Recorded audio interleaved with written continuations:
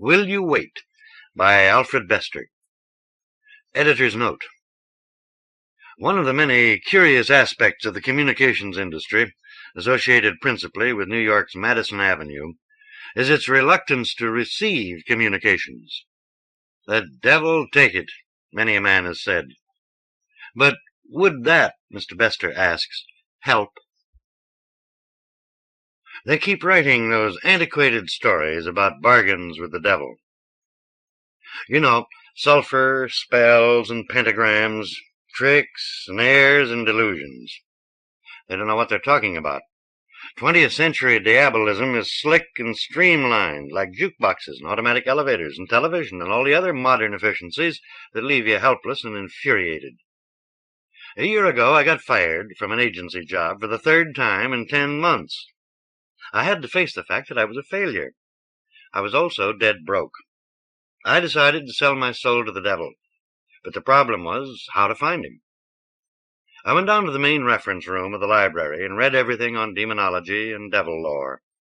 Like I said, it was all just talk. Anyway, if I could have afforded the expensive ingredients which they claimed could raise the devil, I wouldn't have had to deal with him in the first place. I was stumped, so I did the obvious thing. I called celebrity service. A delicate young man answered. I asked, "Can you tell me where the devil is?" "Are you a subscriber to celebrity service?" "No." "Well, then I can give you no information." "I can afford to pay a small fee for one item." "You wish limited service?" "Yes." "Oh, who is the celebrity, please?" "The devil." "Who?" "The devil. Satan, Lucifer, Scratch, Old Nick, the devil." "One moment, please." In 5 minutes he was back, extremely annoyed. "Very sorry. The devil is no longer a celebrity." He hung up. I did the sensible thing and looked through the telephone directory. On a page decorated with ads for Sardi's restaurant, I found Satan, Shaitan, Carnage, and Bale, 477 Madison Avenue, Judson 3, 1900. I called them. A bright young woman answered. SSC&B, good morning. May I speak to Mr. Satan, please? The lines are busy. Will you wait? I waited and lost my dime. I wrangled with the operator and lost another dime and got the promise of a refund in postage stamps. I called Satan, Shaitan, Carnage, and Bale again. SSC&B, good morning. May I speak to Mr. Satan? And please don't leave me hanging on the phone. I'm calling from a... The switchboard cut me off and buzzed. I waited. The coin box gave a warning click. At last, a line opened. Miss Hogan's office. May I speak to Mr. Satan? Who's calling? He doesn't know me. It's a personal matter. I'm sorry. Mr. Satan is no longer with our organization. Well, can you tell me where I can find him? There was muffled discussion in broad Brooklyn, and then Miss Hogan spoke in crisp secretary. Mr. Satan is now with Beelzebub, Belial, Devil, and Orgy. I looked them up in the phone directory. 383 Madison Avenue, Plaza 6, 1900. I dialed. The phone rang once and then choked. A metallic voice spoke in sing-song.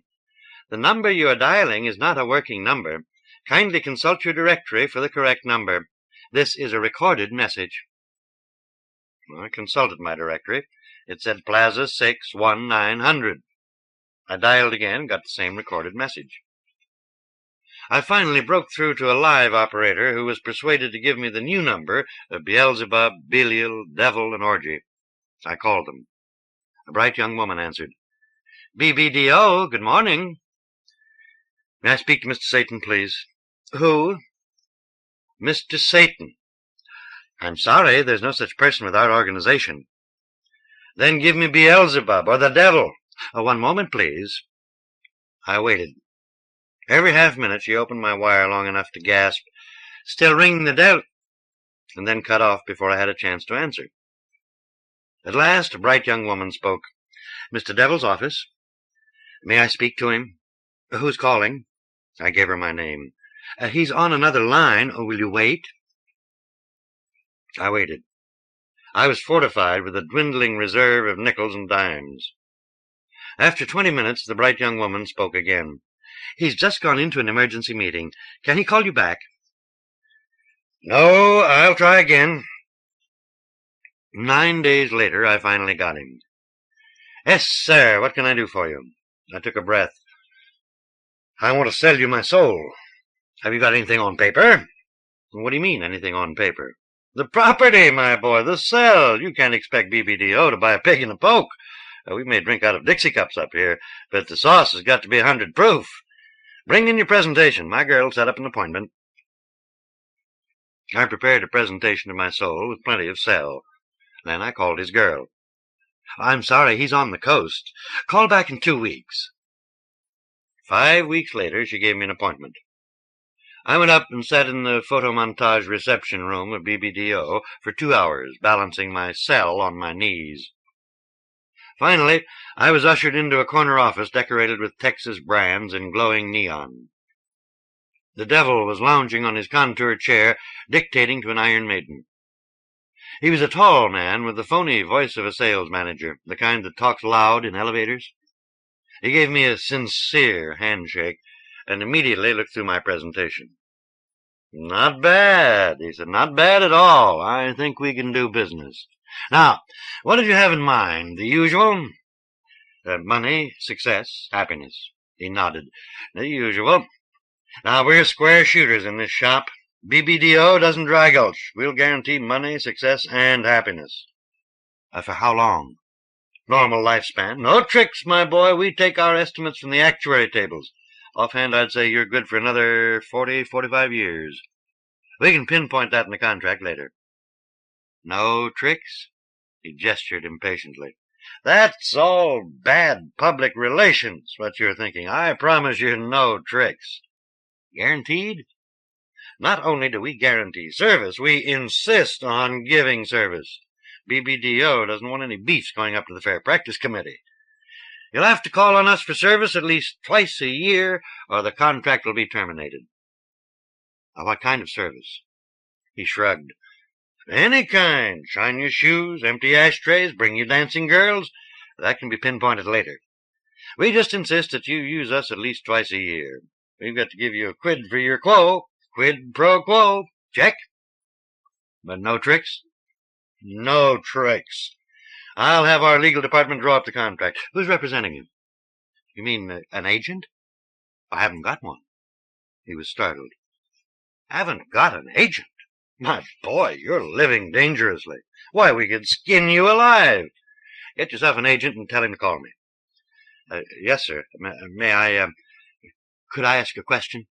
Shoot. Everything is open and above board at BBDO. What will it be like for me when the contract terminates? You really want to know? Yes. I don't advise it. I want to know.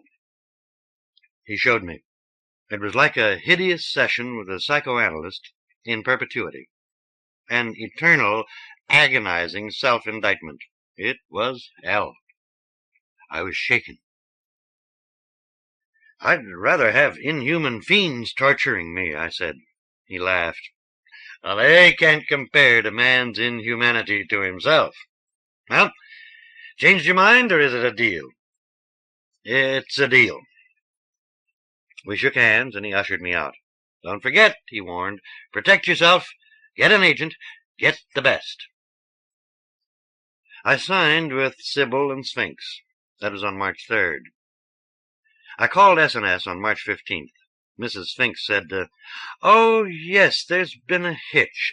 Miss Sybil was negotiating with BBDO for you, but she had to fly to Shield. I've taken over for her. I called April 1st. Miss Sybil said, Oh, yes, there's been a slight delay. Mrs. Sphinx had to go to Salem for a tryout, a witch burning. She'll be back next week. I called April 15th. Miss Sybil's bright young secretary told me that there was some delay getting the contracts typed. It seemed that BBDO was reorganizing its legal department. On May 1st, Sybil and Sphinx told me that the contracts had arrived and that their legal department was looking them over. I had to take a menial job in June to keep body and soul together. I worked in the stencil department of a network.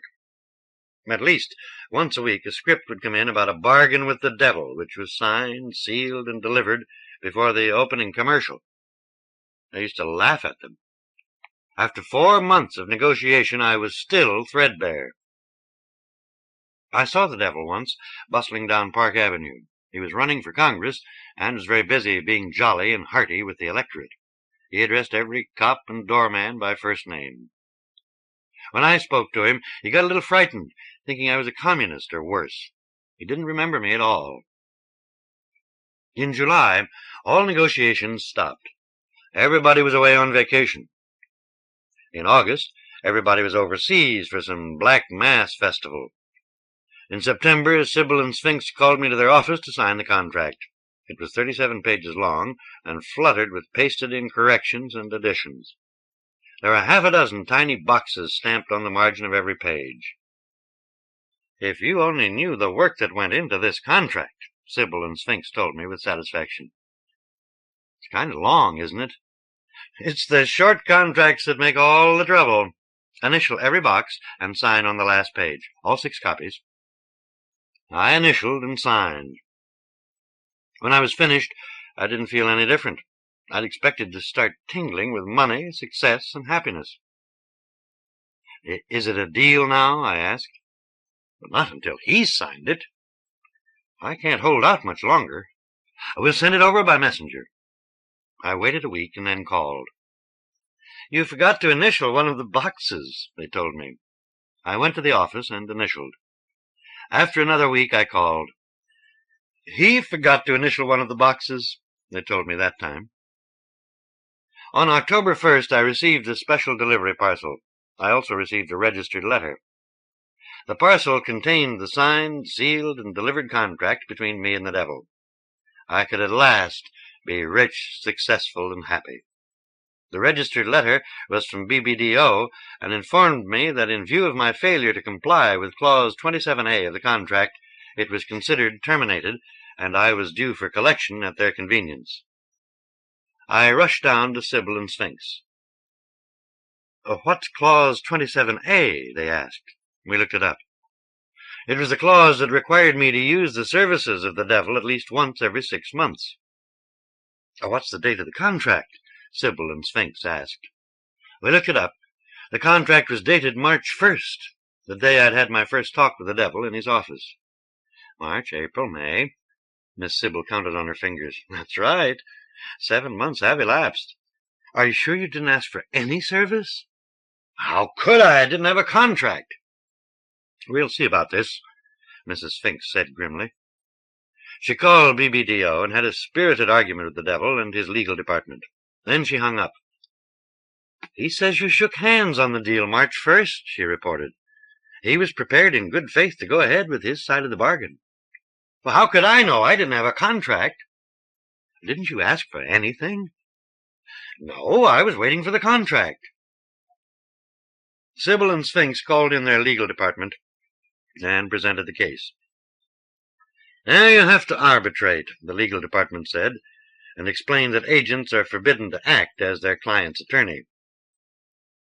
I hired the legal firm of Wizard, Warlock, Voodoo, Dowser, and Hag, 99 Watt Street, Exchange 3, 1900, to represent me before the Arbitration Board, 479 Madison Avenue, Lexington 5, 1900. They asked for a $200 retainer plus 20% of the contract's benefits. I had managed to save $34 during the 4 months I was working in the stencil department. They waived the retainer and went ahead with the arbitration preliminaries. On November 15th, the network demoted me to the mail room, and I seriously contemplated suicide.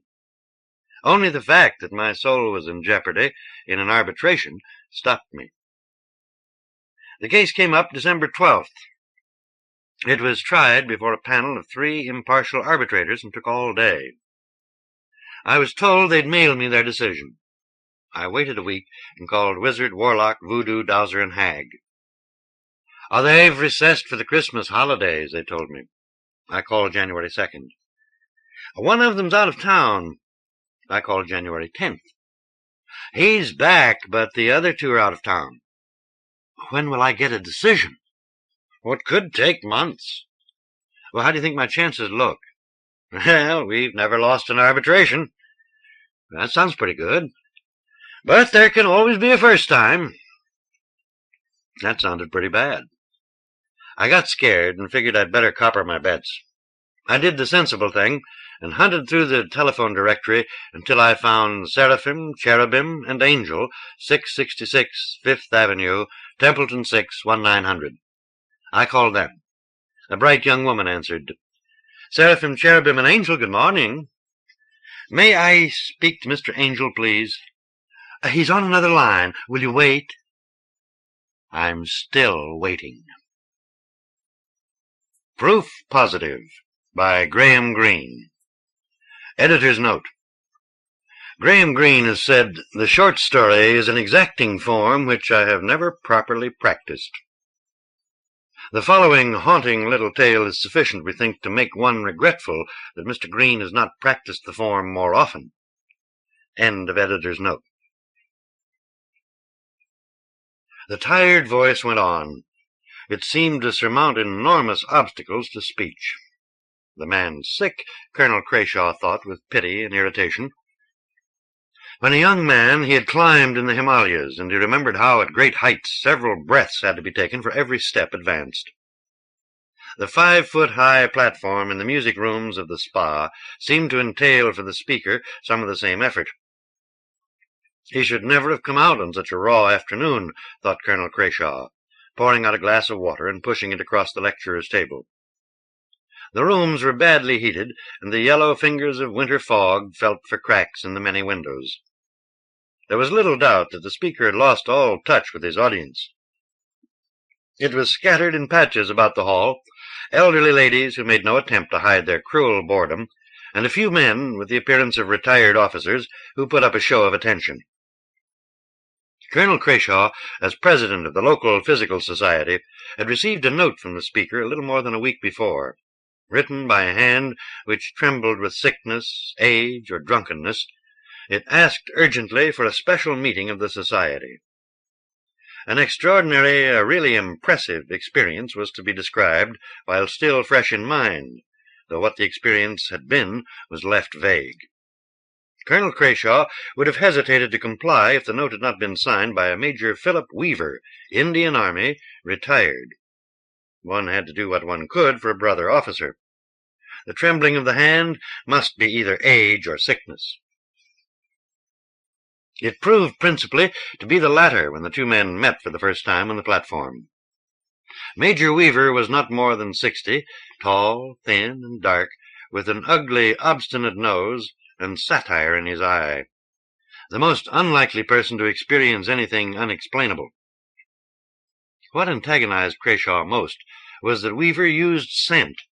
A white handkerchief which drooped from his breast pocket exhaled as rich and sweet an odor as a whole altar of lilies. Several ladies prinked their noses, and General Leadbitter asked loudly whether he might smoke. It was quite obvious that Weaver understood. He smiled provocatively and asked very slowly, "Would you mind not smoking? My throat has been bad for some time." Crashaw murmured that it was terrible weather. Influenza throats were common. The satirical eye came round to him and considered him thoughtfully, while Weaver said in a voice which carried halfway across the hall, "It's cancer in my case." In the shocked, vexed silence that followed the unnecessary intimacy, he began to speak without waiting for any introduction from Crashaw. He seemed at first to be in a hurry. It was only later that the terrible impediments were placed in the way of his speech. He had a high voice which sometimes broke into a squeal, and must have been peculiarly disagreeable on the parade ground. He paid a few compliments to the local society. His remarks were just sufficiently exaggerated to be irritating. He was glad, he said, to give them the chance of hearing him. What he had to say might alter their whole view of the relative values of matter and spirit. Mystic stuff, thought Crashaw. Weaver's high voice began to shoot out hurried platitudes. The spirit, he said, was stronger than anyone realized. The physiological action of heart and brain and nerves were subordinate to the spirit. The spirit was everything. He said again, his voice squeaking up like bats into the ceiling, "The spirit is so much stronger than you think." He put his hand across his throat and squinted sideways at the window panes and the nuzzling fog, and upwards at the bare electric globe sizzling with heat and poor light in the dim afternoon. "It's immortal," he told them very seriously, and they shifted, restless, uncomfortable, and weary in their chairs. It was then that his voice grew tired and his speech impeded. The knowledge that he had entirely lost touch with his audience may have been the cause. An elderly lady at the back had taken her knitting from a bag, and her needles flashed along the walls when the light caught them, like a bright ironic spirit. Satire for a moment deserted Weaver's eyes, and Crayshaw saw the vacancy it left, as though the ball had turned to glass. "This is important," the lecturer cried to them. "I can tell you a story." His audience's attention was momentarily caught by this promise of something definite, but the stillness of the lady's needles did not soothe him. He sneered at them all. "Signs and wonders," he said. Then he lost the thread of his speech altogether. His hand passed to and fro across his throat, and he quoted Shakespeare, and then St. Paul's epistle to the Galatians. His speech, as it grew slower, seemed to lose all logical order, though now and then Crayshaw was surprised by the shrewdness in the juxtaposition of two irrelevant ideas. It was like the conversation of an old man, which flits from subject to subject, the thread a subconscious one. "When I was at Simla," he said, bending his brows as though to avoid the sun flash on the barrack square, but perhaps the frost, the fog, the tarnished room broke his memories. He began to assure the wearied faces all over again that the spirit did not die when the body died, but that the body only moved at the spirit's will. One had to be obstinate, to grapple. Pathetic, Crayshaw thought. The sick man's clinging to his belief.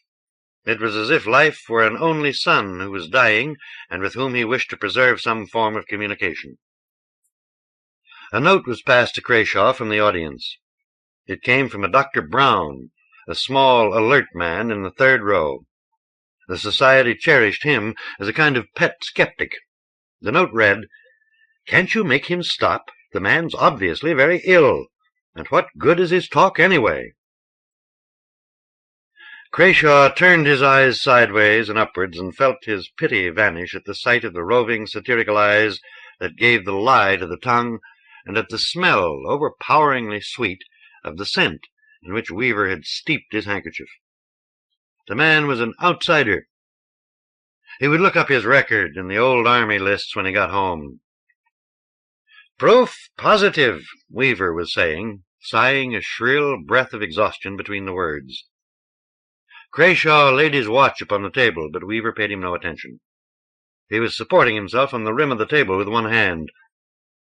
"I'll give you," he said, speaking with increasing difficulty, "proof His voice scraped into stillness, like a needle at a record's end, but the quiet did not last.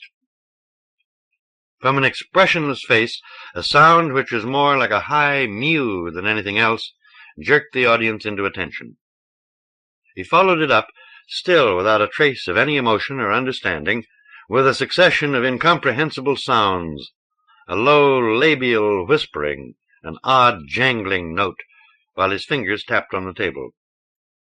The sounds brought to mind innumerable seances, the bound medium, the tambourine shaken in mid-air, the whispered trivialities of loved ghosts in the darkness, the dinginess, the airless rooms. Weaver sat down slowly in his chair and let his head fall backwards. An old lady began to cry nervously, and Dr. Brown scrambled onto the platform and bent over him. Colonel Crayshaw saw the doctor's hand tremble as he picked a handkerchief from the pocket and flung it away from him.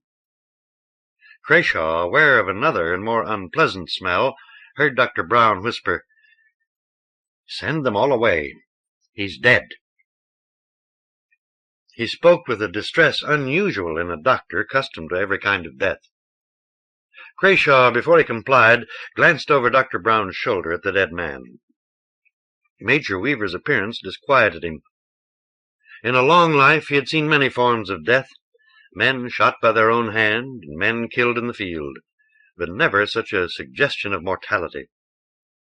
The body might have been one fished from the sea a long while after death. The flesh of the face seemed as ready to fall as an overripe fruit. So it was no great shock of surprise that he heard Dr. Brown's whispered statement, "The man must have been dead a week." What the colonel thought of most was Weaver's claim, "Proof positive." Proof, he had probably meant, that the spirit outlived the body, that it tasted eternity. But all he had certainly revealed was how, without the body's aid, the spirit in 7 days decayed into whispered nonsense.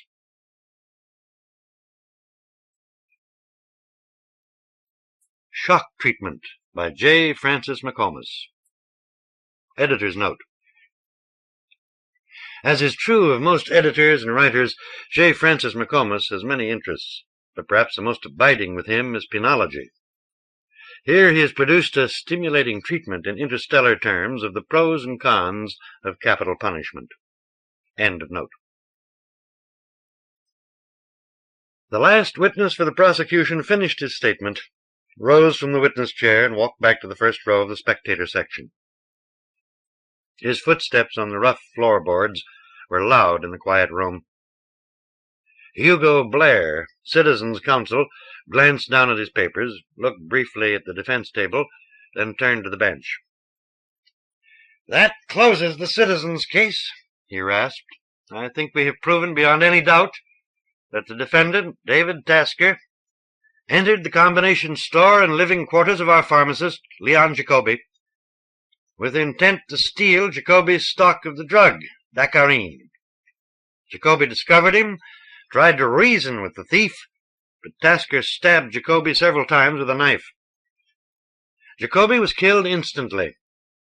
Tasker then broke open a jar of Dacarine, took most of the jar's contents, and, we presume, returned to his quarters.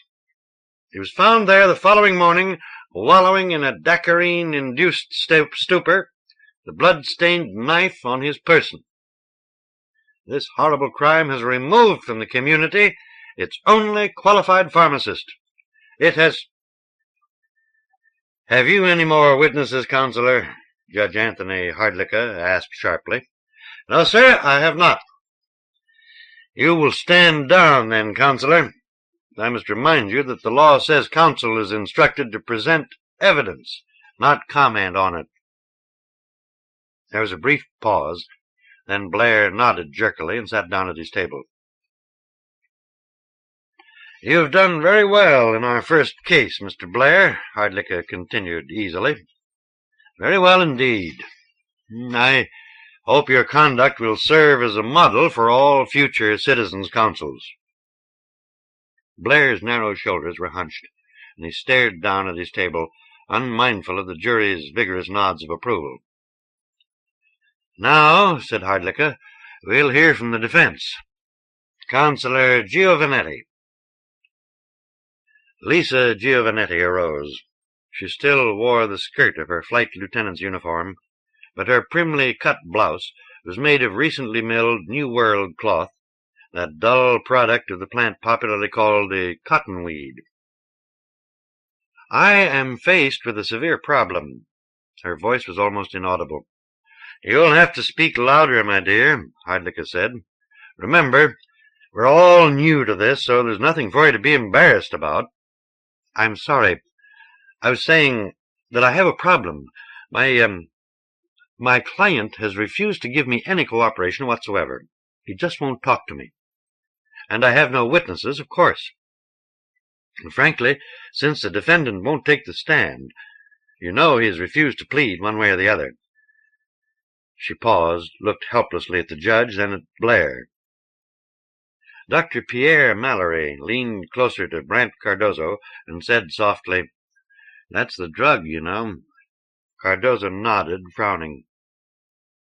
"Shouldn't really be on trial yet," he muttered.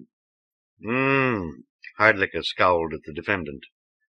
"Refuses to say anything, eh? Well, that does put you in the spot, Miss Giovanetti.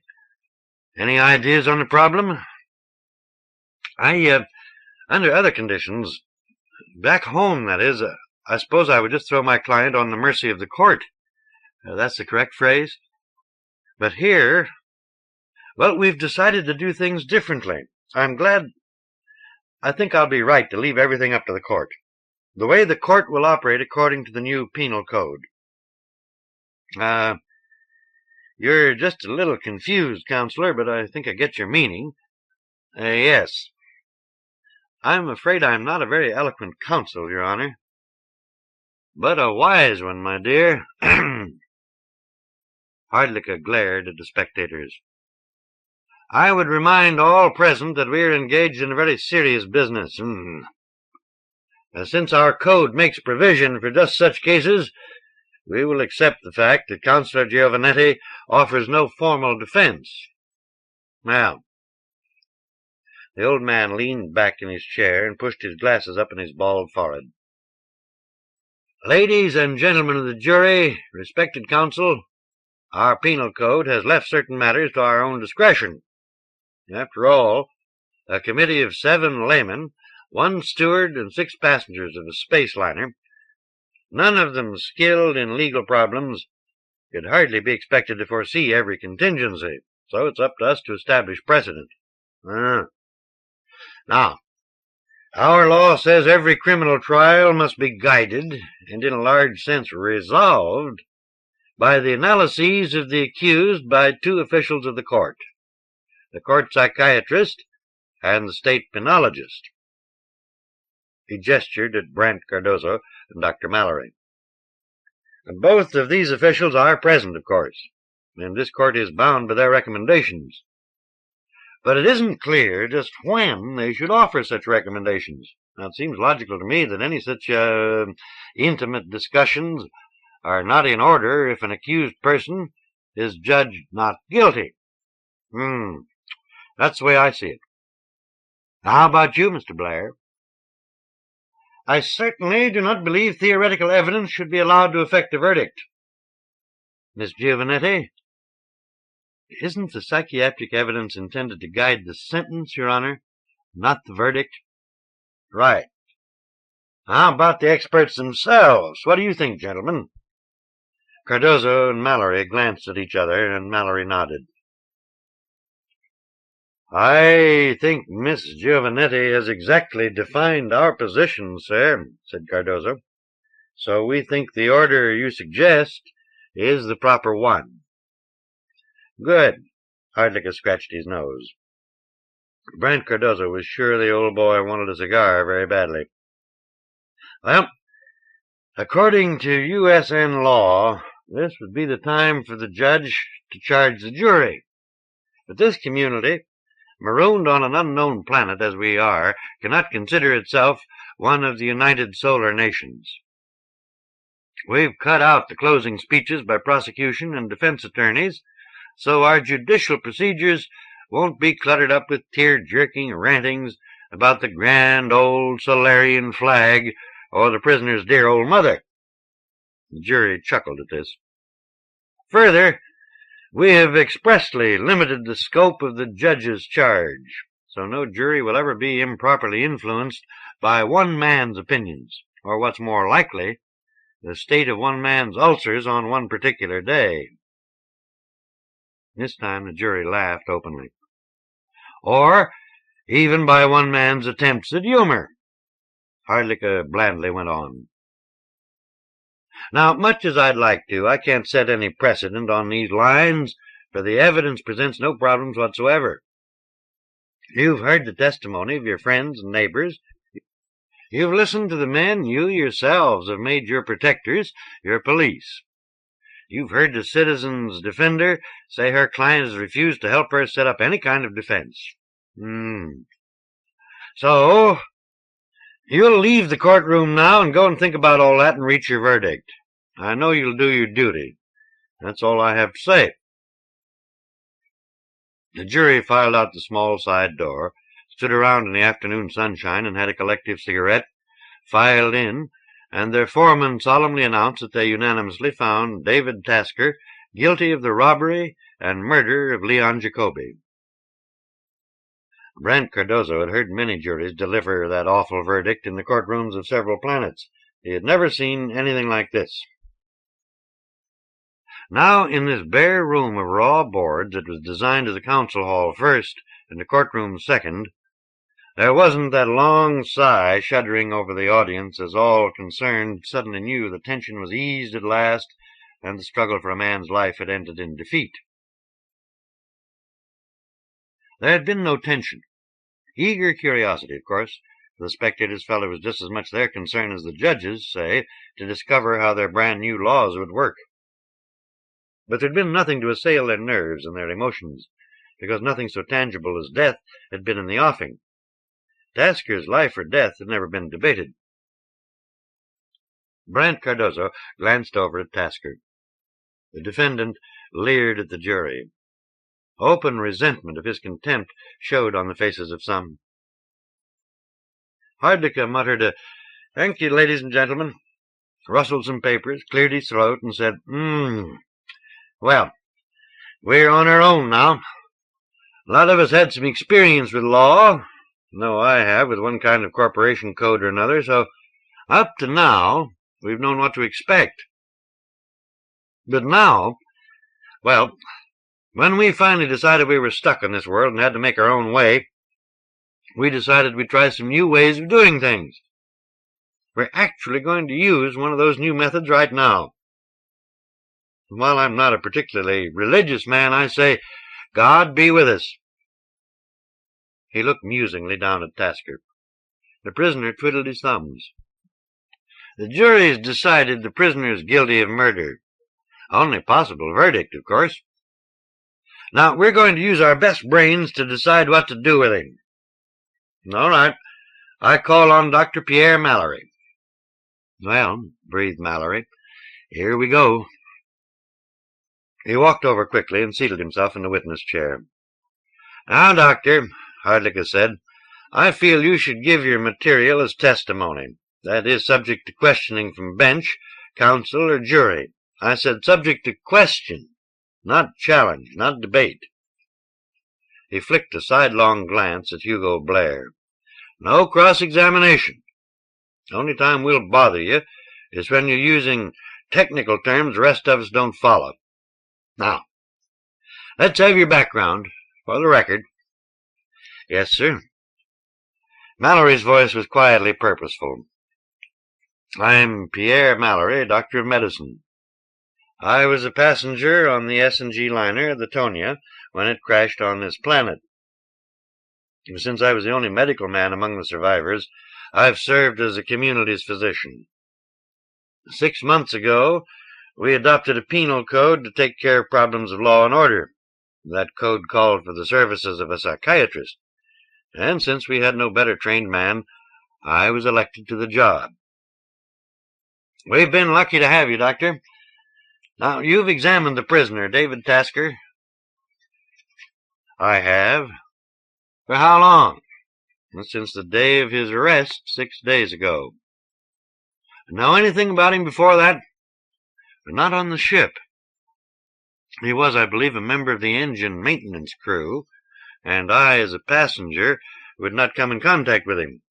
In the year we've been here in the New World, I've had little time to take any note of him. I did treat him once. What for, Doctor? Facial contusions. I believe he'd been in a fight. I see. Well, now suppose you give us the result of your official observations. Pierre Mallory stretched out his long legs, crossed them, moved his body sideways in his chair. It's going to be a difficult job, sir, for 3 reasons. Go ahead, let's have them. First, I am definitely not what I hope my successors will be, a fully qualified specialist in mental disease. You all know I'm just a general practitioner. Second, I haven't had the time or the equipment to make any sort of analysis of the emotions, personality, attitudes of David Tasker. Lord, even if I had all the instruments I could possibly want, plus a complete staff of trained personnel, I couldn't begin an analysis in 6 days. And thirdly, The prisoner is obviously under the influence of the drug dacarine. Well, Doctor, as to your first two reasons, said Hardlicke, we all know how little equipment was salvaged, and we all know how many lives you've saved with it in the past year. We're not worried about your qualifications. This court will take what you say as gospel. There'll be no argument, believe me. But maybe you'd better tell us about this dacarine. And dacarine is, briefly, an alkaloid derived from the Dakar plant, which was discovered on Centauri 3. That plant is now grown under government supervision on all Earth-type planets. When used in minute quantities, dacarine has produced marvelous results in the treatment of all types of psychic shock. That is, if it's administered to a patient suffering anything from excessive grief to extreme catatonia, the patient's interest in the world about him is almost immediately restored to normal. However, the drug, like so many, has its dangers. It is habit-forming. It produces in its addicts a cheerful conviction that everything the addict wants to do is quite all right. Nothing the addict attempts will ever go wrong. Is wrong. Mallory straightened in his chair, leaned forward. The prisoner, Tasker, is obviously still under the influence of the drug. His lack of interest in his predicament is full proof of that. And I don't know how long the effects of the dose he took will last. For the effect of a given quantity of the drug varies with the individual. And I don't know how much dacarine Tasker took, or what his personal reaction to it is. I do know that Tasker, being full of dacarine, is a man incapable of any sort of cooperation with a psychiatrist. Tasker sat impassive under the concerted gaze of the entire room. Just how do you mean? Asked Hardlicke. To appraise the mind, we first evaluate the body. Tasker is in a wretched physical condition, but his symptoms can be nothing more than those of prolonged use of dacarine. They probably are. Now, as to his mind, naturally he refused to give me any response to tests. I think I've managed to make a pretty fair guess at his IQ. It's average, about 81 Andrews, I should say. Perhaps .11 Herwig Dolheim, but that's just a guess. Right now his personality must be wholly false. He's absolutely optimistic, crudely merry. To him everything's a joke, an obscene joke. He's completely self-righteous. He has no approach to problems, because for David Tasker there are no problems. It seems to me, Blair said coldly, you don't give us much to go on. That's correct, Counselor. I haven't much to go on myself. The jury glanced uneasily at each other. Hugo Blair tapped his table with a pen. Well, Doctor, Hardlicke said, what shall we do about it? I don't think we can do anything until Tasker is completely free from the influence of the drug. Blair jumped to his feet. I fail to see your reasoning, he snapped. Mallory was puzzled. I don't follow you, he said. I submit that since Tasker was not under the influence of any drug when he committed the crime of murder, we have no right to take this business of drug addiction into our present consideration. Hardlicke rapped his desk with his gavel. Well, that's ridiculous, Counselor. The law calls for a thorough analysis of the accused, and even a layman like me can see that no analysis is possible if the accused is under the influence of any drug that affects his faculties. I'd like to point out to the entire court that the problem of murder has been settled. We're not concerned with that now. We're concerned with the problem of Tasker. Dr. Mallory, I'll take your suggestion for delay under advisement, unless you want me to act on it now. Mallory hesitated, glanced quickly at Brent Cardozo. Cardozo looked at Blair, still on his feet, and his mind raced. After a moment he made his decision. Settle it now, he said to himself, and shook his head very slightly. I rather think, Your Honor, Mallory then said, that you might hear Mr. Cardozo and then make your decision. Very well. Mr. Blair, I see you're still on your feet. Do you wish to address the court? I wish to state that I, both as a citizen of this community and as an officer of this court, consider Dr. Mallory's attempts at diagnosis wholly inadequate for the purposes of this trial. Hardlicka opened his mouth, but Mallory raised a hand. They are inadequate, sir, he said to Blair.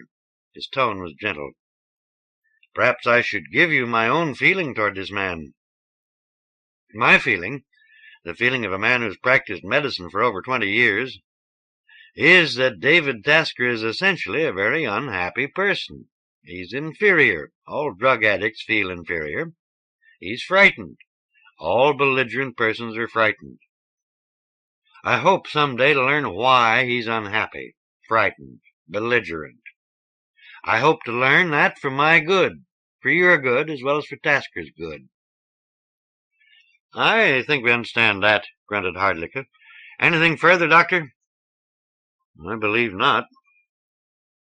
We'll call Mr. Cardozo if Mr. Blair will yield the floor. Scowling, Blair sat down. Nice going, Cardozo whispered as he passed Mallory on the way to the witness stand. Now, Mr. Cardozo, said Hardlicka, our penologist, or warden. We don't have much of a prison for you now, huh? But as we redevelop the complexities of civilization, I suppose we'll have plenty such. Now, suppose you tell us just how you follow up Dr. Mallory's work. Essentially, I investigate any accused as a social rather than a psychiatric case, and I try to combine Dr. Mallory's findings with the limitations of the situation and set up means for rehabilitation. I see. You've an eye to the defendant's future rather than to his past? That's very well put, Your Honor. Well, ladies and gentlemen, for once we have a real expert to help us. Mr. Cardozo is a penologist by profession, associate warden at the maximum security institution on Pluto. So while we've been going by guess and by God so far, now we've got a gentleman who knows what he's talking about. Your Honor, it was Blair again. Now, what is it, Mr. Blair? I'd like to ask the penologist one question. Is it relevant, Mr. Blair? I think it is. All right, all right. The old man looked very weary. Blair bustled up to the stand. Even seated, Brant Cardozo was a head taller than the little man. You and I were conversing in the bachelor lounge of the Tonia when it crashed, Blair rapped out. Did you or did you not say to me at that time that you did not believe in prisons? Hardlicka leaned over his desk so suddenly his glasses slid down over his nose again. Counselor, he roared, a conversation out of the past has nothing to do with this trial. You know that. Now sit down before I order you to leave the court. Your Honor, said Brant Cardozo, I've no objection to answering that question, if Mr. Blair will let me finish my sentence this time. He gazed tranquilly at the flushed counsel. When you interrupted me back on the Tonia, sir, I recollect that I was about to say this. I do not approve of prisons as institutions for punishment. I most firmly believe in them as a means toward rehabilitation, if they're so devised. That's enough, rumbled Hardlicka. Mr. Blair knows the thinking behind our law, and what's more, he knows you're a leading exponent of that thinking. Yes, sneered Blair. We all know how bitterly Mr. Cardozo was opposed to capital punishment. There are your fangs, thought Cardozo, bared at last. Sit down, Mr. Blair. Hardlicka's voice was suddenly quiet. Blair sat down, a smirk on his gnome's face. Now, Hardlicka was not his usual rumbling self. What's your advice to this court, Mr. Cardozo? Brant Cardozo sat relaxed in his chair, a rangy, big-shouldered man with a boyishly cheerful face. "Sometimes, sir," he said, "we'll have a large staff of penal experts. It'll be a fairly simple job for the penologist to take the psychiatrist's findings, correlate them with those of his own staff, and be able to make a very accurate recommendation to the court. The penologist can set up a long-range program for the prisoner, defining exactly what's needed in the way of special training or treatment, medical care, minimum security, confinement, maximum security." "Your Honor, I must ask your indulgence once more," Blair rushed on before Hardlicke could stop him. "Mr. Cardozo, you used the expression maximum security. Are we to presume you admit the need for such an institution?" "Certainly.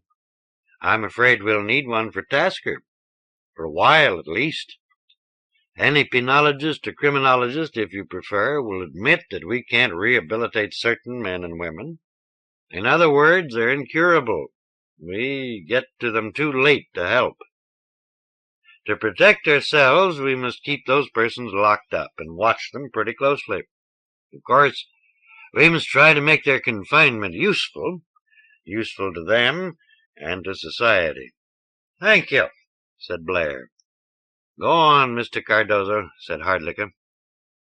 "Your Honor, I can't get any help from Tasker either. I've talked to survivors of the crew about him.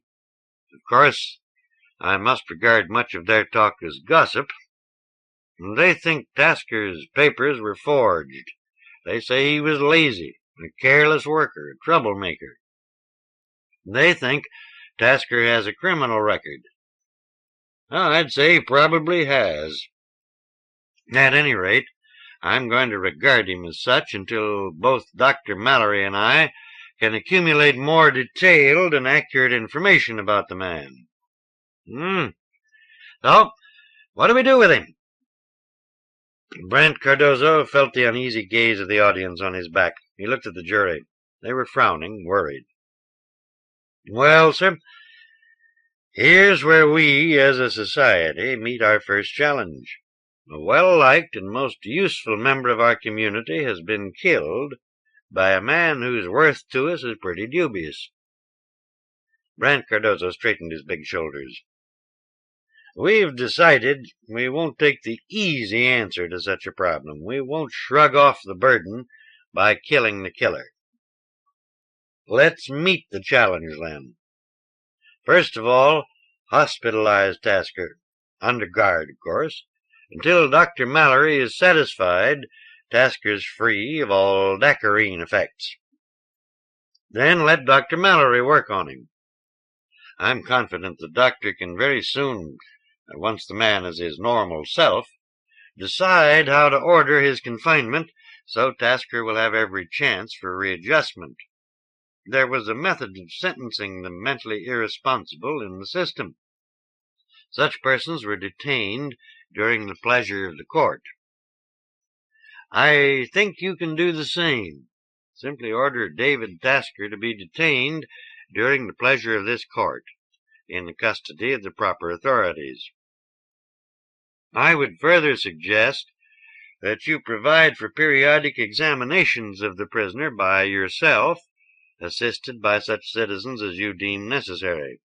Mr. Blair, Miss Giovanetti, to determine any future disposal of his case. Eventually, we can decide whether we can hope for rehabilitation or settle for perpetual confinement." "Now, that makes very good sense to me. You may step down, Mr. Cardozo, and thank you." Hardlicke propped his elbows on his desk and rested his chin in his cupped hands. He stared somberly at the crowded room. "The court's going to follow Mr. Cardozo's program," he rumbled. "But before I make it official, I'd like to say one or two things to all of you, as people of this planet we call the New World. I was on the committee that drew up our civil and criminal codes. I agreed to all the ideas that people like Mr. Cardozo wanted to incorporate into the laws, voted for them. But I wasn't sure they'd work. I'm an old man, and I guess my years have made me cynical. I thought if the pressure was on us, if ever we'd all take the easy way out. Well, we haven't. I'm glad. Speaks damn well for our future." He raised his head and dropped his hands flat on the desk. "If it's agreeable to all concerned, I'll sentence the convicted defendant. Any objections, Miss Giovanetti?" "Your Honor, I'm awfully proud. I think this court has done a great thing today." "Think so, too. Do you agree, Mr. Blair? Oh, I see you've got something to say. Well, go ahead." Hugo Blair darted to his feet and stepped a pace away from his chair, so the spectators' view of him would not be blocked by his table. "Trouble, Brant," whispered Mallory. "I don't think so. Hardlicka will handle him." "Your Honor," rasped Blair, "I am an officer of this court." "So?" "That means, sir, that I'm obliged to speak out when this court fails to serve the interests of the people." Yes, come to the point." Blair turned a little to one side so that, while seeming to face the bench as was proper, he could still glance out at the spectators. He clasped his hands behind his back and thrust out his big head. "Mr. Cardozo has beguiled a charitable people into decreeing that there shall be no capital punishment," he cried. "But I must ask you, all of you, what will you have in its stead?" He pointed at the grinning Tasker. "There sits our declared enemy. You have heard him pronounced a drug addict, a habitual criminal. He's already killed one of us. How many more of us will he slaughter whenever he gets bored with our coddling of him?" "Blair!" roared Hardlicka. He banged his gavel. "Sit down!" He raised his bulk half out of his chair. "I don't know what you're getting at, but we'll have no ranting by counsel in this court." "Ranting, sir? Is it ranting to ask that we stop and observe where the impractical schemes of weak men may lead us?" "You're in contempt of this court, counselor. That doesn't mean much to me. But you're in contempt of the laws of your country, and I won't stand for that." "Is it contempt to challenge a law that does not protect?" "Judge, Your Honor." The foreman of the jury, a sandy-haired, nervous man, raised a thin arm. "I think we have a right to ask Mr. Blair to tell us what he means." "That's torn it," breathed Mallory. "If that blasted Tasker only realized what was happening to him," Cardozo groaned. "Very well," growled Hardlicka. "I'll let you answer the jury, counselor." "Thank you, sir." Blair's bow was generally in the jury's direction. "I'll be brief. Mr. Cardozo and Dr. Mallory have given us some pretty generalities. Oh, they were sincere. I'm sure of that. But their words were generalities. I, on the other hand, am concerned solely with one individual matter, the matter of David Tasker, murderer." "Mr. Hardlicka," Cardozo cried, "I object to that." "I will correct myself," Blair said smoothly. "Let me say that you're not concerned solely with the problem of David Tasker. But I am. For you see, I wish to live in peace and safety." Blair paused, smiled thinly. "Quiet, boy," murmured the doctor. "Don't argue with him." "So I will confine myself to the problem of David Tasker," Blair went on. "Now, Mr. Cardozo has said that we should keep him in a sort of perpetual custody. A kindly procedure, but isn't it a bit impractical?" He was speaking directly to the audience now. "I trust that Dr. Mallory will agree that he can't spend all his time with one patient. And you'll agree that you, yourself, can't personally guard one lone prisoner day and night, won't you, Mr. Cardozo? After all, we each of us have many different jobs that must be done if this community is to survive. Now, we don't have a prison as yet. Shall we stop all other building, hospital, school, sanitation system, to erect a jail for one worthless man?" "Are you through?" Hardlicka asked. "Just one or two queries more. We have a very small policing force, because most of us are orderly men. So if we follow the advice of our friends here, we, all of us, men and women, even the few children left to us, must always be on our guard to see that this enemy of ours doesn't break free from our weak restraint, and in his mad lust for this filthy drug, kill any of us in his way." Brant Cardozo heard a confused muttering behind him. He turned. The spectators moved restlessly, huddling together, whispering. Some were staring at Tasker, and their faces weren't pleasant to see. Cardozo arose. "Your Honor," he said quietly, "I seem to be the principal target of Mr. Blair's wrath. May I remind him that I'm acting according to law, the law he himself is sworn to uphold." "Not necessarily.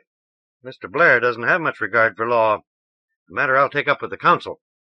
Now, Blair, you've done a neat job of stirring us up, so sit down and be quiet." The muttering among the spectators grew louder. "There'll be order in this court," roared Hardlicka. He waited. The muttering did not subside. The jury foreman coughed. "It seems to us, the jury that is," he was embarrassed but stubborn, "there's a lot in what he says. We ain't blaming Mr. Cardozo any, but, well, I guess we don't see how that the prisoner can be kept locked up so that the rest of us are safe."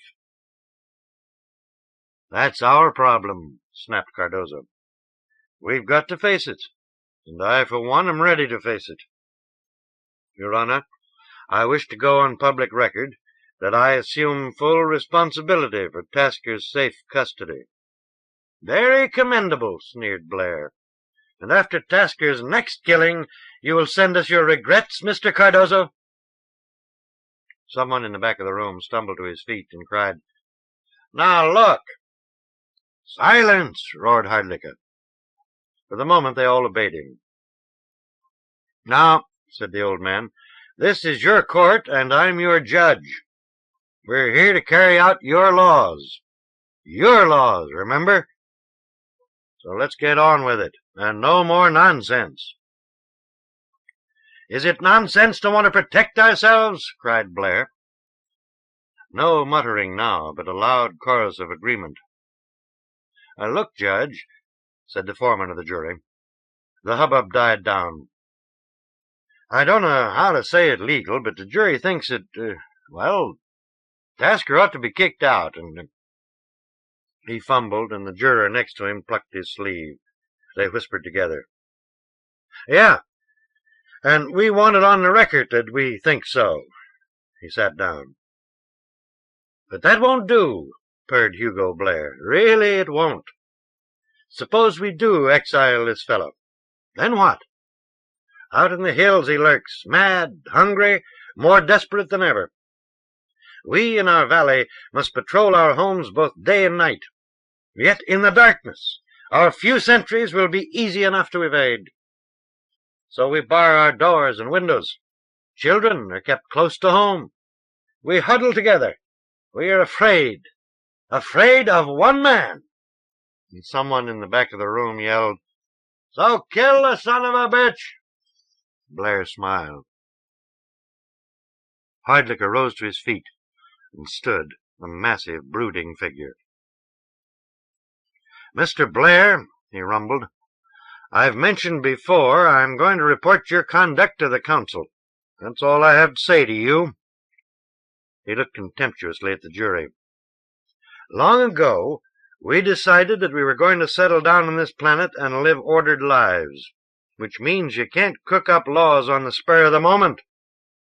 You already have laws on your statute books.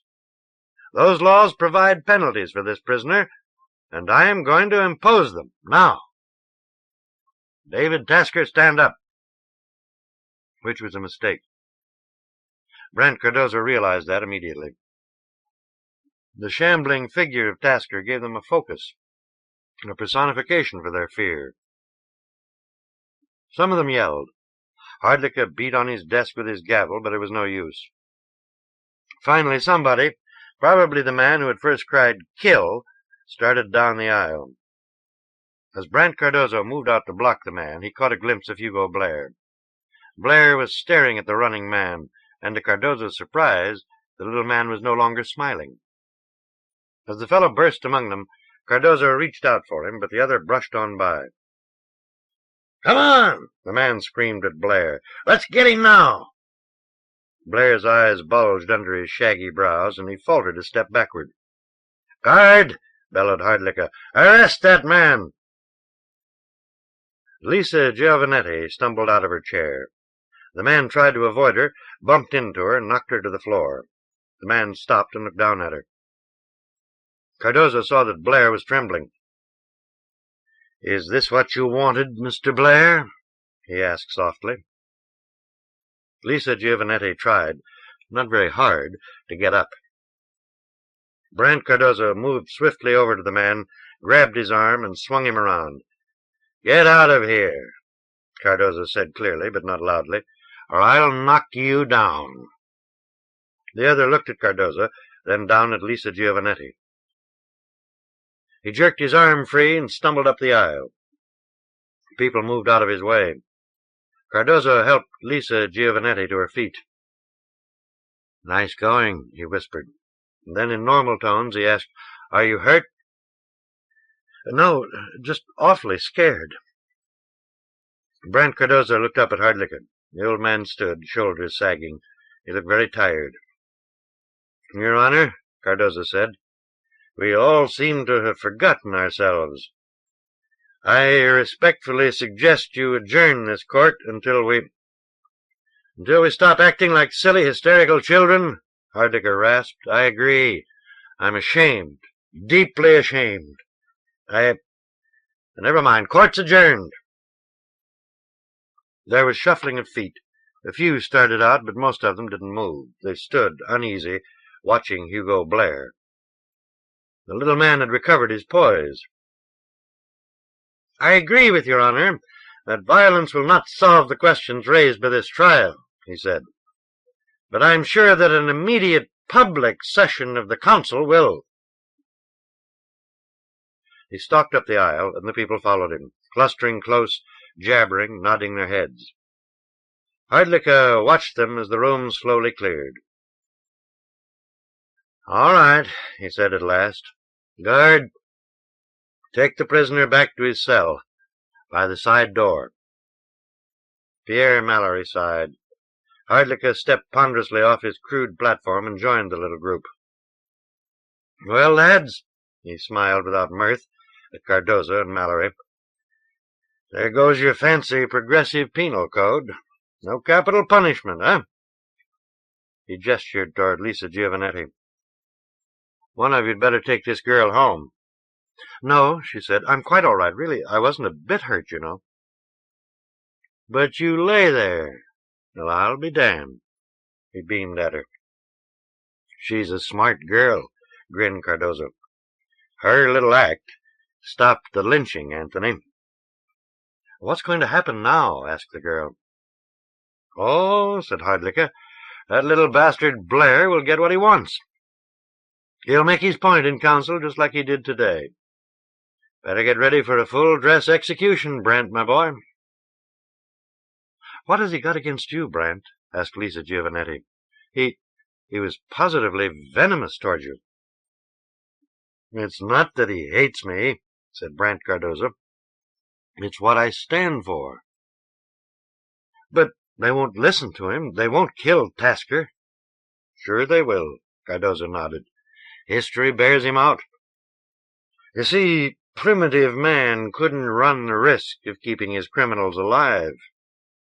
"But we're not primitive." "We've reverted, under the excuse of necessity, of course. We just haven't got the facilities, you see. Perhaps later, when everything is lovely a few years from now, we'll never take the first step." There'll always be a Blair around to point out the difficulties. And the daggers. They started for the door, walking slowly. Hardlicka put a hand on Cardozo's shoulder. "If you live as long as I have, Brant, you'll just about lose all faith in human beings. They'll cause you nothing but grief." He patted the younger man's shoulder. "Blair. Wish I knew what makes a little bastard tick." "Oh," replied Cardozo, "that's simple. I found that out during the debates on our Constitution and laws. It's fear. He doesn't like or trust his fellow man, so he's afraid of him." Anthony Hardlicka walked slowly down the dim street of the village, headed toward the river. The old man's shoulders were bowed, and he puffed jerkily at the cigar clenched between his teeth. One of the planet's two little moons was already high in the sky, shining bravely among constellations uncharted, unknown. Hardlicka picked his way easily enough along the pebbled path that took over when the street ended. He passed the towering hulk of the Tonia. It was empty now, and would stay where it had rammed into the alien soil, a leaning tower of gleaming alloy.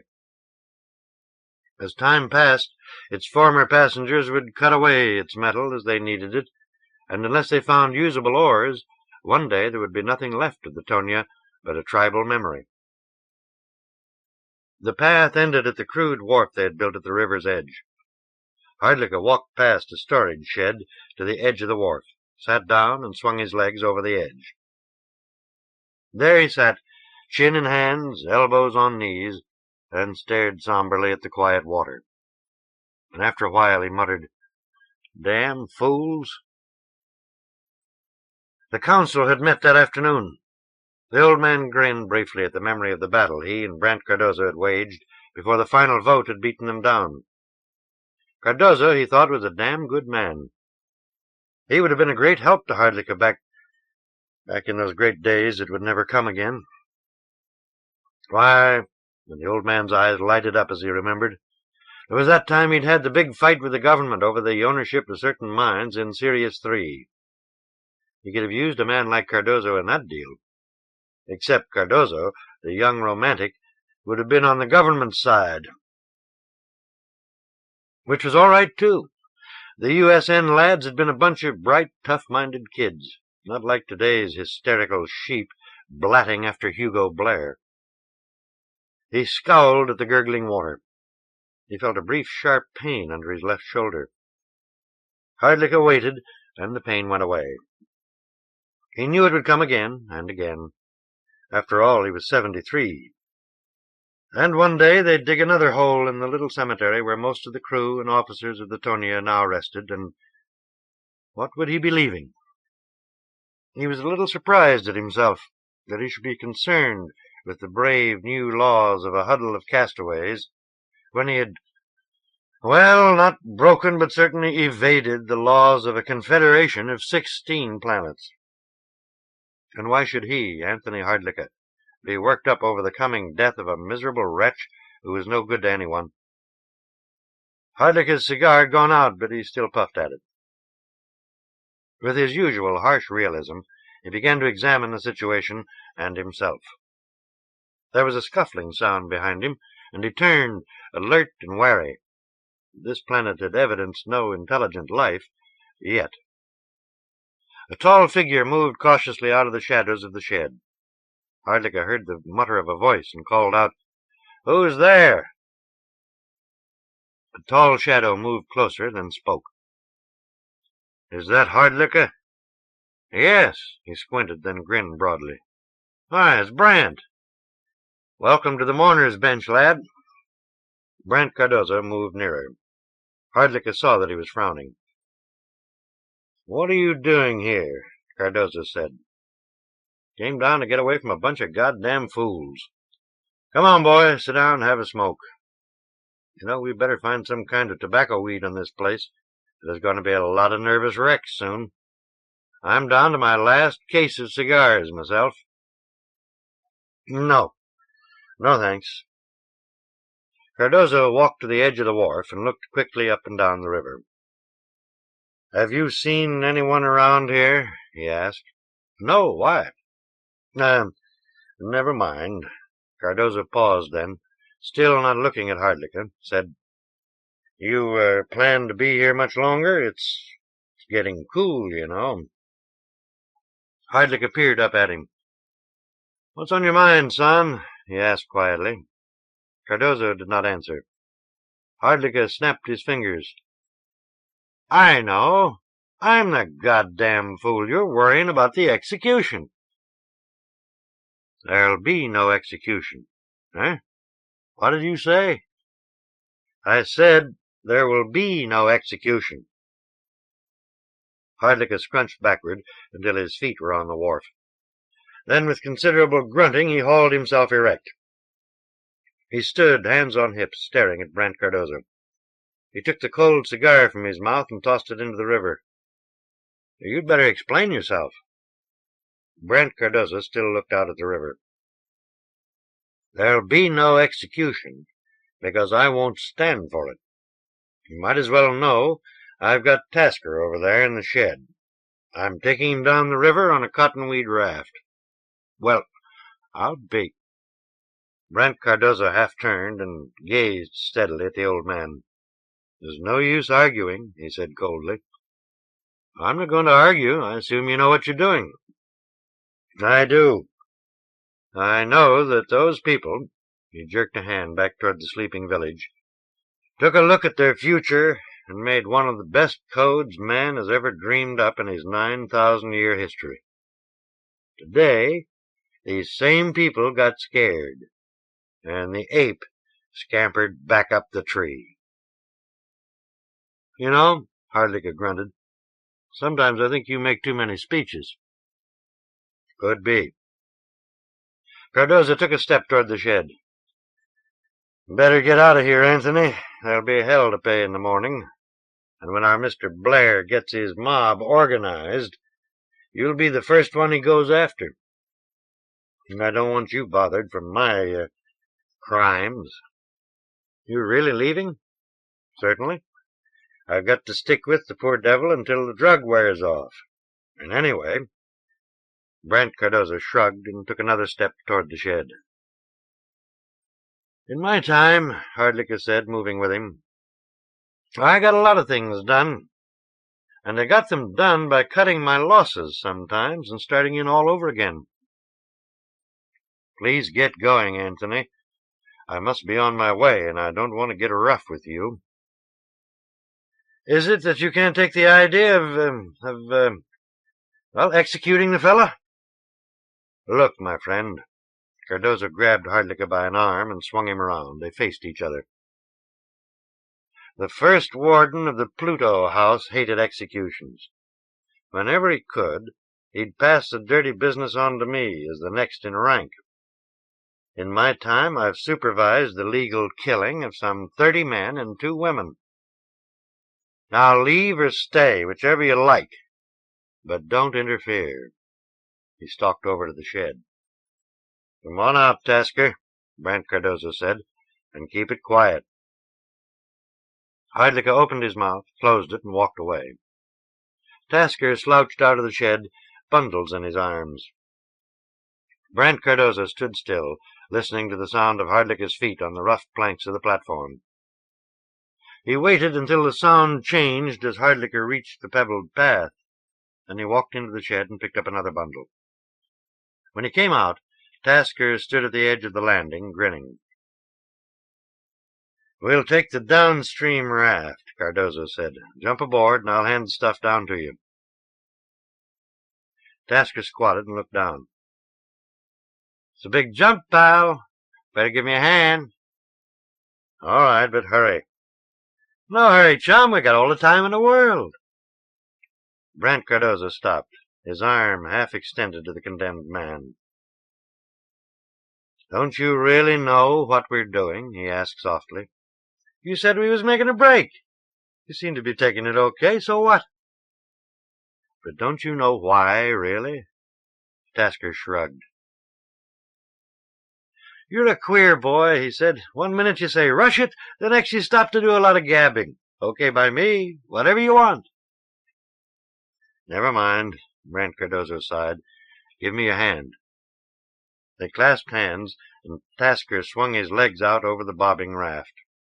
Cardozo braced. Tasker let go with his other hand and landed on the raft. Cardozo let go and saw Tasker sway, then spread his feet wide apart. In a moment, Tasker had his balance and stood secure on the wobbly raft. Brant Cardozo picked up a bundle. He'd gathered together as few essentials as possible: a rough first-aid kit, some food concentrates, a few extra clothes. He himself was armed with a handgun and 2 knives. Later, when the man was more his normal self, Cardozo planned to give Tasker a knife. He had not looked into the future beyond that. Cardozo tossed one bundle down. Tasker caught it, dropped it in the center of the raft. Another bundle was passed. "Lay them carefully, damn it," Cardozo snapped. Okay. Cardozo had picked up the last bundle when he heard a voice call softly, "Brant. Oh, Brant." He let go the bundle and drew his gun. A man came toward him across the landing, and he saw it was Pierre Mallory. Brant Cardozo did not lower his gun. "Take it easy, Mallory," he said. Mallory came closer. He was smiling. "I'm alone, Brant. I don't plan to start anything, so you can put the gun away." Brant Cardozo did not move. "Hardlicka came to me," Mallory went on in a conversational tone. "When he told me your plan, I thought I'd come along and say goodbye." He glanced down at the raft. "Ah, Tasker. How are you feeling?" "Fine. How else?" "You won't feel that way much longer, I think." "Brant, I don't believe you know the symptoms of withdrawal. Morbid depression accompanied by extreme fatigue. They won't be much good to you for some time. For just how long, I don't know." "Please go," Brant Cardozo said flatly. "Very well. But I did want to say goodbye, Brant, and wish you luck."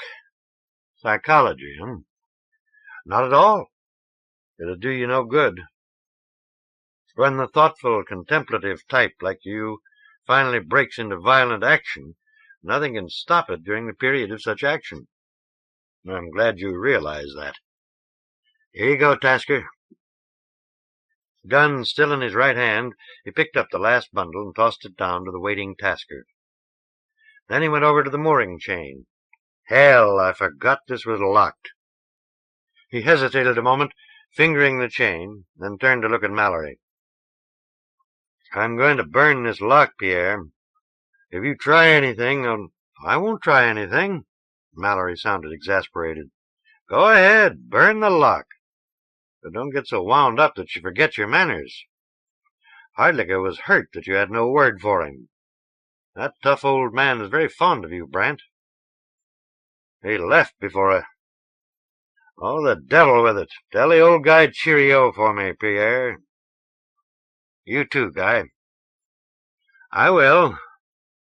Mind telling me your plans?" When Cardozo hesitated, Mallory smiled and said, "I'll tell them to Hugo Blair first thing in the morning." "I'm sorry. We'll just float down the river as far as we want to, I guess, then fish and hunt and live as best we can. I don't think anyone will chase us.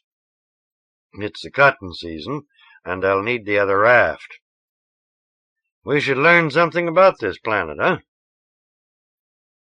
"Let me know when you guys finish your gab," Tasker remarked, and sat down on the logs of the raft. "Shut up, you," Cardozo barked. He turned back to Mallory. "You don't approve," he challenged. "It's not that," Mallory said thoughtfully. "It's something like watching another doctor treat a patient. His treatment is not what I myself would prescribe, but on the other hand, I realize it may work. So it's not for me to say anything." "I'm not treating anyone." "Oh?" Mallory thrust his hands in his pockets and gazed down at the planks. I thought you were, he said after a while. What the devil do you mean? I thought you were treating our community for hysteria. The hell with our community. I'm saving a man's life. Hardlicka was right, then. You know, I'm convinced that old gentleman is never wrong. Well, cheerio. Hands still in his pockets, Pierre Mallory turned his back to Cardoza. Wait, Brant Cardoza said. Mallory paused, looked over his shoulder. You'd better move, Brant. The night's getting on. Tell me what you mean first. It's simple enough. This town's temporarily sick. I'd diagnose its ailment as an acute case of Blair poisoning. Isn't it up to you to give it an antidote? Up to me? I'm finished with that bunch of idiots. You heard them at the council meeting? I did. There were some extremists, of course. Yes, indeed there were. How about the others? I suppose you approve of them? I don't. Their behavior was abnormal. It was also fairly orderly and quite legal. Legal? My dear doctor, do you consider it legal to sentence a man to death under an ex post facto law? Well, you have me there, Brant. Yet, don't forget this is a frontier, and frontier people seldom bother to make the effort our community made today. Legally, Tasker can't die, and you and I know it. But a majority of the people have condemned him, so die he must. Majority. A bunch of frantic cows mooing after a mad bull. You're shouting, Brant. I'm sorry. Brant Cardoza drew a deep breath. He looked down at his hands. They were shaking and sweaty. He was surprised to see that he still held his gun. He quickly thrust it into his holster. I apologize, Pierre. Thought I'd done all my shouting this afternoon. A loud snore came up from the raft. Brant Cardoza gasped, then ran back and looked over the wharf's edge. Christ, he breathed. He's asleep. Tasker's gone to sleep, Pierre. Why not? Right now, Tasker is incapable of worry. They were quiet for a moment. The rhythmic snoring sounded over the soft murmur of the river. You better get going, Mallory said. Somebody just might hear that. He took a step. Oh, by the way, Brant, you did leave a message for the council? Your resignation, that sort of thing? No, I did not, Brant Cardoza said defiantly. I owe them nothing. I'm leaving them. I'm going to save Tasker's life and be damned to them. Very well. I shall make whatever explanations I see fit. When? To whom? Tomorrow morning. To Blair, most likely. He'll take over completely. For Hardlicka and I, as your supporters, will be discredited, of course, and strongly suspected of helping Tasker escape. Oh, well, Anthony can handle his problems, and I'll try to manage mine. You think I'm letting you down, Cardoza muttered. My dear fellow, it doesn't matter what I think. Brant Cardoza licked his sweaty lips. Don't go, he said thickly. Well, why not? I want you to help me get Tasker back to his cell. Will you? Why? I'm not sure. Well, it's no good if you're just doing it for Hardlicka or for me, or for yourself. Well, who the hell else would I do it for? Mallory gestured briefly. For all of us. For Tasker, too? I'm sorry. I'm terribly sorry. But Tasker doesn't matter any more. Really, he doesn't, Brant. Damn it, Pierre. All right, you're my doctor. Help me. Pierre Mallory searched his pockets for a cigarette, found one, and lit it. He smoked slowly, as a man does who smokes solely for taste and not for nervous sustenance. Finally he said, I honestly can't help you, Brant. You're the doer now. Blast it! Cardozo strode to the edge and frowned down at the snoring Tasker. I was doing something. Doing it for Tasker. No. No? You were doing it for none other than Brant Cardozo, the emotional, embittered Brant Cardozo. Now look. Oh. I see. Tasker was Blair's scapegoat. Tasker was Brant Cardozo's excuse for acting the fool. Not precisely the fool, put it in reverse. Tasker was your excuse for not acting as Brant Cardozo, the penologist, the responsible servant of the people of the New World. I tried that and lost. Well, then, cut your losses. The old man said that. I don't know. I don't believe in capital punishment, Pierre. It just doesn't do any good. I told the people that, and they listened until that damned Blair. Tell them again. A voice crying in the wilderness, not me. That's the voice that won't rephrase its message. Tell the people in another way. Another way? What do you mean? I'm treating a patient. Sometimes I soothe him. Sometimes I reason with him. And once in a while I bawl the hell out of him. But all the time I'm saying the same thing to him, over and over in different ways. Brant Cardozo stood for a time, looking down at the raft where Tasker lay sprawled on his back. After a while he nodded. Ever see an execution, Pierre? Cardozo's voice was very cold. No. You will. Now, please help me get Tasker back to his cell. Certainly. Mallory looked curiously at his friend. What are you going to do now, Brant? I'm going to treat my sick community, Dr. Mallory. This time, I'm going to try shock treatment. The four-man procession clumped stolidly across the floor of the warehouse, reached the big door that led to the loading yard, and stopped. Open the door, Vanny, Brant Cardozo ordered. Tasker's cell had been a small room in the warehouse, the one permanent structure they had completed. Vanny, a stocky machinist's mate, stepped from where he stood by the bound Tasker, swung a clumsy lock bar out of its slot, and pushed the heavy door open. The four men moved out into the loading yard. Their pace faltered. What's the matter? Cardozo growled. Keep it moving. Fast. That it? Mumbled the other guard, McCann, a one-time video scene setter. His narrow shoulders shook a little. That's it. And the sooner we get there, the sooner it'll be over. At the far end of the yard stood a bark-covered, newly sawed post about 8 feet high. 10 feet from it stood 5 men, 4 with flame rifles. The 5th, medical bag in hand, was Dr. Mallory.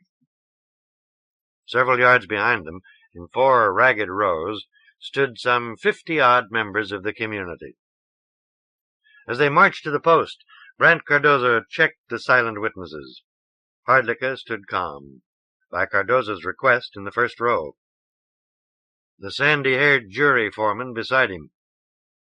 Arrayed on either side of those two were members of the jury, and at the extreme end of the line, away from the post, stood Lisa Giovanetti. At that moment, an unidentified man slipped furtively into the first row and stood, eager eyes flickering from Tasker to the post and back again. Brant Cardozo sighed. There was always at least one of those, always a twisted sadist, savoring another human being's terror and death. He shrugged. Perhaps even that would help, make it even worse for the others. For this was his shock treatment, a public execution. After the council had revoked the law forbidding the death penalty and instituted capital punishment, it had hurriedly decreed that all details of an execution be left to the discretion of the penologist. So, Brant Cardozo had ordered that all officials of the sentencing court should be present at any execution. as well as no less than 35 members of the public. He further stipulated that any other adult resident of the community could attend if he or she so desired. Cardozo checked them off in his mind. No women. Good sign. He scowled suddenly. Halt! He barked. Tasker's escort stopped. They were very near the post. Cardozo strode over and ranged himself in front of the witnesses.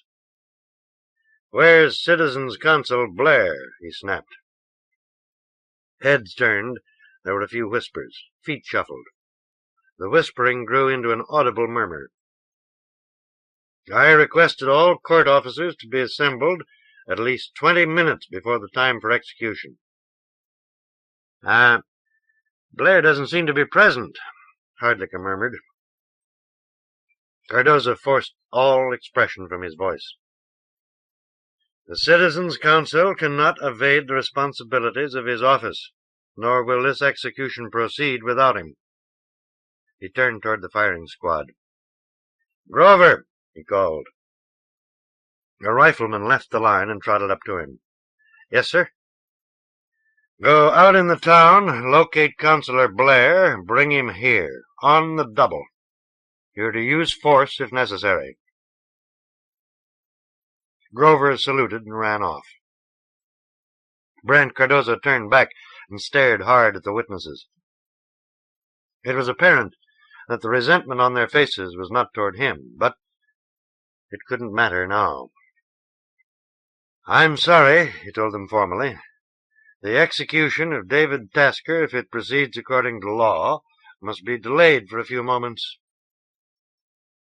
He turned his back on them and walked stiffly over to the little cluster of men that was the condemned and his killers.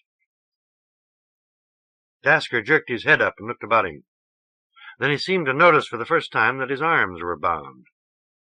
Hey! His voice was uncertain, worried. What's going on here? Mallory cleared his throat. What's going on, I said. You are about to die by shooting for the murder of Leon Jacoby, Cardozo said quietly. If you can understand spiritual counsel, Tasker, ask for it now. As soon as Citizens Consul Blair gets here, I'll read you the death warrant and... Death warrant? Tasker screamed. Then he struggled so violently that for a moment he broke loose from Vanny's grip. Dragging McCann with him, he staggered toward Cardozo. You said, he screamed, you said there wasn't going to be no pillbox, no gas. Mallory moved, but Vanny was faster. The guard regained his grip on Tasker's writhing arm and helped McCann pull the twisting, gasping killer to a stop. Take it easy, Dave, Vanny panted. This is no good, fella. Don't kill me, Tasker babbled. You said there was no killings. I remember. The girl told me. Now, please, get my mouthpiece. I got a right to an appeal. It's against the law. I told you yesterday that the law had been changed, made retroactive. Not that you know what that big word means. I told you there was no hope, Tasker. I was doped. Oh, my God. Jesus Christ, muttered McCann. It won't hurt, Dave, soothed Vanny. His voice lacked conviction. Please, Vanny. We was pals on the ship. Hardlicka stepped forward from his line. Brant, can't you do something? McCann and Vanny were now wrestling with the screaming Tasker. Despite his bound arms, the condemned was battling furiously, punching his shoulders and lunging bull-like in every direction. Tossing appearances to the winds, Vanny climbed on Tasker's back and tried to put on a half-Nelson, but Tasker still screamed. Cardozo bowed to Hardlicka. Prisoners sometimes become violently hysterical when death gets this close to them, Your Honor, he said politely. It's more than that, snapped Mallory. The Dacarine has worn off, Brant. You've got to do something, Hardlicka cried, his heavy rumble gone. This is dreadful. I don't want to die. With a mighty frenzy, Tasker threw off Vanny, wrenched free from McCann, flung himself on the ground before Cardozo. "Please," he began to crawl. "You got no right. I shouldn't have to die. I've been a sick man. Please." "Do something, for Christ's sake!" McCann screamed suddenly. "I've been afraid of this," Mallory said, his quiet voice strangely sedate. "I have a narcotic, if the penologist permits." Cardozo stared down at the groveling Tasker. Now, it was really quite true. The poor wretch was no more than a symbol, a postulate in an argument. He nodded his head. The guards hauled Tasker to his feet and managed to hold him quiet while Dr. Mallory administered a hypodermic. Tasker sighed, then went limp. His head bobbed, then his whole body leaned forward a little as the two guards held him upright. Cardozo felt, rather than heard, a gusty sigh of relief from the witnesses. At that moment, Blair trotted in, Grover a pace behind them, his rifle aimed at Blair's back. "What's the meaning of this?" cried the little man. He pranced up to Brent Cardozo. "I shall report this outrage. This man broke into my room, menaced me with a gun." "Mr. Blair, lower your voice, please. You're in the presence of a man about to die." Yes, sorry, but, Mr. Blair, you were required by law to attend this execution. Your tardiness has distressed everyone. Now please take your proper place among the witnesses so that we can get this business over with." "I was indisposed," Blair bridled. "And further, sir, I will not be driven about at gunpoint." He saw the slumping Tasker. "What's he doing? More dramatics?" Cardozo waited the barest fraction of a pause.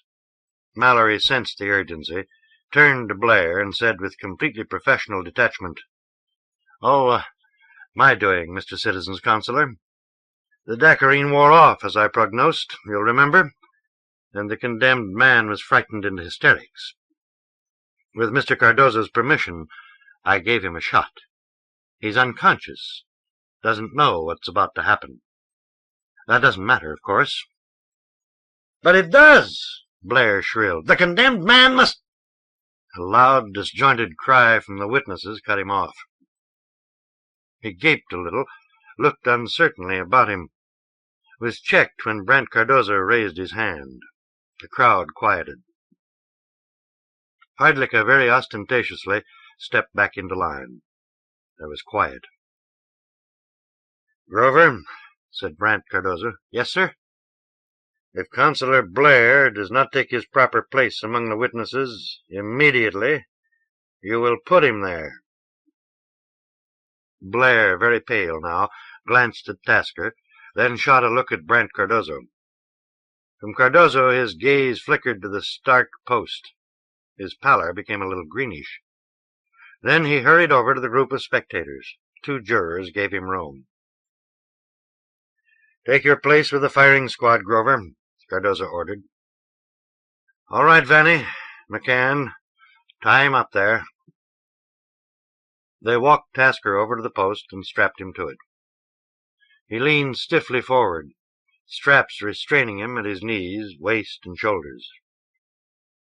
Cardozo stepped in front of him and lifted the death warrant. It had been scribed on a sheet of the Tonia's notepaper by the one battered, salvaged portable. He read it slowly, then, moving deliberately, stepped back and a few paces to one side.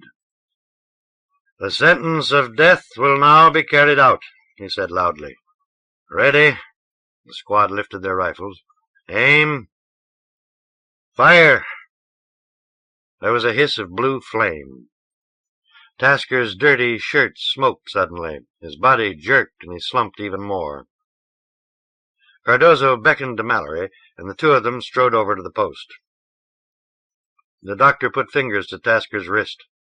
After an endless moment, he took them away. His voice wasn't quite steady as he said, "I pronounce this man dead." There was a thud behind them. Mallory and Cardozo jerked their heads around and saw Hugo Blair lying on the ground, face downward. Mallory moved uncertainly. "Leave him be," a juror called out. "He's just passed out." Cardozo stared a moment at the fidgeting witnesses and said, "The execution of David Tasker has been carried out as prescribed by the law of the New World. You will please leave the place of execution immediately in a quiet and orderly manner." They all started toward the yard gate, walking fast. One or two looked down at Blair as they passed him. One man suddenly put his hand to his mouth, gazed frantically about him, then ran for the gate. No one laughed at him. Brent Cardozo saw that none of the silent crowd stepped any nearer to the unconscious Blair than they had to.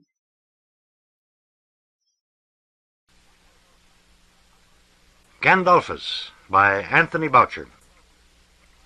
Editor's note. One gauge of both a writer's and a magazine editor's talents is the degree of interest shown in his work by anthologists, and Anthony Boucher has received high marks in both capacities.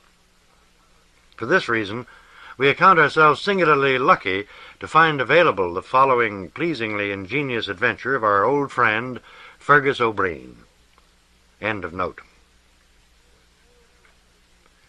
"If there was a detectives' union," said my friend Fergus O'Brien, "I'd be out on my ear." It was a good hook. I filled the steins again with Tuborg Dark and got ready to listen. "Remember that complete werewolf business right here in Berkeley?" Fergus went on.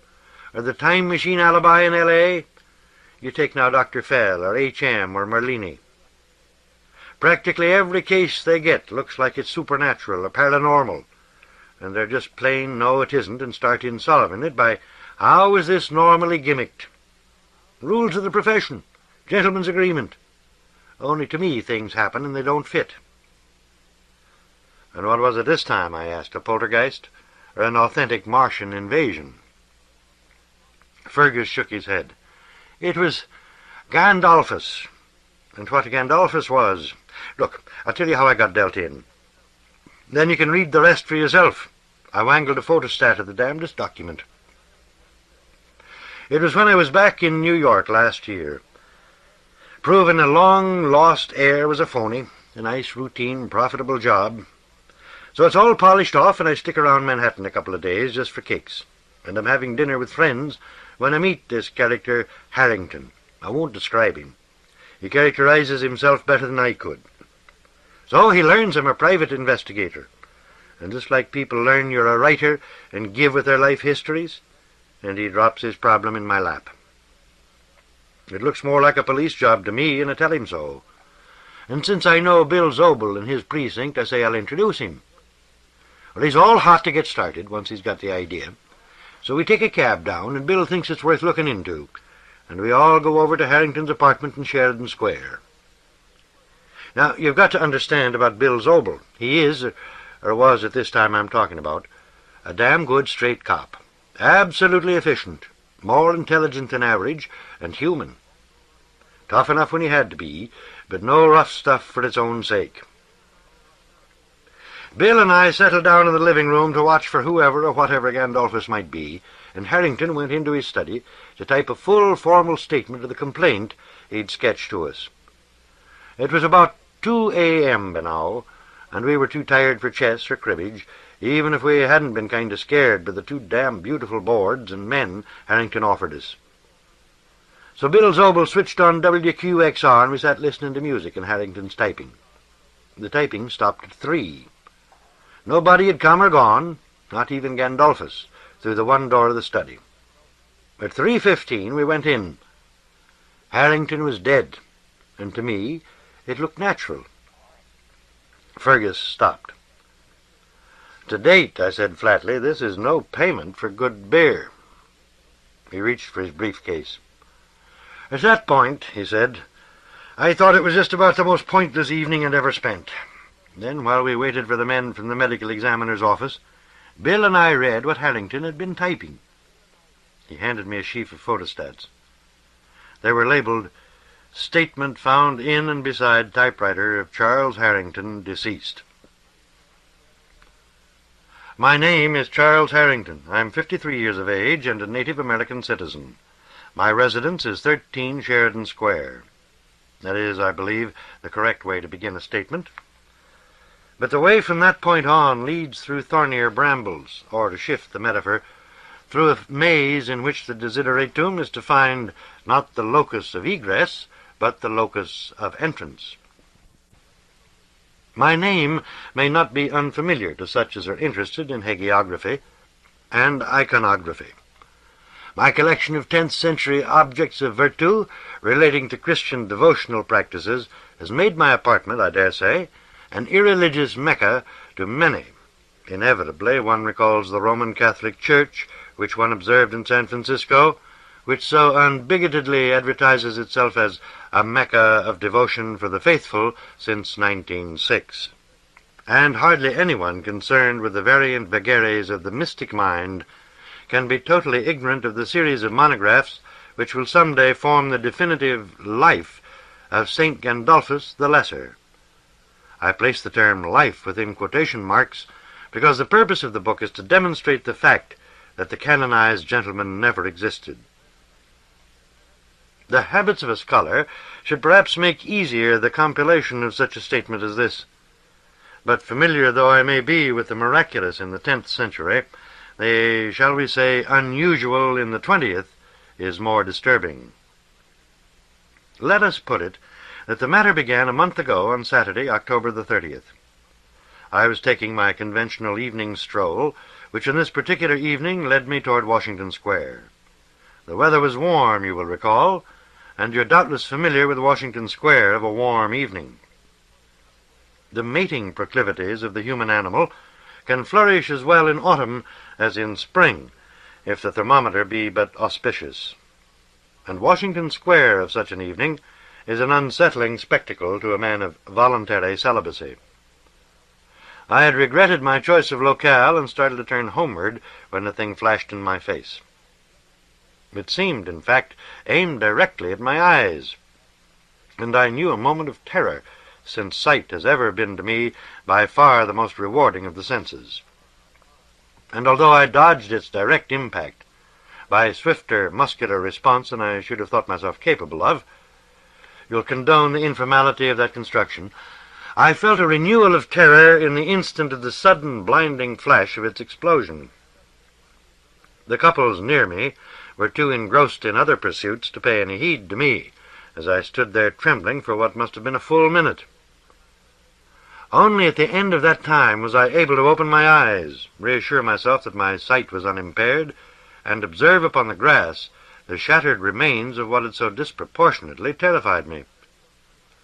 It was obvious from the fragments that the object had been a child's toy, modeled not upon the engines of my own childhood or the aeroplanes of my nephews, but upon an interplanetary spaceship, such as is employed by the hero of cartoon adventures named, I believe, Buck Ruxton. That the child should make no attempt to reclaim his toy after so nearly serious an accident is understandable. It's possibly also understandable that I, after so severe a nervous shock, was forced in the course of the short journey home to stop in 3 successive drinking establishments, and in each to consume a pony of brandy.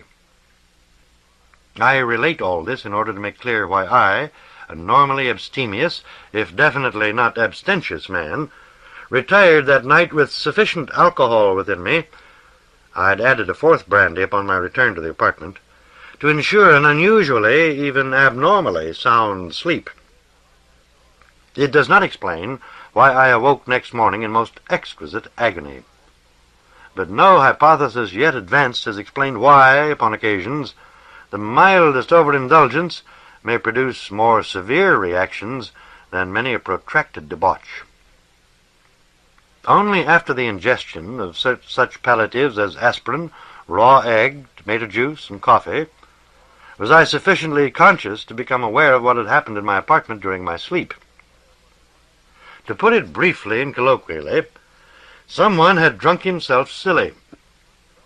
Silly indeed he had been to start with, for indiscriminately he had emptied my cooking sherry and my Sandeman '07, my finest cognac, and the blended rye which my younger nephew fancies, and all direct from the bottles.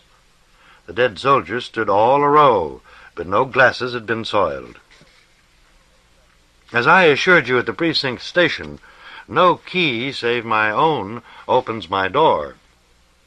Because of the value of my objects of virtu, even the superintendent and the cleaning woman are admitted only by appointment. The windows could be considered as entrances only by the most experienced human fly. I need not say, therefore, that I was sorely perplexed by the puzzle thus presented to me, nor that I wondered why a burglar, by whatever means he had procured admittance, should confine his attentions to my potable treasures, when the apartment contains so many portable articles of value. I took no action. My civic conscience is not readily aroused, and a police inquiry would disorder my life far more thoroughly than had the burglar. And the next occurrence, involving, though it did, those very articles of value neglected in the first instance, contained no element of interest to the police. After a night of unusually heavy sleep, occasioned by late work on Hagerstein's ridiculously inept thesis on St. Gandolphus, I awoke to find a light still burning faintly in this study. I entered to discover that the gleam was that of a vigil light, late 9th century, burning before my treasured 10th century image of Our Lady, Font of Piety. Upon the prie-dieu, 13th century, but betraying unquestionable 10th century influence, which normally stood across the room, but now had been adjusted directly before the image, lay a 10th century illuminated breviary, open at the office of the Blessed Virgin. Most startling fact of all, there was still visible upon the worn velvet of the prie-dieu the fresh and unmistakable imprint of human knees. You will surely recall the legend. It is no more, as I've incontestably established, of the novice who fell asleep in the midst of copying a manuscript and awakened to find his task completed and the text illuminated far beyond his powers, with the minute signature woven into one of the initial letters, Gandolphus. There persists a handful of similar accounts of the unobserved and somewhat elfin post-mortem activities of St. Gandolphus the Lesser. You will readily understand why the unseen fellow tenant of my apartment was thenceforth to me Gandolphus. But the contradictory nature of his activities puzzled me. One night of drunken orgy, one night of kneeling prayer. Nor was the puzzle closer to solution upon that morning on which I discovered in this typewriter an exquisite sonnet, so remarkable in its perfection that it has since been accepted for publication under a pseudonym by one of our better journals, signed, as though the invader could read my mind, with the name Gandolphus. I shall pass rapidly over the embarrassing morning when I awakened with a curious pain in my back to discover in the guest-room a fair-haired young woman who greeted me with the indecipherable remark, "Honey, hey, for a minute I thought you was him," who proved to be the vendor of cigarettes at a nearby place of entertainment, and who departed abruptly and in a state of bewilderment conceivably exceeding my own. Nor shall I linger over the disappearance of $2,000 in $10 bills, present in the apartment because a certain type of art dealer, I must confess, prefers transactions of this sort. Fuller details, I assure you, would have no bearing upon this investigation. And the ecstasy of the more impoverished Italians in Bleecker Street over the vaguely described stranger who had pounded on shoddy doors in dead of night to deliver handfuls of bills. I shall simply stress here the cumulative inconsistency of these proceedings. Inebriety, religiosity, poetry, eroticism, philanthropy, an insane medley of the loftiest and basest experiences of which the human animal is capable. It is this inconsistency which leads me unhesitatingly to reject the most apparently obvious solution of my mystery, that the fellow occupant of my apartment is no other than myself, that Box and Cox, Harrington and Gandolphus are, in short, Jekyll and Hyde. For whereas of his actions to date The inebriety and the concupiscence might be considered evidence of Haydnian depravity. The sonnet and the almsgiving represent an exalted sublimation, of which, I confess, the poor Jekyll in question is flatly incapable. And the religiosity, to my mind, fits into neither character. This is not I, nor yet another I.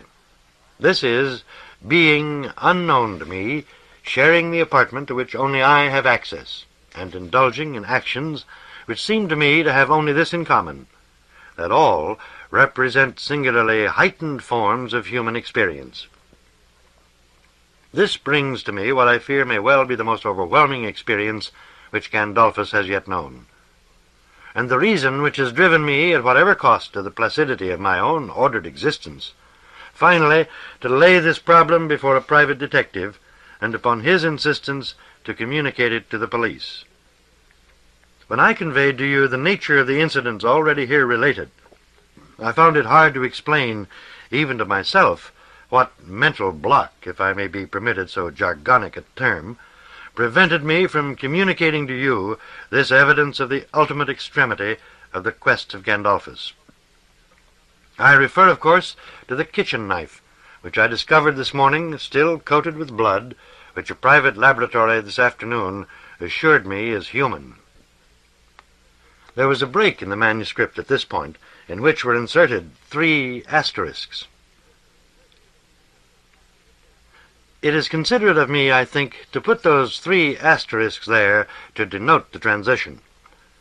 The knife, of course, is what alters the whole situation. That one bloody fact is sufficient to disrupt the tranquil modus vivendi which I believed that I had attained. If you professional detectives, public and private, are as perceptive as, in rummaging around in this mind, I find some reason to believe you are, you will by now have realized many things. You will have understood, for instance, precisely what happened that Saturday night in Washington Square, and that the bright and exploding object was not a toy spaceship. You will even understand, perhaps, which word should have been underlined in that last sentence.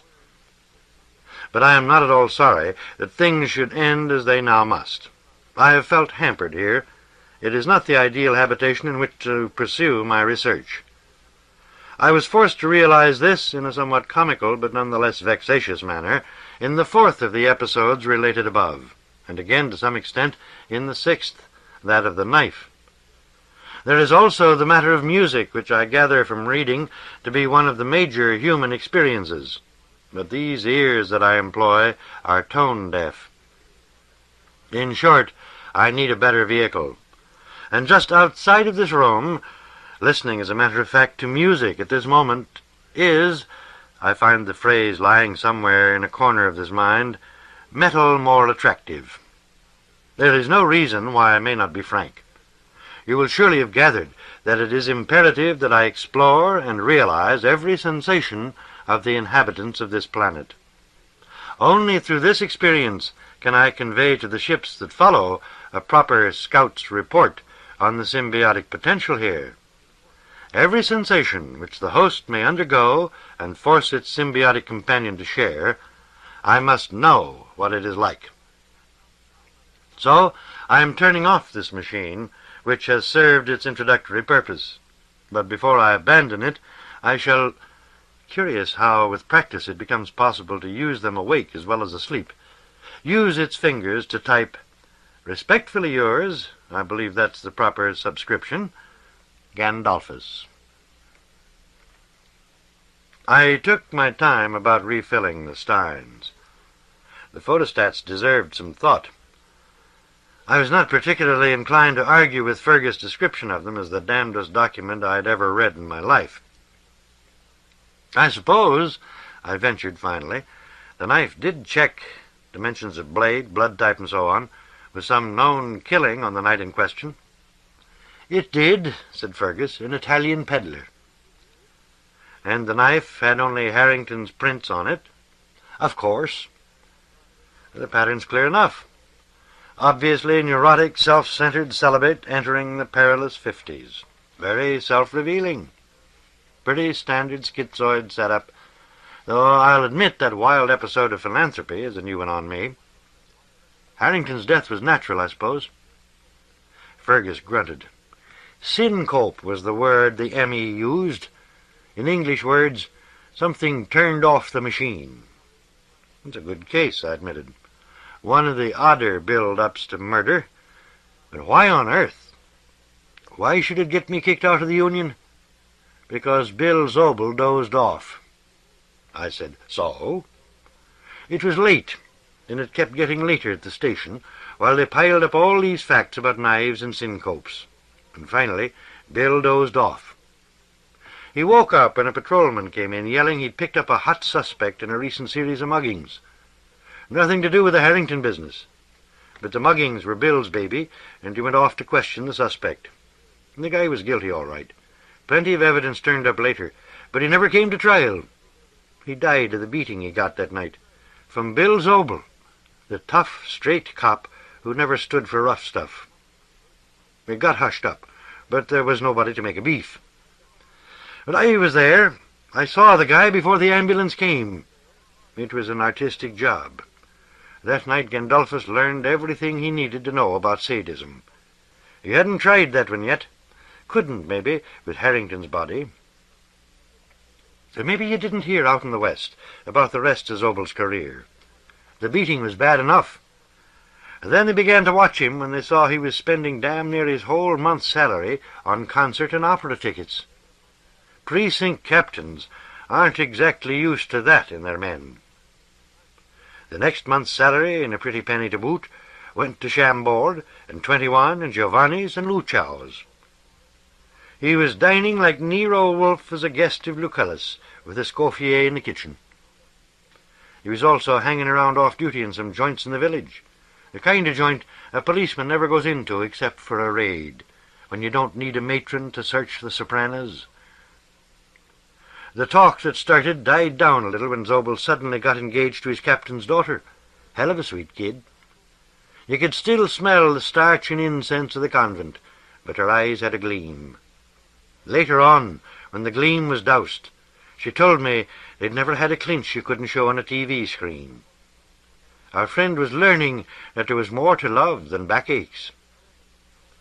Her Bill, she said, was so groundlessly jealous he made Othello look like the agreeable husband in a restoration comedy. The payoff came when Zobel picked up a dope peddler and went on a jag with the bastard's bindles. His record up to then was so clean they let him down easy and fixed a psychiatric discharge.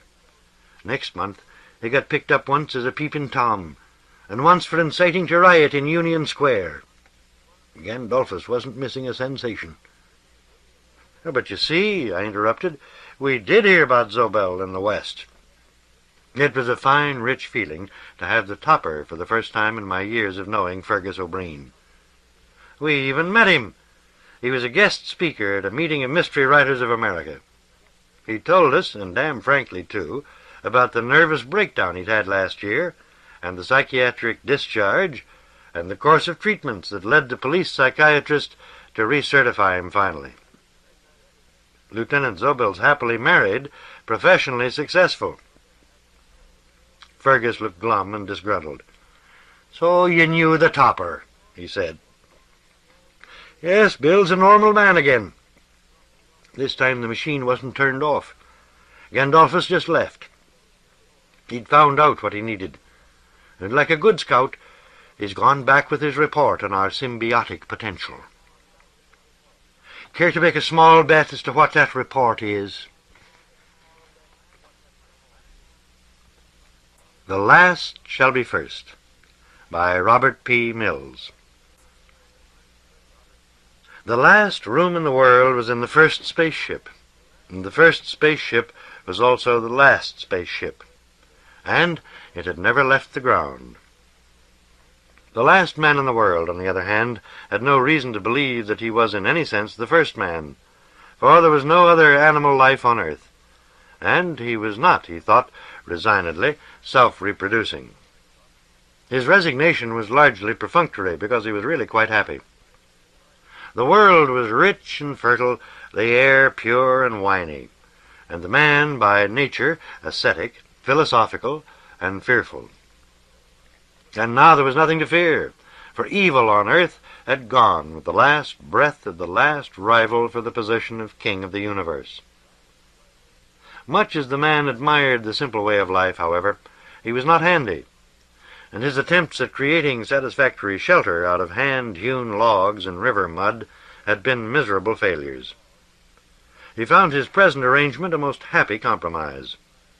He had simply erected his cabin inside the main cabin of the spaceship, which was made of a metal that promised to endure forever. Unlike, fortunately, all other materials that man had created by perverting the natural forms of the materials around him. By unrelenting concentration, the man had managed totally to forget the artificial nature of the shell protecting him from the occasionally argumentative elements. He even ignored the steady march of the hands on the cesium clock.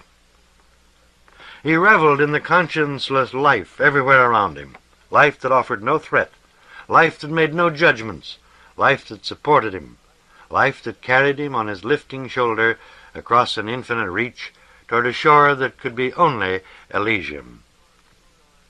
He had thought of the thick forests as cathedrals.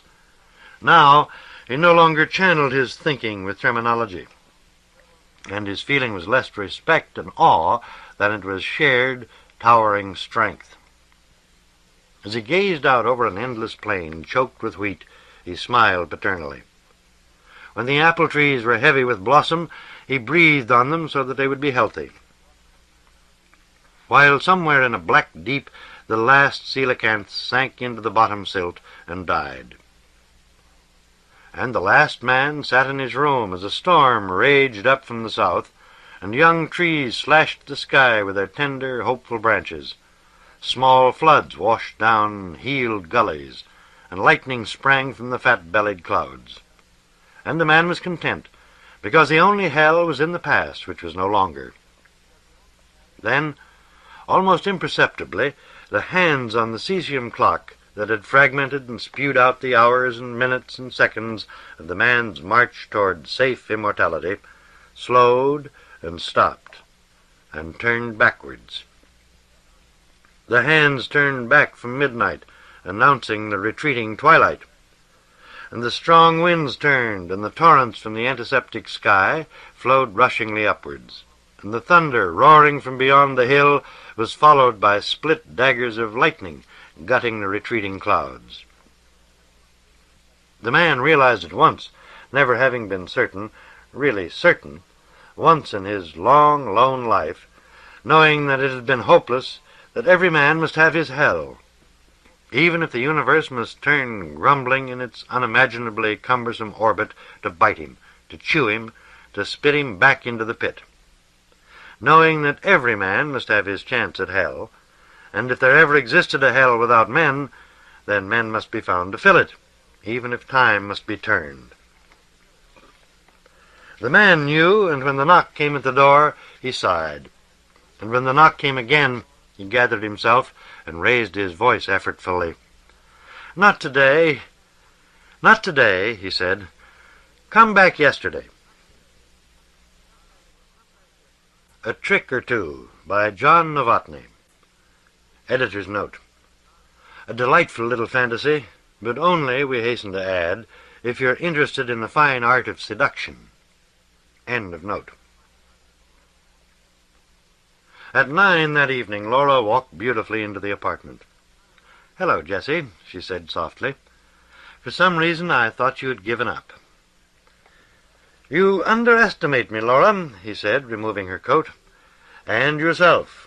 You never looked lovelier." "Thank you, Jessie," she smiled, accepting a glass of champagne. "I've never been in better shape. I'm ready to go 10 rounds if necessary." "That was uncalled for, darling," he said, hurt. "You make me sound crude. Perhaps in other days, but now I'm of a different mind." "Fine," Laura applauded, laughing gaily. "Don't tell me what role you're playing tonight. It'll be more fun if I have to guess." Jessie had a wonderful dinner waiting, and they ate by candlelight. Later, they sipped Benedictine by the picture window overlooking the river. "You make it seem so worthwhile, Jessie," Laura murmured. There are moments when I almost feel like giving the devil his due. Well, that's what I'm planning on, Jessie said casually. Oh, Laura answered questioningly. You expect me to succumb, to offer myself to you out of the goodness of my heart? Or the badness, Jessie added. I wish you luck. Thank you, Jessie said. Then you agree that should you stand before me unclothed, I might assume, rightfully, that I have won the game? Unclothed by force? No, my dear, no force, he smiled. I agree that under those circumstances you'd have a pretty good assumption, Laura said. When do you expect me to go into this disrobing act? Most any time, Jessie said. To hasten your decision, let me show you a few little presents I have for you. Jessie kept himself from hurrying as he led her to the 2 closet doors. He opened one and pointed to the furs hanging inside. My choice? Laura asked. All of them, Jessie said. Look them over. She stepped inside the closet, and Jessie smiled. His mind raced over the events of the past week. Jesse Hames sipped his scotch pensively, then placed the glass decisively on the table and leaned toward his friend. Mind you, Tom, he said, it isn't that I haven't tried. Lord knows, I've played the gentleman, the brother, and the man of the world. I've been patient, impatient, persuasive. Generous? Tom inquired. Abundantly, Jessie insisted. I even bought her a poodle. And through it all, Tom Casey smiled, Miss Laura Carson remains unconquered, unsullied, unbowed. Disgustingly so, Jessie admitted. Well, let's have another drink, Tom suggested, signaling the waiter. Or do you have a conference this afternoon? Nothing, Jessie said. A few letters to get out and some desks must be moved. We're changing the accounting room to the 48th Street side. In dry work, Tom Casey said. Another scotch is definitely in order. They sat back, waiting for the drinks, and pondered the enigma of Miss Laura Carson. Tom watched Jessie light a cigarette. As Jessie brought his hand down to drop the match in the ashtray, Tom reached forward and snapped his fingers. Abracadabra, he said. The ashtray vanished. Jessie's hand froze, and he stared at the spot where the glass container had rested. Finally, he smiled foolishly. Well done, Tom. How did you do it? Magic, Tom said self-consciously. I don't usually fool around in public, but I just had the urge. I didn't know that was your hobby. It's not, Tom laughed. That's my trick, nothing else. Bring it back, Jessie said. I can't, Tom confessed. I can make small items disappear. Where they go, I have no idea. Jessie stopped smiling and began to frown. He restrained himself as the waiter approached and served the drinks. He watched the man walk away. Then he turned hurriedly back to Tom Casey. Are you trying to tell me that this business is on the level? He demanded, gesturing aimlessly at the center of the table. Tom nodded foolishly. I don't believe it, Jessie said. After all, come now, Tom. Put your swizzle stick out there, Tom said. Jessie slowly pushed the plastic stirring rod to the spot indicated. Tom snapped his fingers at the stick. Abracadabra, he said. The object disappeared. Good Lord, Jessie breathed. And to think I doubted Dunninger. The 2 men sat silently until Jessie called the waiter. 2 more scotches, he ordered, and an ashtray. The waiter brought the drinks and the ashtray, surveyed the table and its occupants suspiciously, and departed. Can you teach me? Jessie asked. I don't think so, Tom explained. An old proofreader out in Denver told me about it. Everybody has one trick he can do. The proofreader could change water into whiskey. That was his trick, and a very handy one. Do you mean I have some bit of magic I can do? Jessie asked excitedly. Everyone has, Tom said. Mine you just saw. How does a person find out his trick, if that's what you call it? Tom shrugged. Most people never do, I guess, he said. I just stumbled on mine. Well, maybe mine is the same as yours, Jessie suggested. Try it, Tom said, isolating the ashtray. Jessie replaced it with a swizzle stick. The waiter'd raise hell about another ashtray, he explained. He took a deep breath, snapped his fingers, and intoned the necessary phrase. The stirrer remained. Did I do something wrong? Jessie asked hopefully. Tom shook his head. Perfect technique, he said. Negative result. I guess I have a different talent, Jessie murmured. Damn it. How am I going to find out what it is? It's not that important, Tom Casey said, unless it's the water and whiskey deal, of course. The waiter was summoned again, and soon Jessie was glaring balefully at a glass of water. No luck, Tom said. I wouldn't worry about it. As I said, I hardly ever use mine. It's embarrassing when people ask questions. I can't explain the trick, so I automatically am classified as a stinker or a drunken bum. I'd just forget about it if I were you. Jessie shook his head. The two men finished their drinks and left the restaurant. As they parted at Madison and 49th, Jessie smiled at his companion. First time in weeks I've been able to think about something other than Laura Carson, he said. See you next week. These letters, Mr. Hames. Jessie smiled at the slim brunette. Yes, Carol. They're ready for your signature, and Mr. Wigman would like to have 2 more cabinets in accounts payable. Fine, Jessie said, accepting the papers. Tell Wiggy we'll have his cabinets in a few days. He watched his secretary walk to her desk in the far corner of the large, tastefully decorated office they shared. After the girl settled at the desk and was busy calling Wigman's secretary, Jessie drew his hand out from under his own desk. He looked down expectantly at the hat he held. Abracadabra, he muttered. No rabbit materialized. Thank God, he whispered. I wasn't particularly anxious to have that ability. Carol finished her call and came across the office. Yes, Carol? Mr. Wigman requests that if the cabinets are among the surplus items in the next room, could he look at them in order to plan where they'll be placed?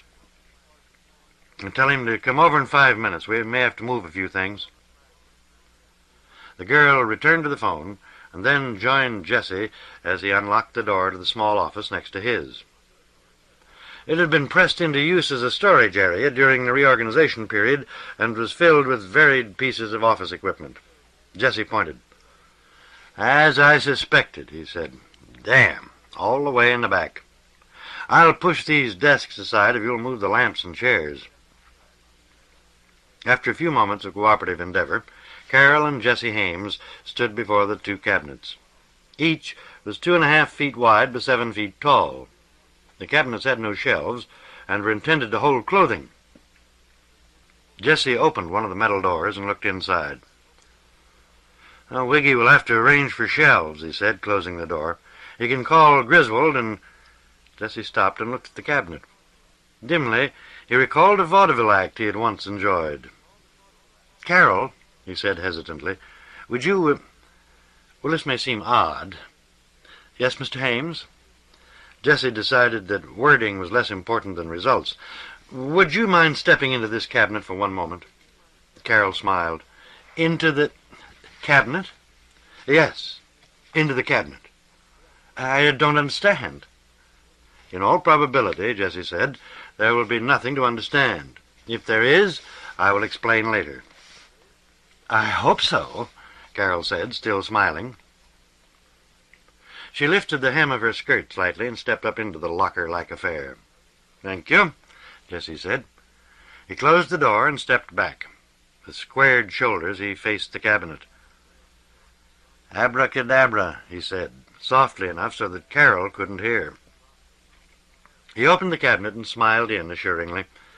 Jessie swallowed hard as he looked at the empty space. Hurriedly, he leaped to the remaining cabinet and opened the door. Don't be alarmed, Carol. Oh, Lord. Carol stood framed in the cabinet. She was nude, and she was angry. Jessie looked away, and then, deciding the hell with it, he looked back. "What have you done with your clothes?" he asked. "What have I done?" Carol said ominously. She pushed one bare foot forward, then pointed to her neck. "From pumps to my black choker ribbon. You've never been better." She stepped carelessly from the cabinet and sank into one of the surplus swivel chairs. "You said you'd explain," she said. "This had better be good. Your apartment is one thing. The office is entirely different.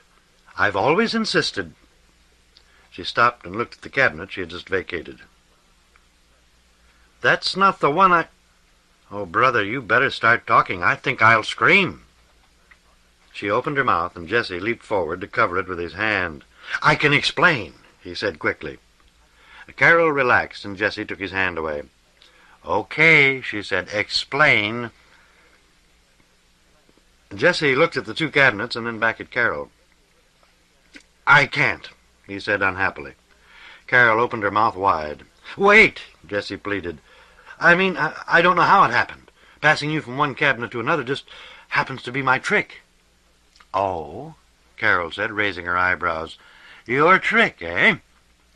Do you mind if your naked little secretary says you certainly have a fine collection? And may I ask what you intend to do right now?" She swiveled in the chair and made a complete circle. "Not very much room in here," she said tersely. "Carol, apartments are apartments, offices are offices, and I don't care for that trick. If you—" "Mr. Hames! Mr. Hames!" They both leaped up as Mr. Wigman's voice floated in from Jessie's office. "Wait there!" Jessie shouted. "Oh, I can come in and—" "No!" Jessie shouted frantically. "Just wait a moment until I get things straightened out." "Very well," Wiggy answered. They could hear his steps as he wandered about the office. "Get in the cabinet," Jessie whispered to Carol. "Like hell," Carol whispered. "Never again." "Carol," Jessie pleaded. He leaned down and kissed her full on the lips. $10 a week raise. The Winter Garden and the Stork Club one evening next week. A new gown." Carol melted. "Mr. Hames, that isn't necessary." "It certainly is," he said. "I've done you an injustice. Offices are offices. I promise to remember." She threw both bare arms around his neck and kissed him.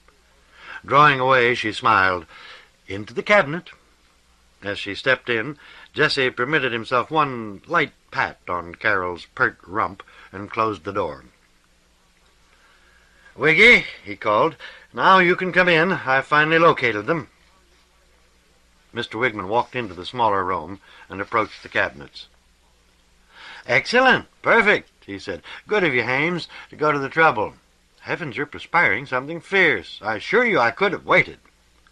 "Not at all," Jessie assured him, leading him away. "But the inside's nothing. Bare." Jessie coughed on the last word. "You'll have to arrange for shelves. See Griswold."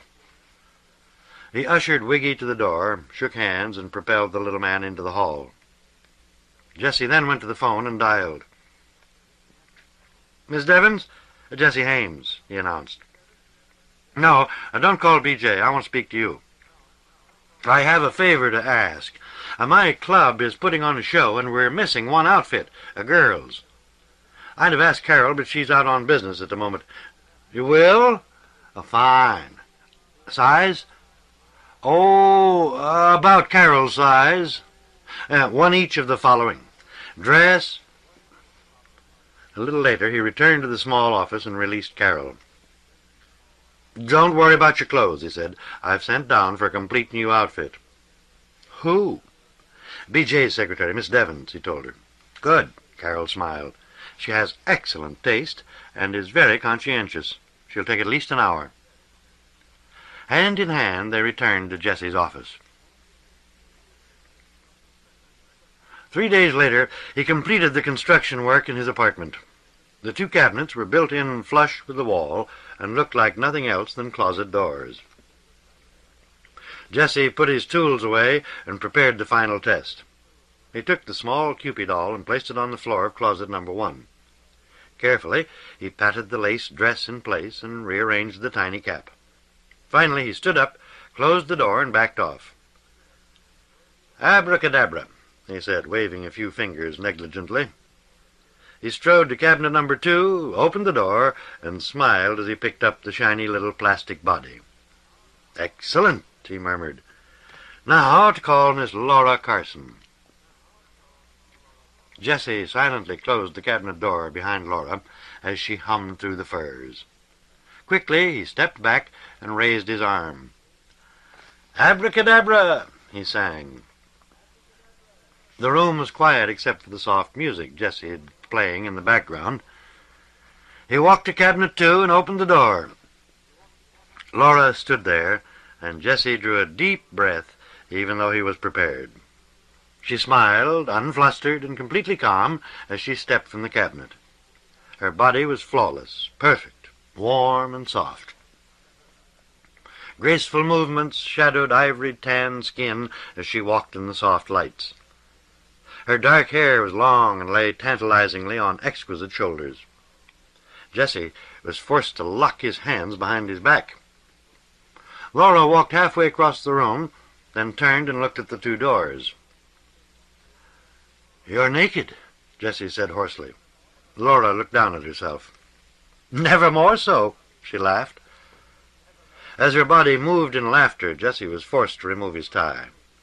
Laura walked to the big window, where moonlight crept across her body. Jessie removed his shirt. "You seem very much at ease," he remarked. "No surprise?" Laura shook her head as he continued undressing. "It's quite obvious that you've discovered your trick," she said. For a moment, Jessie stopped, balancing on one leg. "Even so," he said, determined not to lose the advantage, "the circumstances have worked out." "That's true," Laura said. "But please do me a favor." "Yes?" "Will you hold that fire-iron out at arm's length?" Jessie walked wonderingly to the fireplace, picked up the poker, and held it out.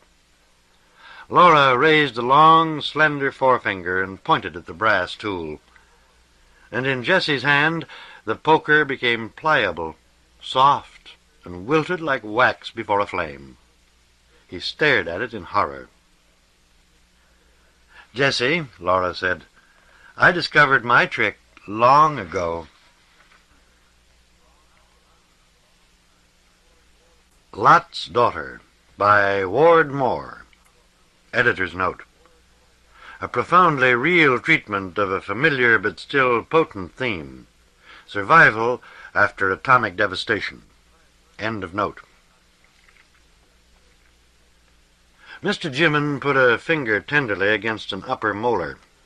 It did not ache yet, but he knew the signs, felt the pain waves, still of too high a frequency for translation into sensation. Tomorrow he would be in agony, and for days afterward. Then the pain would go. 6 months or a year later, the gray, porous shell would work loose and drop out. It had happened several times in the 6 years. Mr. Jimin was pretty sure it was 6 years, not 7, since... Mr. Jimin didn't care to finish the sentence, even mentally, for he was a man who shrank from the too dramatic, the over-romantic. And if you did not stop short, you would have to conclude, since the end of civilization, or since we fled the Holocaust, or since man decided on suicide, all capitalized. Theatrical, even if accurate. Should have had them all extracted, he thought, as he had thought so often. And appendix. Apprehension projected a detailed picture of unendurable pain, while Erica stood by helpless to ease him, as he had stood by when... But that was natural, in the course of nature, he objected. Bring forth your young in labor.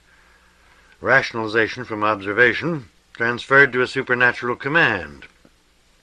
No prophet ever got a revelation reading, "Thou shalt die miserably of an inflamed bowel." If you expect to eat, you better get up now. Erica's voice was matter-of-fact, emotionless. She was not nagging him at the moment. She did not condemn his idleness. She stated the incontrovertible. He who doesn't work won't eat. In a dead world, the cliché was immortally triumphant. You hear me, Dad?" "Heard you," said Mr. Jimin. He tried to shut his ears against the sounds of her moving about, and the boy's, "I want something to eat," as he shut his eyes to the dawn light. He was not sleepy, not tired even. He just didn't want to leave his bed. Hadn't wanted to for the last few days, in fact. His habitual energy and determination seemed to have slipped away. Perhaps it had been going for a long time. Certainly the pile of dry grass on which he was lying was no snugly comfortable couch. There were stiff, thick weeds mixed through it, and the grass itself was matted in spots as though it had not been properly dried out. She'd been careless in curing it again. "Heard you," he repeated. Long ago he'd decided they dare not keep food anywhere near the shelter, lest it attract predators. Each day's provision must be sought afresh, except on the rare occasions when he succeeded in shooting a large animal.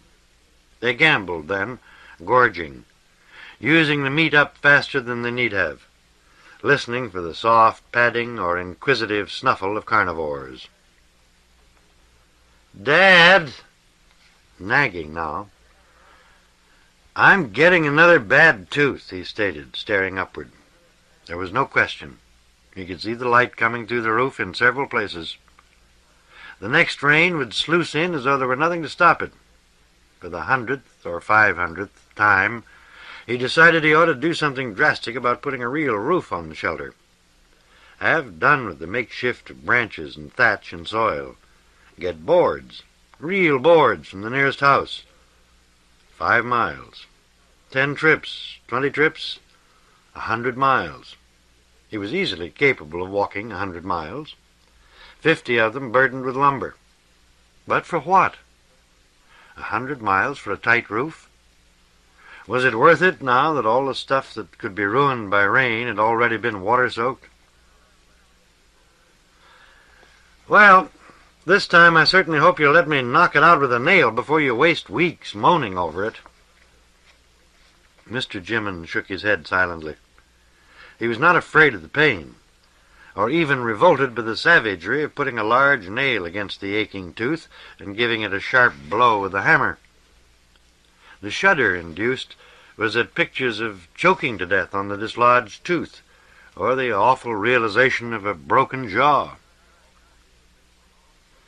"It's the diet," he muttered. "No bones or gristle, even crusty bread."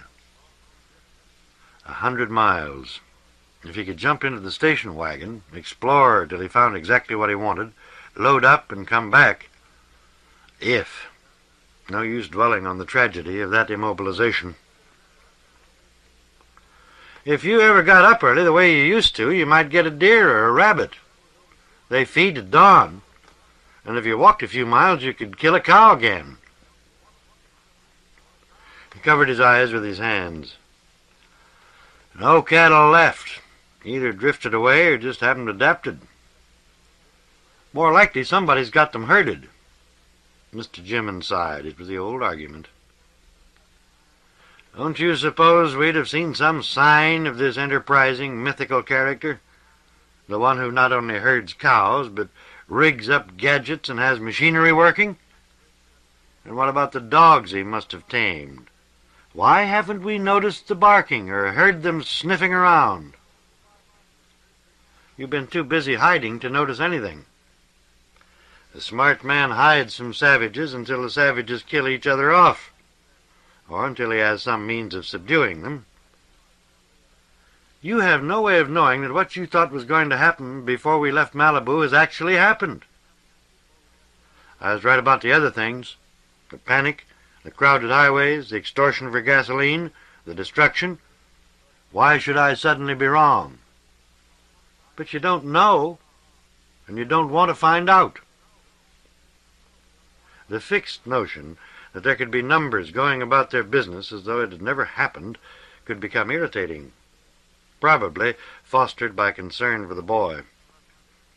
He remembered no such obstinacy on her part before he was born.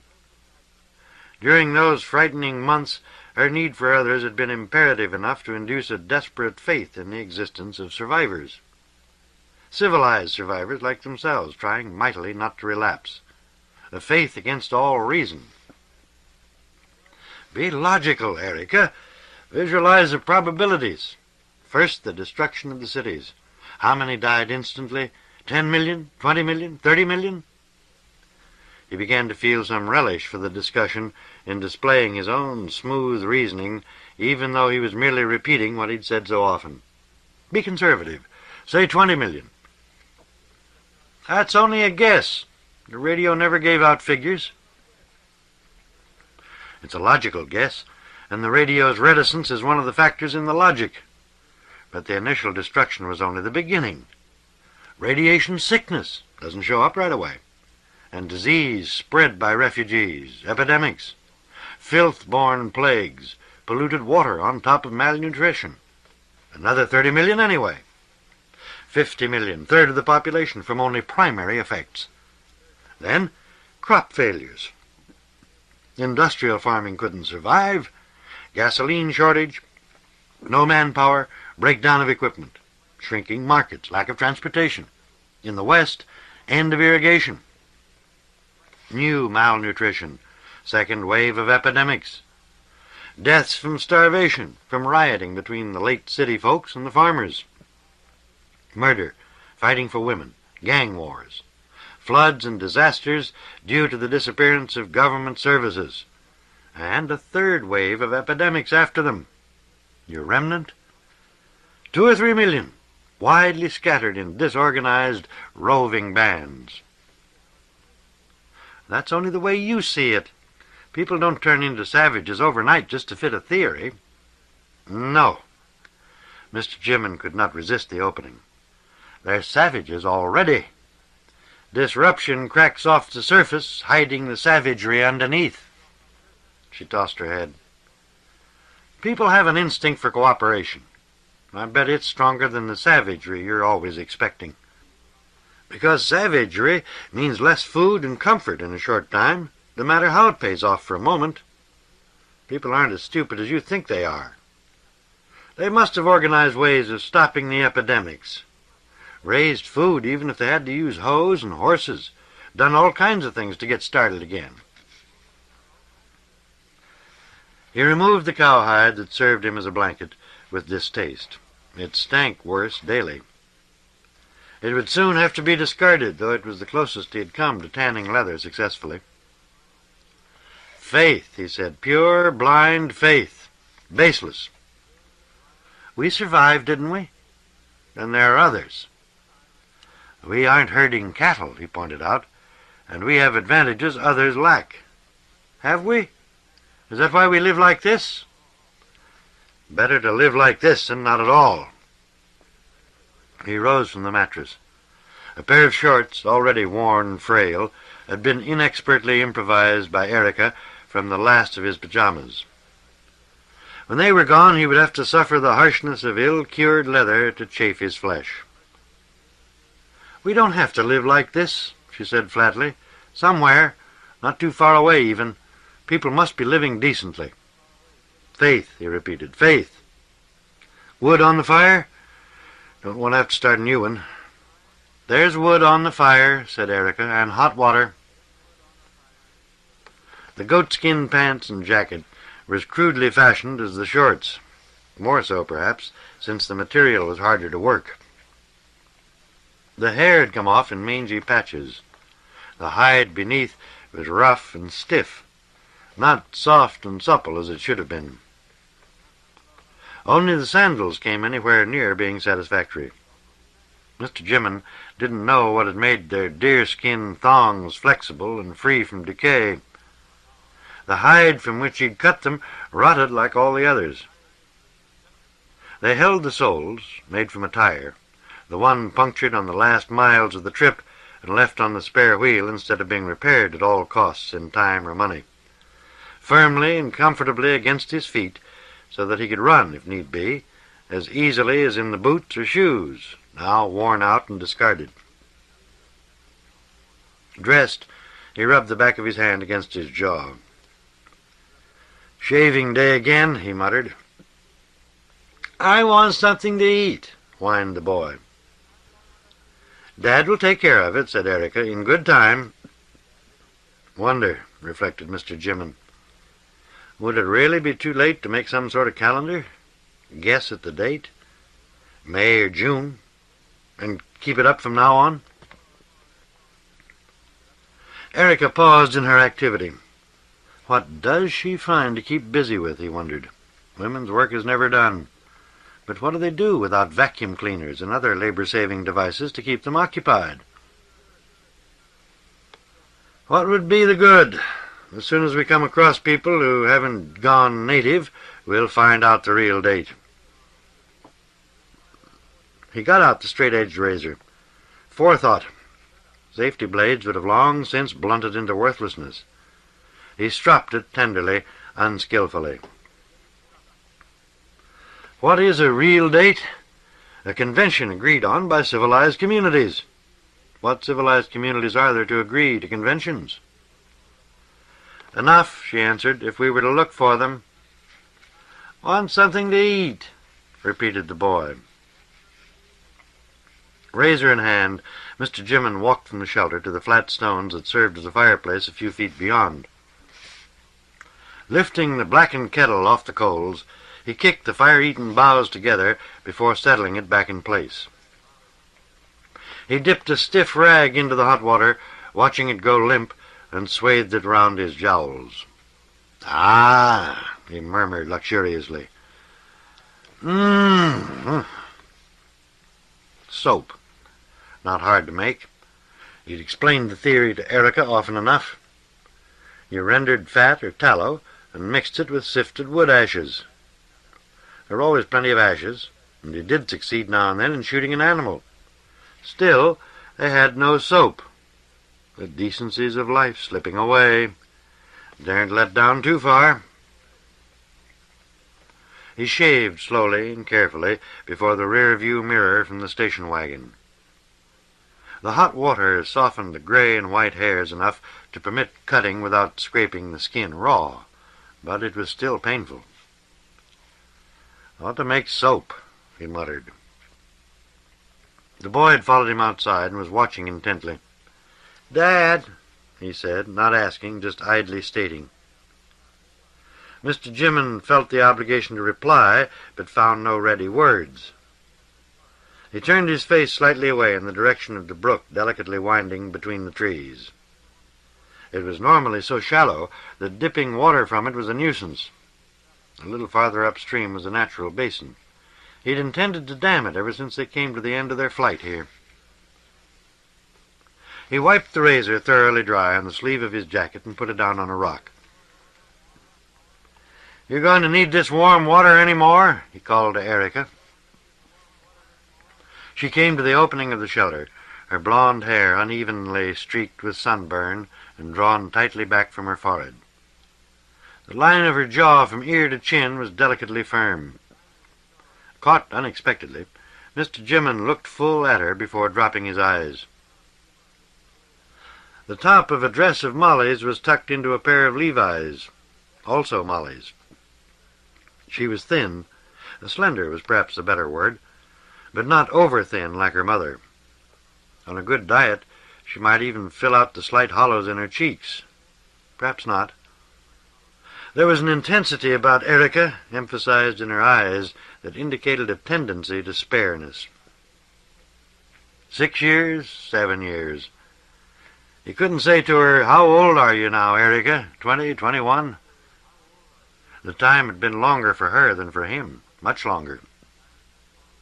One of the reasons she clung to the fantasy of civilized survivors. Hopeless, dreary otherwise. And what did he cling to? Daily food-getting, hanging on. What am I supposed to do with it?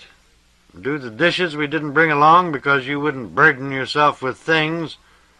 Wash the clothes we don't have any more? Mop the dirt floor? Sterilize something?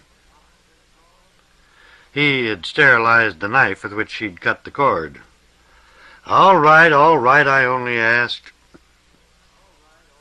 He took up the kettle to the baler and emptied it. Aluminum, even heavy cast aluminum like this, was going to wear out soon. He remembered how he'd debated between it and a cast-iron one. A single mishap with cast iron, one drop on a sharp rock, and the aluminum, even if it developed a pinhole or two, would still be useful.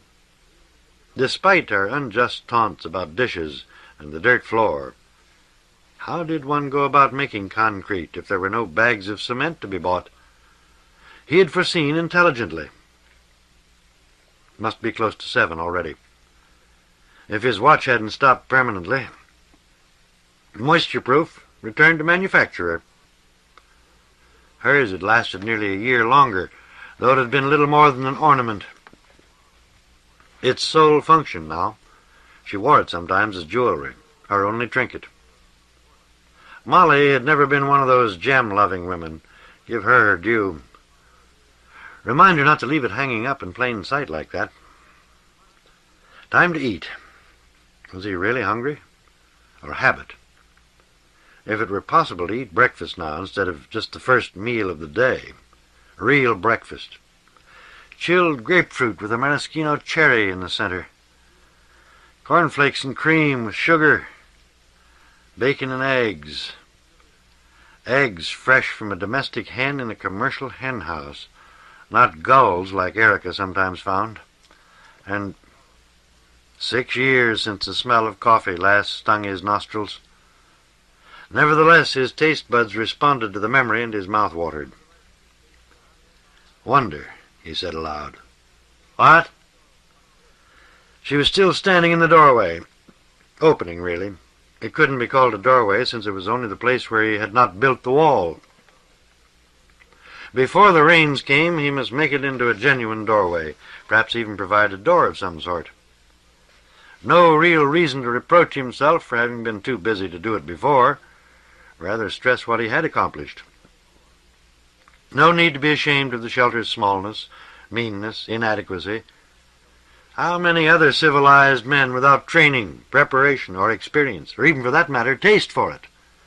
He recalled Molly's contemptuous, "You were never the rugged outdoor type, David," could have done as well.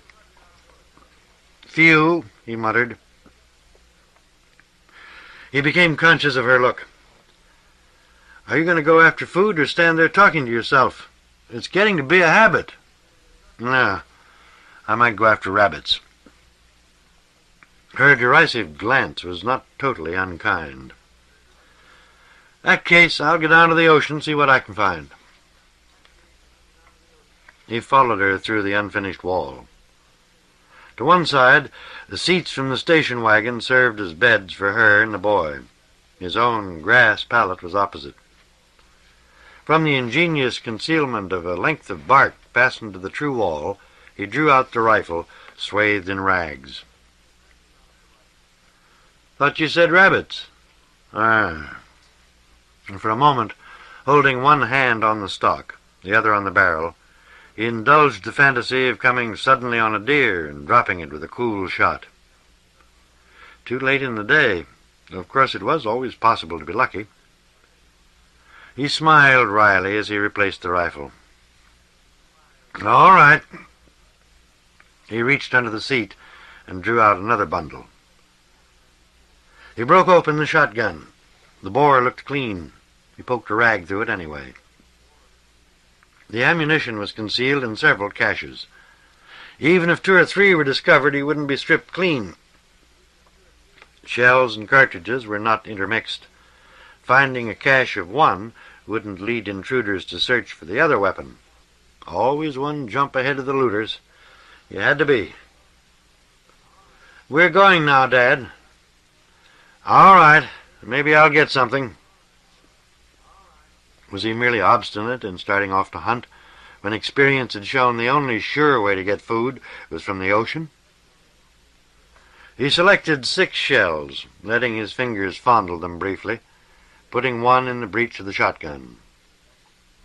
From still another hiding place he retrieved the briefcase. It had been ancient when he discarded it many years ago, an old-fashioned zipperless impediment with a handle, straps, and cranky lock. How it got packed among articles which had been so carefully chosen was an ironical mystery. ironical because the obsolete pouch had proved much more valuable than so much he had then thought essential, like the rain-ruined government pamphlets or the never-planted seeds. He slipped the rawhide strips attached to the handle over his shoulder, put the other 5 shells, his knife and flint in the case, and tied the substitute straps. Man the survivor went forth to hunt, dangling a briefcase. The dull, high fog was chilly. If he knew how to make mortar without cement, he could have built a fireplace inside the shelter. Warm, cozy, cook in the rain. Shelter, they called it honestly. Neither would say it was anything more. The never-accounted-for pile of logs, all roughly of a size, had arbitrarily determined the site when he and Erica had come upon it at the end of the flight. If either of them had been inclined to superstition, some of his old paternal pride in her warmed fleetingly, they might have taken it as some kind of sign. He had laboriously felled and cut and trimmed an equal number to make the 3½ walls. Neither smooth nor snug nor square. The logs had looked so true it hadn't seemed possible they could fail to fit neatly together like children's blocks. But when one was laid on another after the ends were notched to interlock, the unnoticed swellings around the knots, the faint twists and curves, made large, uneven gaps. He'd known what to do. One filled the chinks with moss and daubed heavy mud in and over the cracks to make a tight surface. Unfortunately, the moss always dried up and blew away. The sandy mud refused to cling and dropped off persistently as it was applied. In the end, Erica had stuffed in grass. As the logs weathered and shrank, she used more grass. He followed the stream upward for a short distance, then struck eastward between the redwoods. People who used to write stories about what would happen instinctively agreed with Erica, leaping for shock-cushioning fancies. Like living in deserted mansions, enjoying unlimited supplies of canned goods from abandoned markets, banding together with like-minded survivors, one of them always a reservoir of esoteric knowledge about the economy of the American Indian, agronomic chemistry, textile manufacture, to rebuild civilization. Limited imagination, unable to envisage realities. After they had arrived, any further would be too close to Monterey, and hidden the station wagon, obliterating the tire marks for the half-mile from the highway, they listened daily to the car's radio. Months earlier, he had told them just what was bound to occur after it happened. Molly, he barely stopped himself thinking, poor Molly, had been so incredulous, even when they were fighting the rest of the refugee traffic to escape. But the announcer sounded as though he were repeating what Mr. Jimin had said in their living room. Erica never remembered the accuracy of his predictions now. The redwoods gave place to live oak, pine, and some trees he had not been able to identify. Then the growth ended abruptly on the edge of rolling hills where the grass had barely begun to fade. Had he been wrong in not trying to corral some of the cattle then roaming here? The overwhelming difficulties of catching, herding, penning, caring for them came back to impress him anew. He had done the only feasible thing, shot those he could, one at a time. Erica's sneer at pioneers who shot cows was unjust. She ate her share of the meat. Now they'd disappeared, all. As Erica thought, into a herd salvaged by someone interested in more than today's loot and food. The news they listened to so raptly denied the likelihood. The gutted, uninhabitable shell of Los Angeles had become a trap. Not only radiation sickness, but typhoid, meningitis, unnamed plagues. Mr. Jimin wouldn't have been surprised if one were cholera, swirled among those not in the first wave of escapers.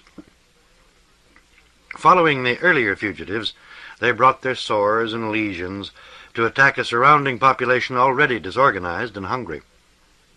The attempt to set up dislocation camps ended when the National Guardsmen were massacred by the frenzied victims. The radio had been detailed and explicit about destruction in Europe and Asia. 11 classified bombs destroyed Leningrad last night. Nothing remains of Marseille except, while Copenhagen and Bristol were being reduced, Archangel and Warsaw. News of disaster at home had to be deduced from grudging hints. Chicago and Detroit were hit the same day. The destruction of New York had gone on interminably. One had to piece the cautious items together to begin to understand. It must be a couple of years since he'd seen any cattle. Miles away, how many he could only guess, were ranch houses, stables, corrals, outbuildings. Beyond them were thousands of other grazing acres.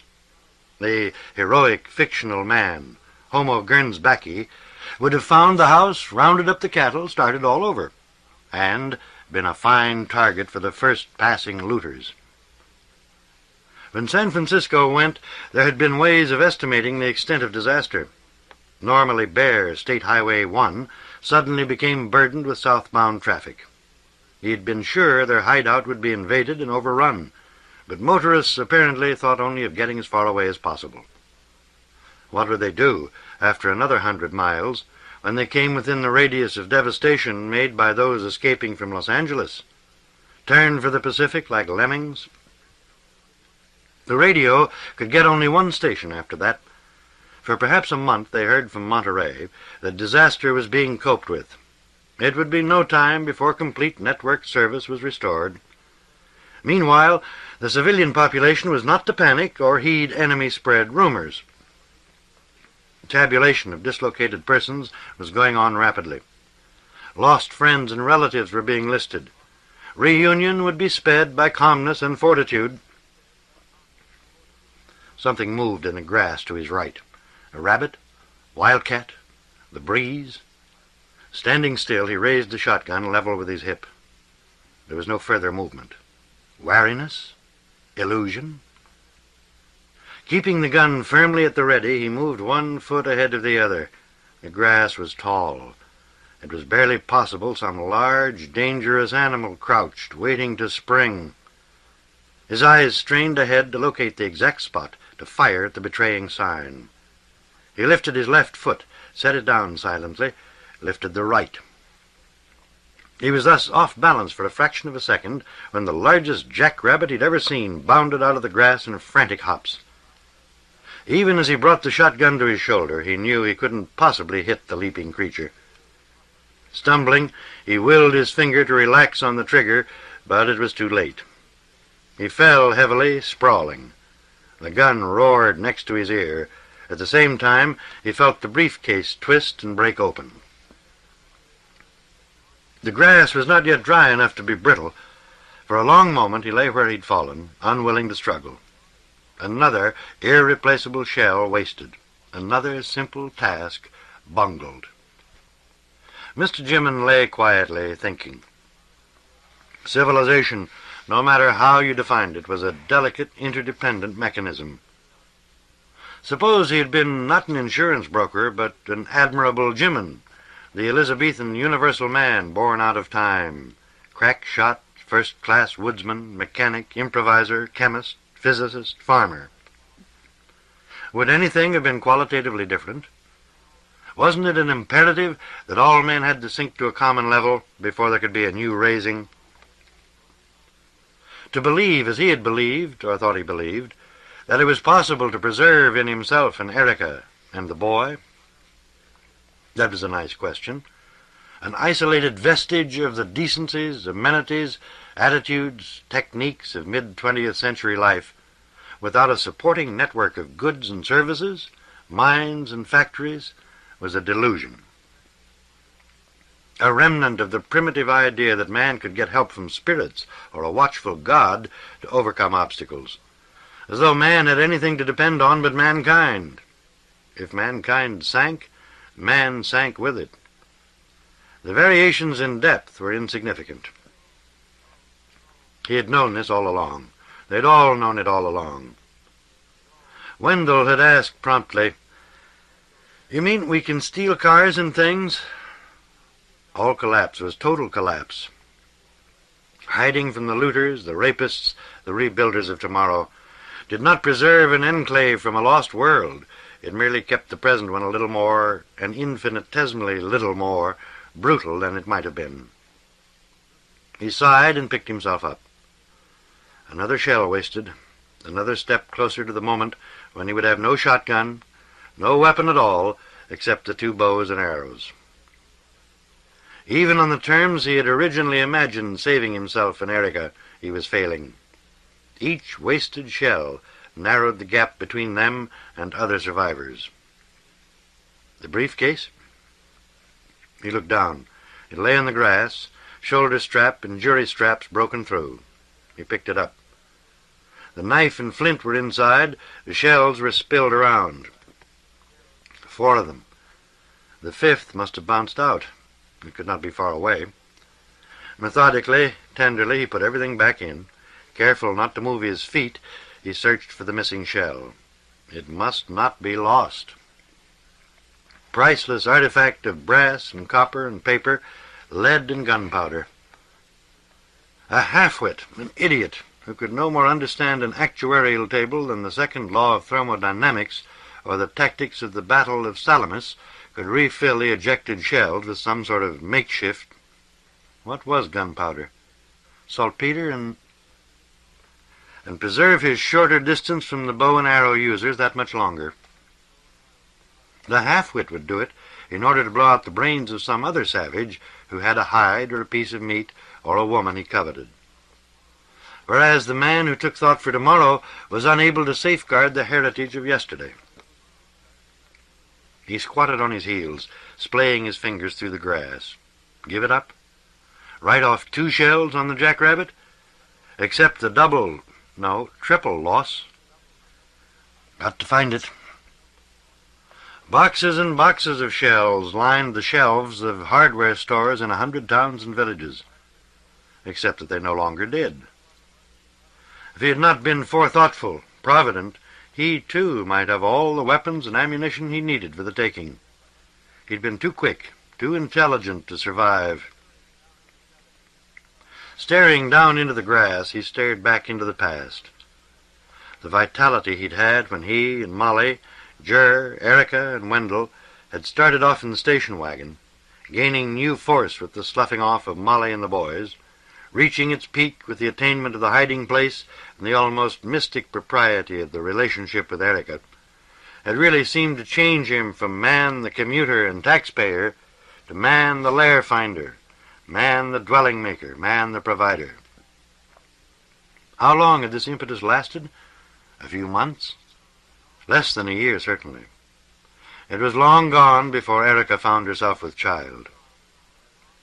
It had begun to fade when Monterey went off the air, perhaps with the final realization that there was no longer any faint hope something would be spared, that he was truly on his own now.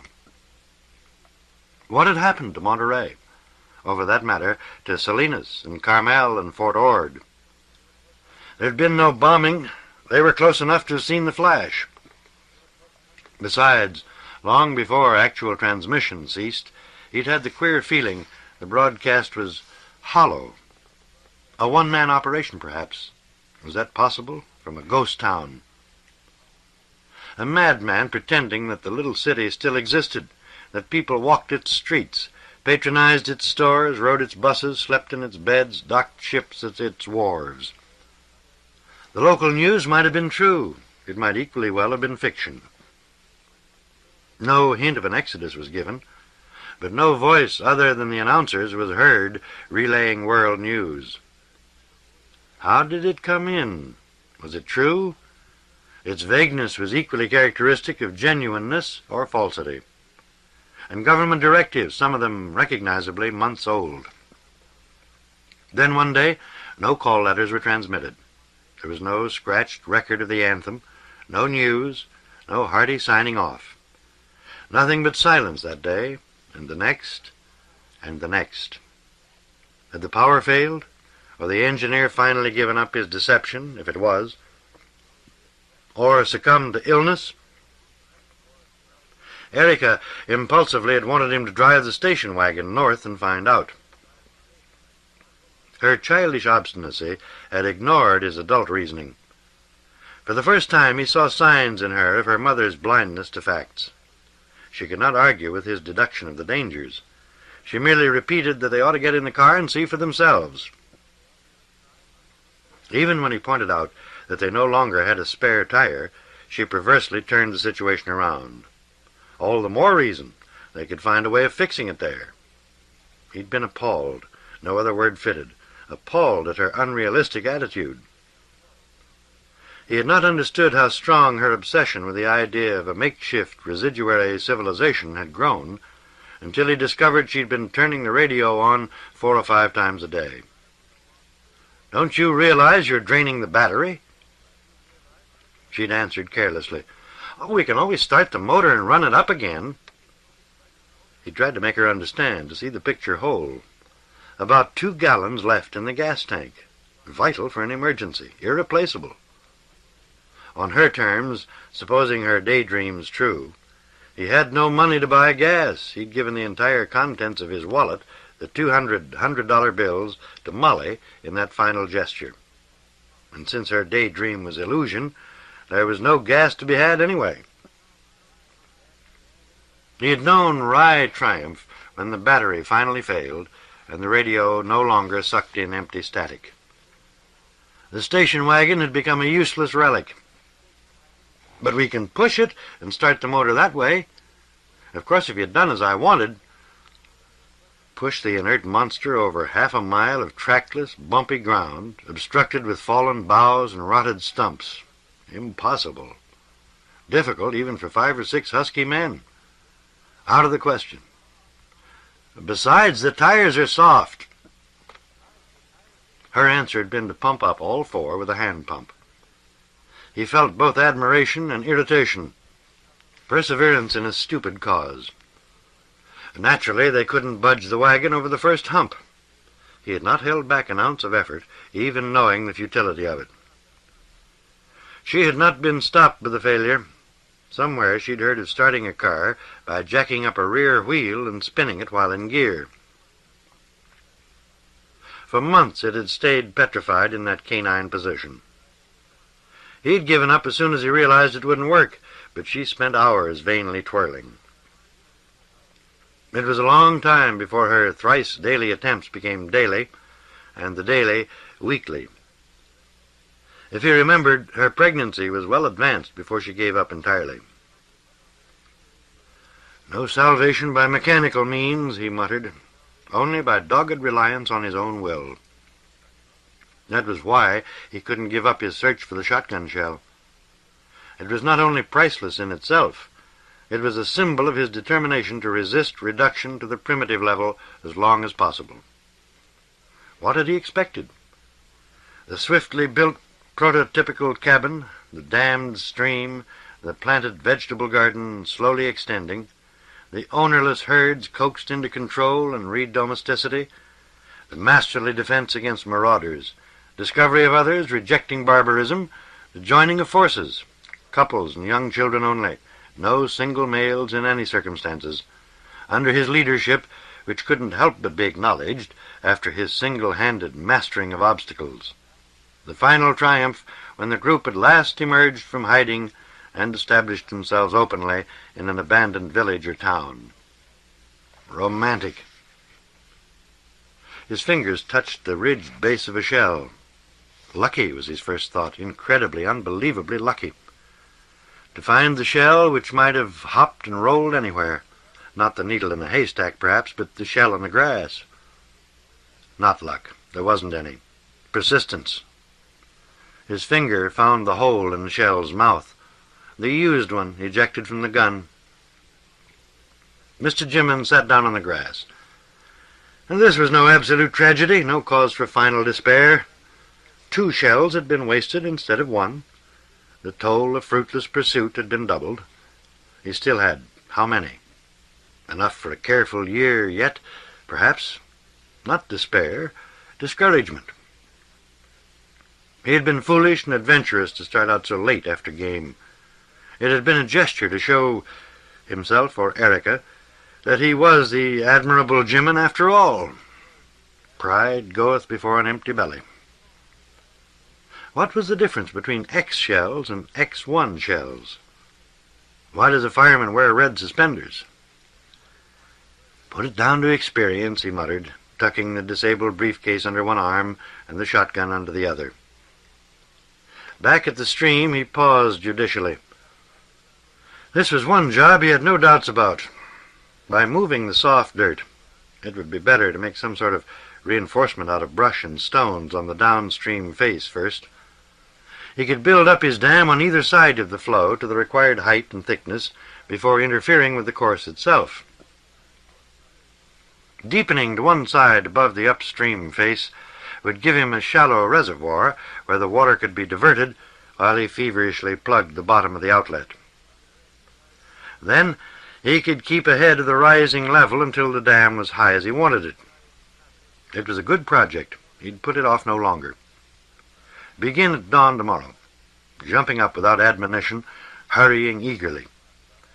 When the dam was finished, he'd make the shelter into a proper cabin. They would sink no further. From now on, no matter how slightly, their progress would be upward. Re-civilization. His ears, adjusted to the accustomed noises, the insects scraping, the whir and call of birds, the frogs' croak, the distant surf, the brook's purl, caught the sounds of Erica and the boy. He would say nothing of his determination. Match her fantasy of survivors with the reality of their own survival. Instead of stepping gingerly from stone to stone, he leaped across the stream and walked briskly toward the shelter. Erica had a good fire going and was settling the kettle on top of it. Blacken it worse. Told her often enough about waiting for coals. "Did you get anything, Dad?" Something not quite right in her voice. The question should have been put sharply, in a faintly contemptuous tone, with shadings of irritation and tolerance, not with an undercurrent of what? Non-recognition bothered him momentarily. He put away the shotgun carefully. "Strap's broken on the briefcase again," he called over his shoulder, taking out the shells, knife, and flint. "Try to sew it stronger this time, eh?" "If I get the chance. Brought back some abalone for you." "If she doesn't leave the undersized ones alone, there soon won't be any at all. Have to go way out, dive for them. I couldn't. Univalves, all muscle to hold the half-shelled rocks. Expand outward, opening to suck in food. Knife slips, fingers caught. The shell clamps back against the rock self-protectively. Drowned." Complaint and fear threaded through his gratefulness. "Dutiful daughter, I have nourished my father. Lenore, Electra, somebody." Erica's breasts were small. Did this have anything to do with the boy's poor start? Think not. Molly had never been able to nurse for long. Pediatricians, supplementary feedings, formulas. Erica had to. No choice. He accepted the saucer-like shells, noting with surprised pleasure that she'd cooked them for him. He drew in the meaty smell, scooped the rubbery flesh out, and chewed thoughtfully. Better pounded. Not so essential in these immature... Careful, my tooth, not that side. "I'm going fishing right away," he announced, mouth full. "Why?" Startled, he paused in his chewing. "Why?" It was a pointless question. "Why am I going fishing? To catch fish." "Duty to provide," he mumbled jocularly. She stuck a testing finger into the kettle. "Duty," she echoed thoughtfully, withdrawing the kettle from the fire.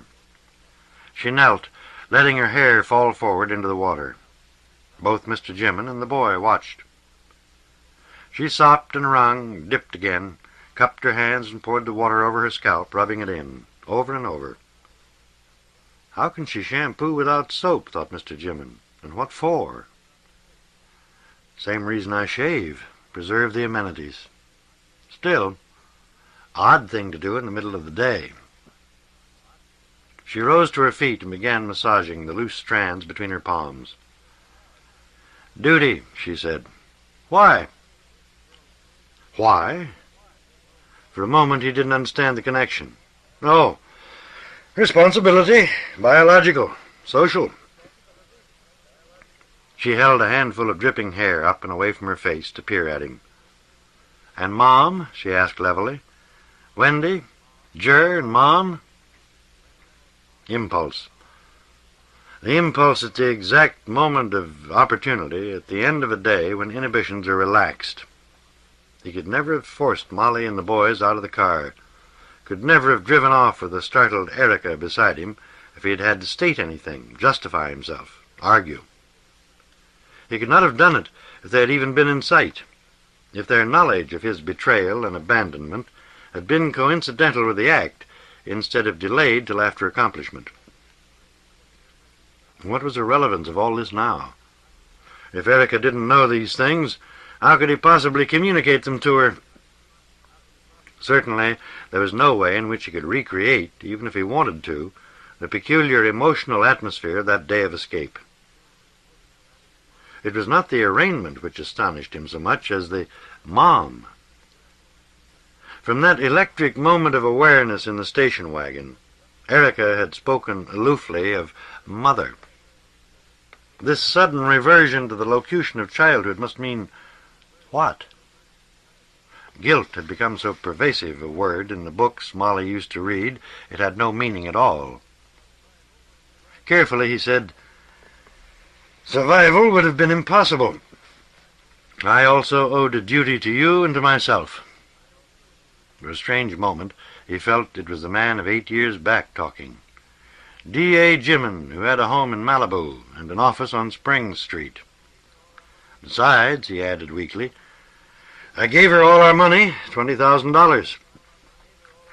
"Money you thought would never buy anything again," she commented neutrally, working vigorously on her hair. "And still think. No, in fact. That's not the point. Molly could never see that I might possibly be right. She was convinced it had and would always have value." She divided her still damp hair with quick, sure motions and began braiding one side. "They would have been quite impossible," she admitted dispassionately. "But that isn't the point either. If you hadn't been ruthless—" "Unsentimental," corrected Mr. Jimin. "Unsentimental, then? You had to be in order to survive. For us to survive." But he was pleased with her understanding. She finished braiding one side and started on the other. He waited for her to continue. She took both braids and wound them around her head, tying them with a bit of torn blue cotton. "I don't see—" he began at last, puzzled. "Take the boy along with you, will you?" "What?" he asked, more confused than before. "Fishing. Didn't you say you were going fishing right away?" "Oh, yes, but—" He looked at the empty abalone shell in his hand, turned it over, and inspected without seeing the delicately stitched row of blowholes. "You want me to take him along?" She'd never asked him before.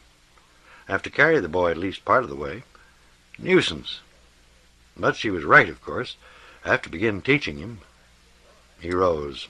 "Well, all right. Don't want to go back fishing." "But we weren't fishing before, dear, just looking for shellfish and stranded crabs. Dad'll take you really fishing." "Don't want to go." Undersized for 4, if he was 4. What standard did he have for comparison?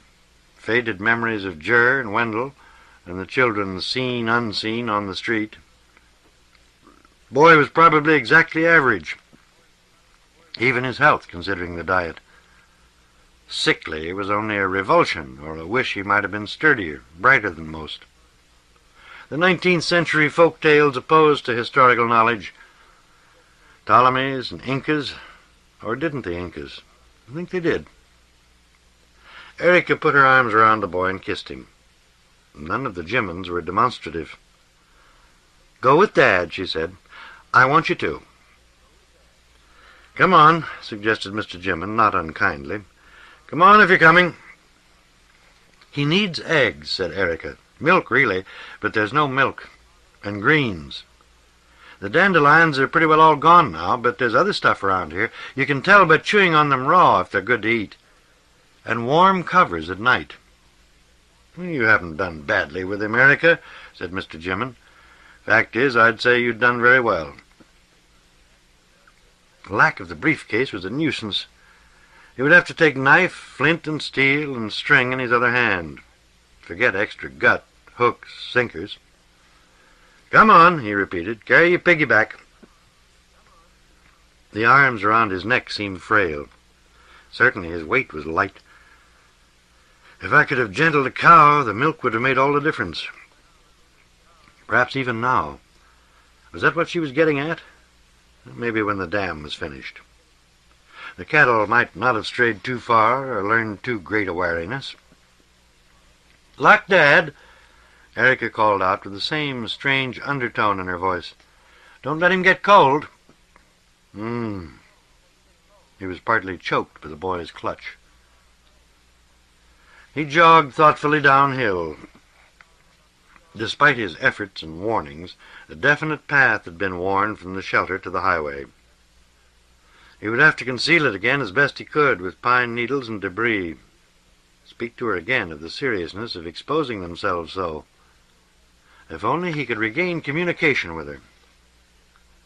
"Why do I have to go back fishing?"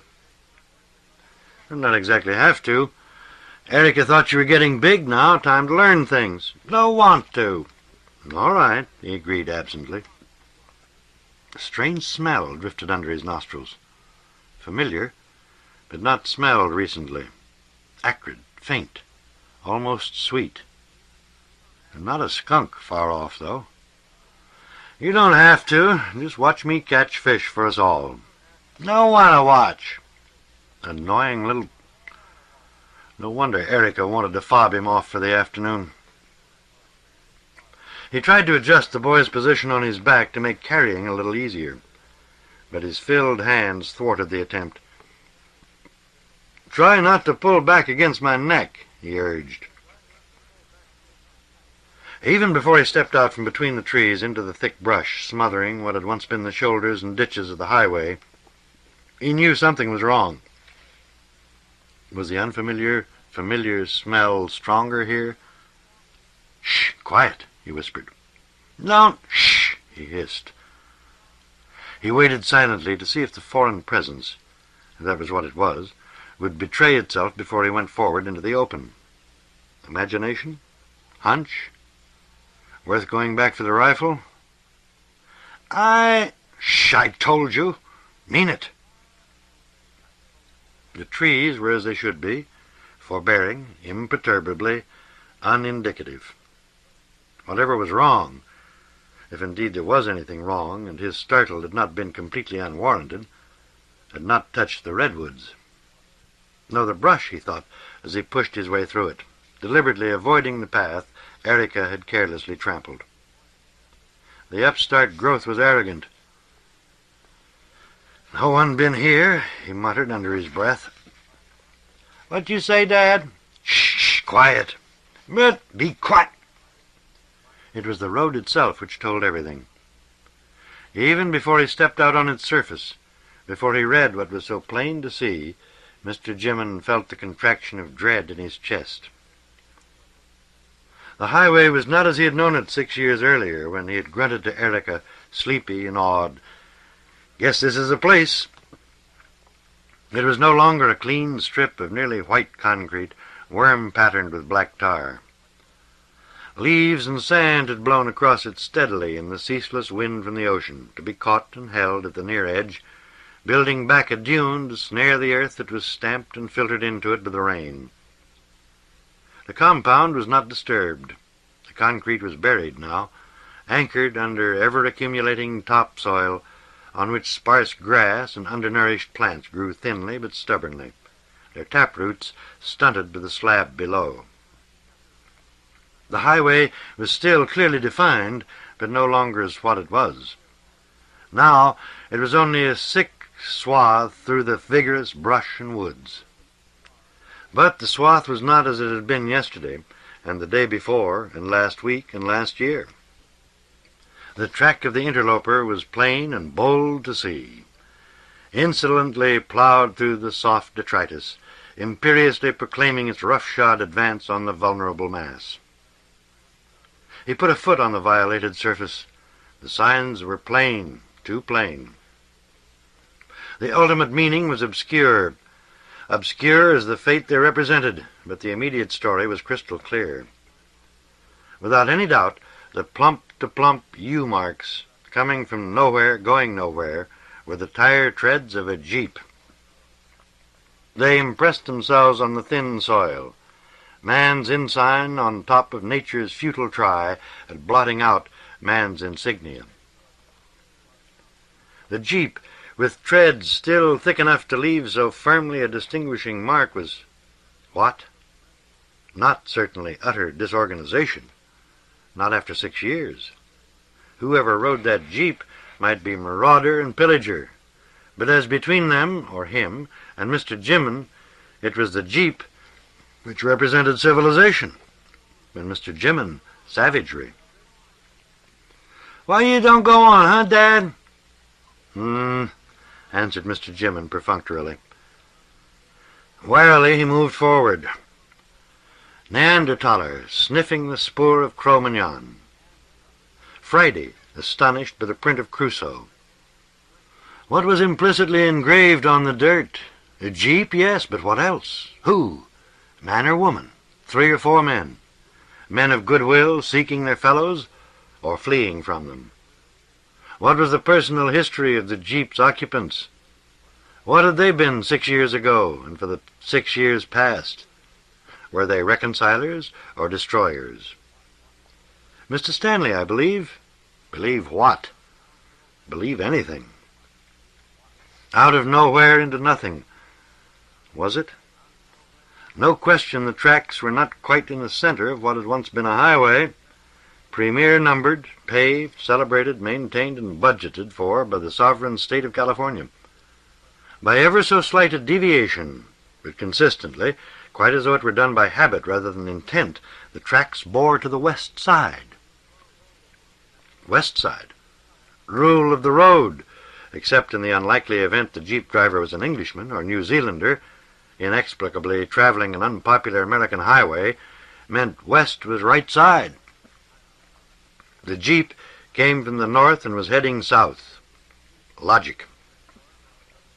Still cautiously, as though the tracks themselves could suddenly materialize the vehicle and its occupants, he moved across the road and peered at the surface. Abruptly, he spoke over his shoulder at the boy. "Were these marks here when you and Erica came home?" "Huh?" Patiently, he repeated the question. "I want to go home now." Had she warned him to reveal nothing? Would he have understood? It was a disadvantage not to be able to see the child's face, but could he have divined anything from it anyway? And if she had wanted him not to see the tracks, wouldn't she have made an attempt to persuade him not to come down here? Was the boy intelligent enough for deception? He trod delicately along the road's edge. The ground was not quite soft enough to show her footprints.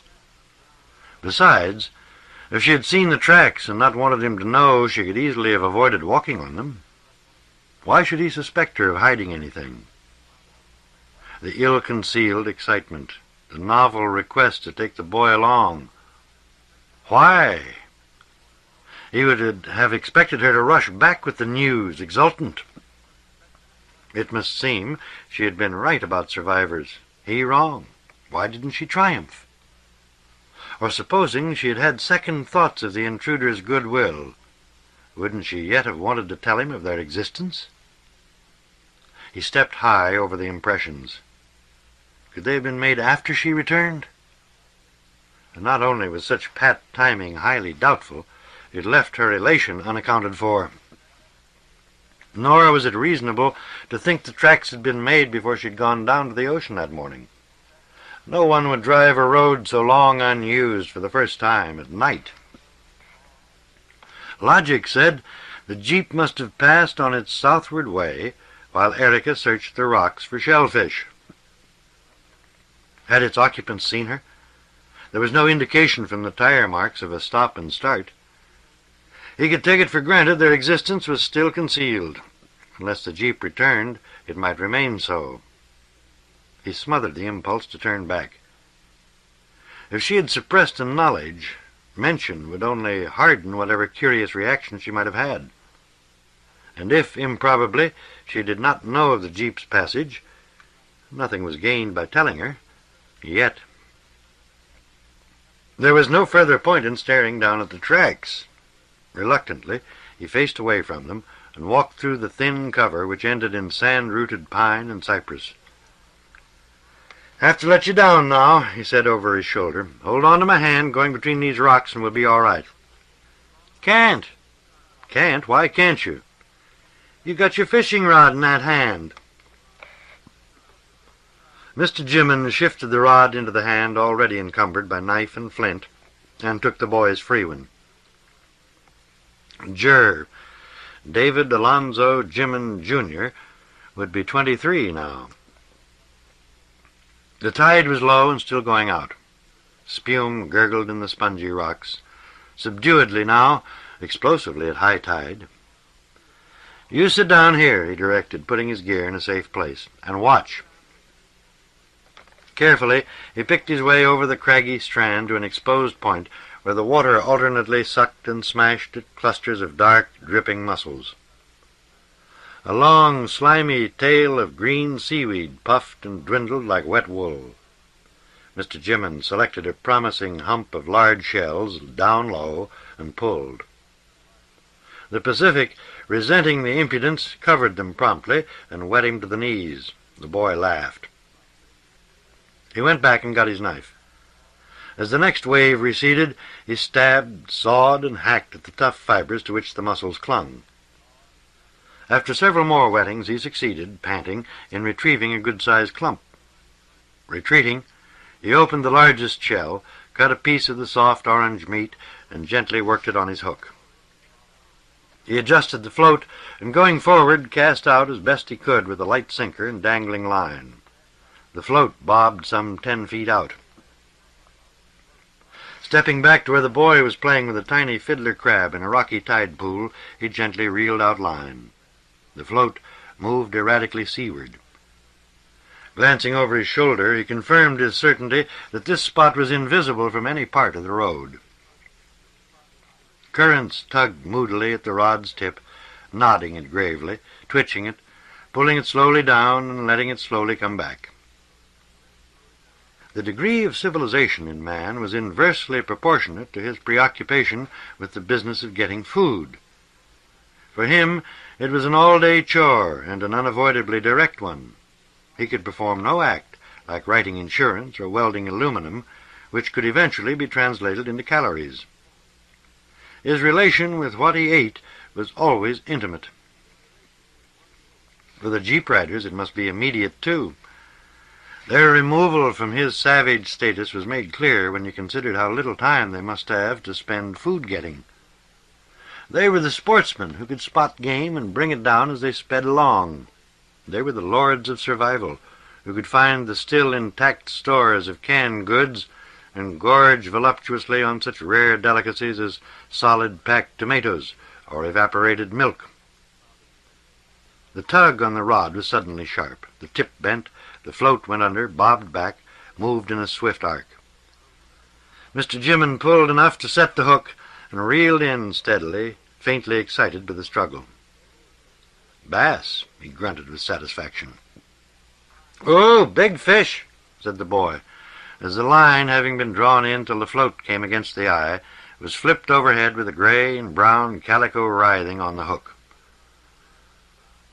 He laid the rod down precisely, detached the fish, left it flopping on the rocks, baited the hook again, cast, played the float seaward, caught the rod between his knees, took up the fish under the gills, scaled it despite its throes, gutted and cleaned it, cut off the head, and threw the offal into the water. "Think you could do that?" "Don't want to." Mr. Jimin pulled in another bass, slightly smaller, and threaded both on his string. Then he lost his bait. The tide was turning now. The float no longer eased its way outward, but bobbed back and forth close to the spot where the cast had taken it. "But I have to get another fish," he explained. "One for you, and one for me, and one for Erica." "Don't want fish. I want to go home." Home, thought Mr. Jimin. These are the standards of the rising generation. Must do something about fixing up the shelter. Jeep drivers can occupy luxury hotels, spider webs and neglected yellow sheets included. Those not radioactive or preempted by other jeep drivers. Which is the way to civilization? Unless Erica is right, and the jeep drivers are just looking for recruits to utopia. Jeep eat jeep. "Just one more," he said. The tide began coming in more swiftly. Reluctantly, he wound up his line, removed the float, lowered the leader, and cast out again for bottom fish. If nothing else, he might get a small shovel-nose, whose tail made good eating, boiled. "Good eating," he repeated aloud. "I'm damn sick of fish, all kinds." "What you say, Dad?" "Nothing. Nothing." If the briefcase hadn't broken, he'd have brought along a heavier sinker. This one was far too light. He could feel it rolling and tumbling over the bottom with each swell. Bait probably gone by now, too. Ought to pull up and put on gristle. Fish didn't care so much for it, but it stayed on. He wound up slowly. The line grew taut. Angrily he gave slack, hoping the ebb would pull the sinker or hook out of whatever it was caught on. He gave lots of slack, then reeled in gently, steadily. Again the line tightened. The impulse to jerk, to try to snap it loose, was almost irresistible. But as with the shotgun shells, the thought of the diminishing store made him unnaturally prudent. The jeep riders could be extravagant. The solitary Eskimo had to cherish his solitary possession. If he had not cast out from a point, there might have been a way of getting to seaward of the snagged tackle. A roller smashed against the rocks, and the spray stung Mr. Jimin's face. If he didn't get the line loose soon, it would be hopelessly caught, or the line would fray through. He gave ample slack, hoping the big wave's backwash might take the sinker with it, but when he reeled up, the line was still tight. "Another one gone," he mourned. He let the line out for the last time, allowed it to lie limp in the foam, reeled in steadily against the ebb. The line pulled, he pulled.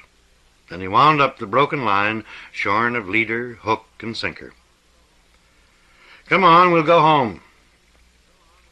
He gathered his knife, flint and steel, float, the 2 bass, and the clump of mussels. Steamed, they were tasty enough. "Piggyback. I want to ride home piggyback." "All right," said Mr. Jimin wearily. "Climb on." When the lead sinkers were all gone, he could use nuts from the station wagon. They should last his lifetime if he could get them off. Before then, his lines would be rotted through. He'd been provident and thought of the future, but apparently he'd not thought far enough. One could almost sink into believing in some malicious design, the final irresponsibility of shifting cause and effect onto the shoulders of devils or gods. The retreat from payment for mistakes or rewards for intelligence. "The Lord is my shepherd because I have the brains of a sheep." He trudged over the rocks and sand, the boy heavy and wearisome now. Nearing the highway, he paused, watchful like a dog scenting. No alien sights or sounds disturbed him. The faint smell of gasoline, was it his imagination? The parallel ruts lay stolid, unchurned. There were no others following or coming back. Stepping across them again, he peered southward. Savior or destroyer? Mystery was danger. Knowledge, the old cliché had it, was power. The presence of the tracks resolved nothing. Neither Erica nor he had been proven finally right or wrong. But whatever the character of the jeep's occupants, crude or gentle, Sage or bumpkin, they portended no good to him. They represented a line of development in which he had no place. Suddenly his depression lifted. Cro-Magnon had not fathered modern man after all. There was survival, and there were the blind alleys of evolution. There was no guarantee that by the standards which ultimately counted, the jeep represented superiority and he inferiority, or more aptly, fitness and unfitness. Tomorrow he would work on the dam. When that was finished, he would make the shelter into a genuine cabin. The boy was 4. Soon he could be taught to read. For that matter, there was much he could teach Erica. He had been supine. He acknowledged it freely. But from now on, things would be different. Perhaps he had needed the shock of the jeep to shake him back into struggling, force himself to learn to do the things for which he had no talent. He took even more care than usual to avoid the scuffed path. Once the dam was built, he could utilize the small clear patches for cultivation. Though the seeds were ruined, he might still search out domesticated plants gone wild and coax them back. He had known the looters and ravishers would come. It was to avoid them he had the station wagon packed and waiting against the day of necessity. But wasn't it true he had also foretold, dimly perhaps, the jeep and the way of life represented by the jeep? He had built no mammoth concrete shelter underground, nor had he tried to find refuge on some remote Pacific island. His had been the middle, sensible course, as befitted a survivor and the prototype of survivors. In time, might it not even be possible that the mutual reserve and distrust which had grown up between himself and Erica would dissolve? That they were man and woman was far less important than that they were father and daughter. She was not outside the shelter, nor was the fire going. "Erica," he called, hoping she had already mended the briefcase. "Erica! Erica!" echoed the boy.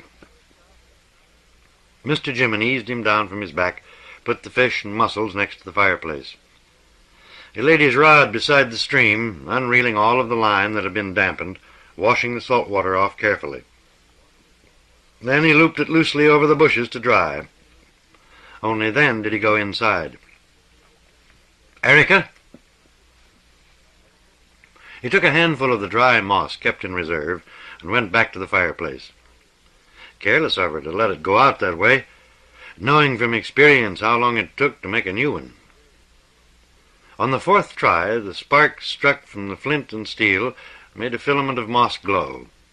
He blew it quickly into flame and fed it slowly with crisp pine needles. A quick start for once.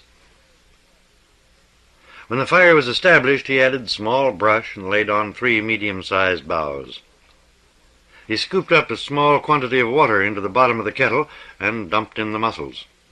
Then he set the 2 bass as close to the fire as he could without danger of their scorching. "The hunter home from the hill," he muttered, returning to the shelter. Her watch was gone from the accustomed place. Now why would she... The briefcase lay on the ground, unmended. The boy came in and stood beside him. "I'm hungry now. Where's Erica?" "In a minute," he answered. "In a minute." "Hungry," repeated the boy. Reluctantly, Mr. Jimmon began his search. Rifle and shotgun were intact in their hiding places. So was the other fishing rod. Something no one bent on robbery would have missed, and the 2 steel bows. He hesitated before looking further. The revolver's cache was empty, and the 3 separate repositories for its cartridges had been cleaned out. There was no possibility of doubting. There really never had been. Duty, pity in her voice under the elation, ruthlessness, unsentimentality. Mr. Jimmon spoke gently. "Come on, Eric. There's a fish for you and one for me. By the time they're gone, the mussels will be done." It was the first time, so far as he could remember, that he'd called or even thought of the boy by name. "Needs eggs and greens. Warm covers at night." "Where's Erica? I want Erica." I'm afraid Erica's gone away for a while, said Mr. Jimmins soothingly, looking for something. You and I'll have to make out as best we can without her. Come on now, Eric, eat your fish. Tomorrow we'll look for gulls' eggs, and there might be berries not too far away.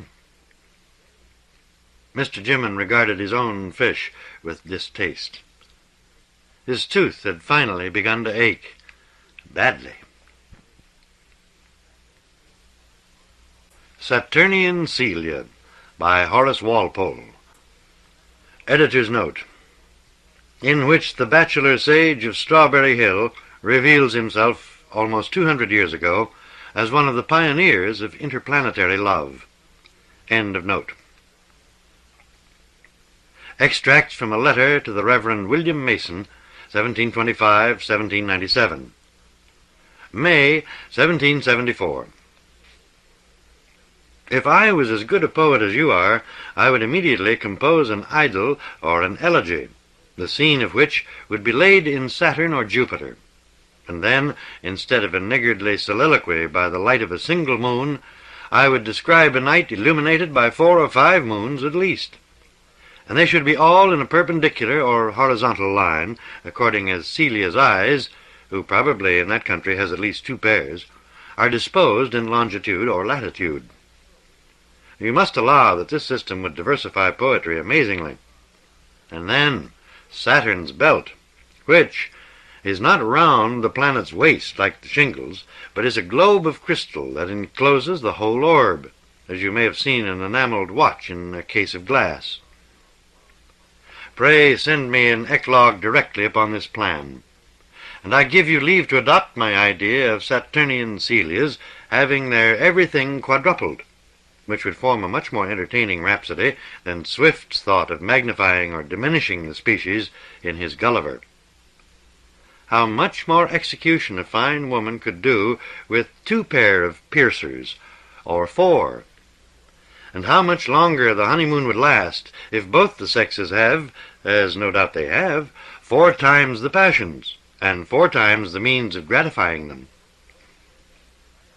I have opened new worlds to you. Dryden himself would have talked nonsense, and I fear indecency, on my plan. But you are too good a divine, I am sure, to treat my quadruple love but platonically. In Saturn, notwithstanding their glass case, they're supposed to be very cold. But platonic love of itself produces frigid conceits enough, and you need not augment the dose. But I will not dictate. The subject is new, and you, who have so much imagination, will shoot far beyond me. Good night. I'm going to bed. Mercy on me, if I should dream of Celia with 4 times the usual attractions.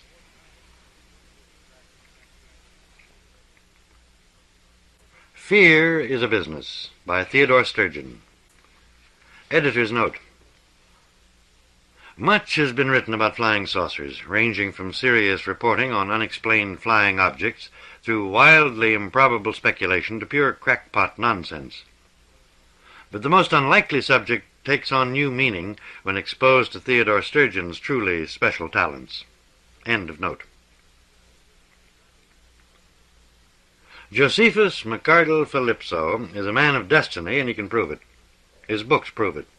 The Temple of Space proves it. A man of destiny is someone who is forced into things, big things. Willie, as the saying goes, nilly. Philipso, just for example, never meant to get into the unidentified, except by Philipso, aerial object business.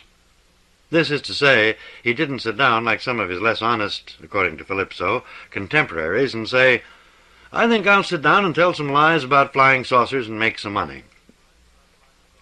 Everything that happened, Philipso ultimately believed, just happened, and happened to him. Might have been anybody. Then, what with one thing leading to another the way it does, well, you burn your forearm on an alibi and wind up with a temple. It was, on looking back on it, something which Philipso never does any more, an unnecessary alibi devised for inadequate reasons. Philipso merely calls the beginnings inauspicious, and lets it go at that. The fact remains that it all started one night when he tied one on for no special reason, except that he had just been paid his $48 for writing advertising promotion copy for the Hinkty-Pinkty Value stores, and excused his absence on the following day with a story about a faulty lead on the spark coil of his car, which took him most of the night to locate. And there he was, stranded in the hills on the way back from a visit to his aging mother. The next night he did visit his aging mother, and on the way back his car unaccountably quit, and he spent most of the night fiddling with the electrical system, until he discovered, just at dawn, well, there it was. At a time like that, you just can't tell the truth. And while he was pondering various credible alternatives to veracity, the sky lit up briefly, and shadows of the rocks and trees around him grew and slid away and died before he could even look up. It was a temperature inversion, or a methane fireball, or St. Elmo's fire, or maybe even a weather balloon. Actually, that doesn't matter. He looked up at where it already wasn't, and succumbed to inspiration. His car was parked on a grassy shoulder in a cut between two bluffs. Thick woods surrounded a small clearing to his right, a sloping glade sparsely studded with almost round moraine boulders of all sizes. He quickly located 3, a foot or so in diameter, equally spaced, and buried to approximately the same depth. That is, not much, Philipso being merely an ingenious man, not an industrious one. These 3 he lifted out, being careful to keep his crepe-soled shoes flat on the resilient grass, and to leave as few scuff marks and indentations as possible. One by one he took the stones into the woods and dropped them into an evacuated foxhole and shoved some dead branches in on top of them. He then ran to his car, and from the trunk got a blowtorch which he had borrowed to fix a leak in the sweated joint of a very old-fashioned bathtub in his mother's house, and with it thoroughly charred the 3 depressions in the ground where the boulders had lain. Destiny had unquestionably been at work from the time he had beered himself into mendacity 48 hours before. But it became manifest at this point, for after Philipso had licked his forearm lightly with the tongue of flame from the torch, extinguished the same and put it away, a car ground up the hill toward him. And it was not just any car. It belonged to a Sunday supplement feature writer named Penfield, who was not only featureless at the moment, but who had also seen the light in the sky a half-hour earlier. It may have been Philipso's intention to drive into town with his story and back with the reporter and cameraman, all to the end that he could show a late addition to his boss and explain his second absence. Destiny, however, made a much larger thing of it. Philipso stood in the graying light in the middle of the road and flapped his arms until the approaching car stopped. "They," he said hoarsely, "almost killed me." From then on, as they say in the Sunday supplement business, it wrote itself. Philipso offered not one blessed thing. All he did was answer questions. And the whole thing was born in the brain of this Penfield, who realized nothing except that here was the ideal interview subject. "Came down on a jet of fire, did it?" "Oh, 3 jets of fire?" Philipso took him into the glade and showed him the 3 scorched pits, still warm. "Threaten you, did they?" "Oh, all earth. Threatened all earth." Scribble, scribble. He took his own pictures, too. "What did you do, speak right up to them?" Philipso said he had, and so it went. The story didn't make the Sunday supplements, but the late editions, just as Philipso had planned, but much bigger. So big, as a matter of fact, that he didn't go back to his job at all. He didn't need it. He got a wire from a publisher who wanted to know if he, as a promotion writer, might be able to undertake a book. He might, and he did. He wrote with a crackling facility. The first word in thrift, the last word in value, was his, and was posted all over the Hinkty-Pinkty chain, just as if it meant something. In a style homely as a cowlick and sincere as a banker's nameplate, the man who saved the earth sold 280,000 copies in the first 7 months. So the money started to come in. Not only the book money, the other money. This other money came from the end-of-the-world people, the humanity is just too wicked people, the save us from the spacemen folk. Clear across the spectrum, from people who believed that if God wanted us to fly through space we'd have been born with tail fins, to people who didn't believe in anything but Russians, but would believe anything of them. People said, "Save us." And every crack on the pot dripped gold. Hence the Temple of Space, just to regularize the thing, you know. And then the lectures. And could Philipso help it if half the club members called them services? The sequel happened the same way, just appendixes to the first book. To handle certain statements he had made, which some critics said made him fall apart by his own internal evidence. "We need not surrender" contradicted itself even more, was a third longer, sold 310,000 in the first 9 weeks, and brought in so much of that other money that Philipso registered to himself as an institute and put all the royalties with it. The temple itself began to show signs of elaboration, the most spectacular piece of which was the war surplus radar basket of a battleship that went round and round all the time. It wasn't connected to a damn thing, but people felt that Philipso had his eyes open. You could see it on a clear day from Catalina, especially at night after the orange searchlight was installed to rotate with it. It looked like a cosmic windshield wiper. Philipso's office was in the dome under the radar basket, and was reachable only from the floor below by an automatic elevator. He could commune with himself in there just fine, especially when he switched the elevator off.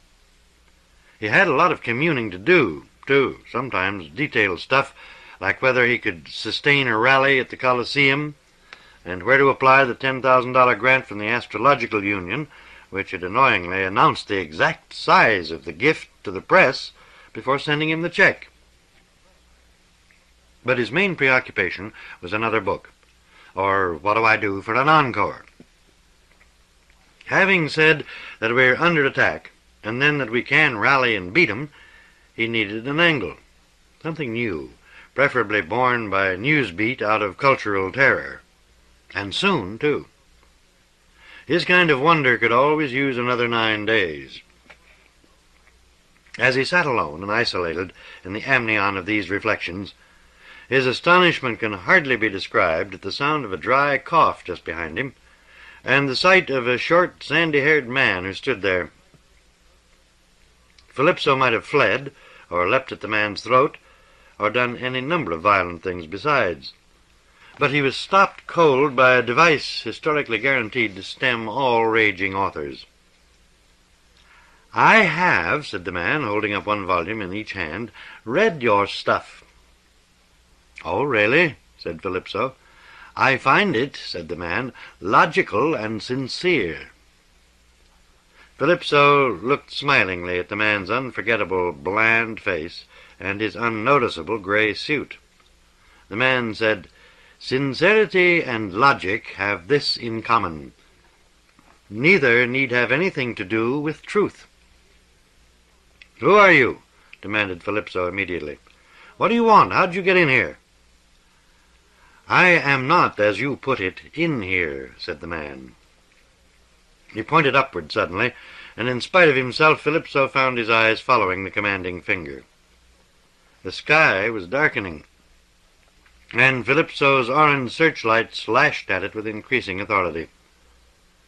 Through the transparent dome just to the north, and exactly where his visitor pointed, Philipso saw the searchlight pick out a great silver shape which hovered perhaps 50 feet away and 100 feet above the temple.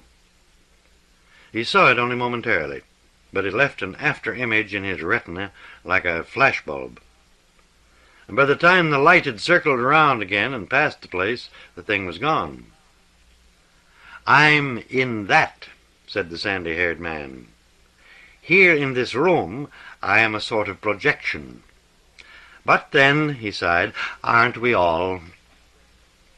"You'd better explain yourself," said Philipso, loudly enough to keep his voice from shaking, "or I'll throw you out of here on your ear."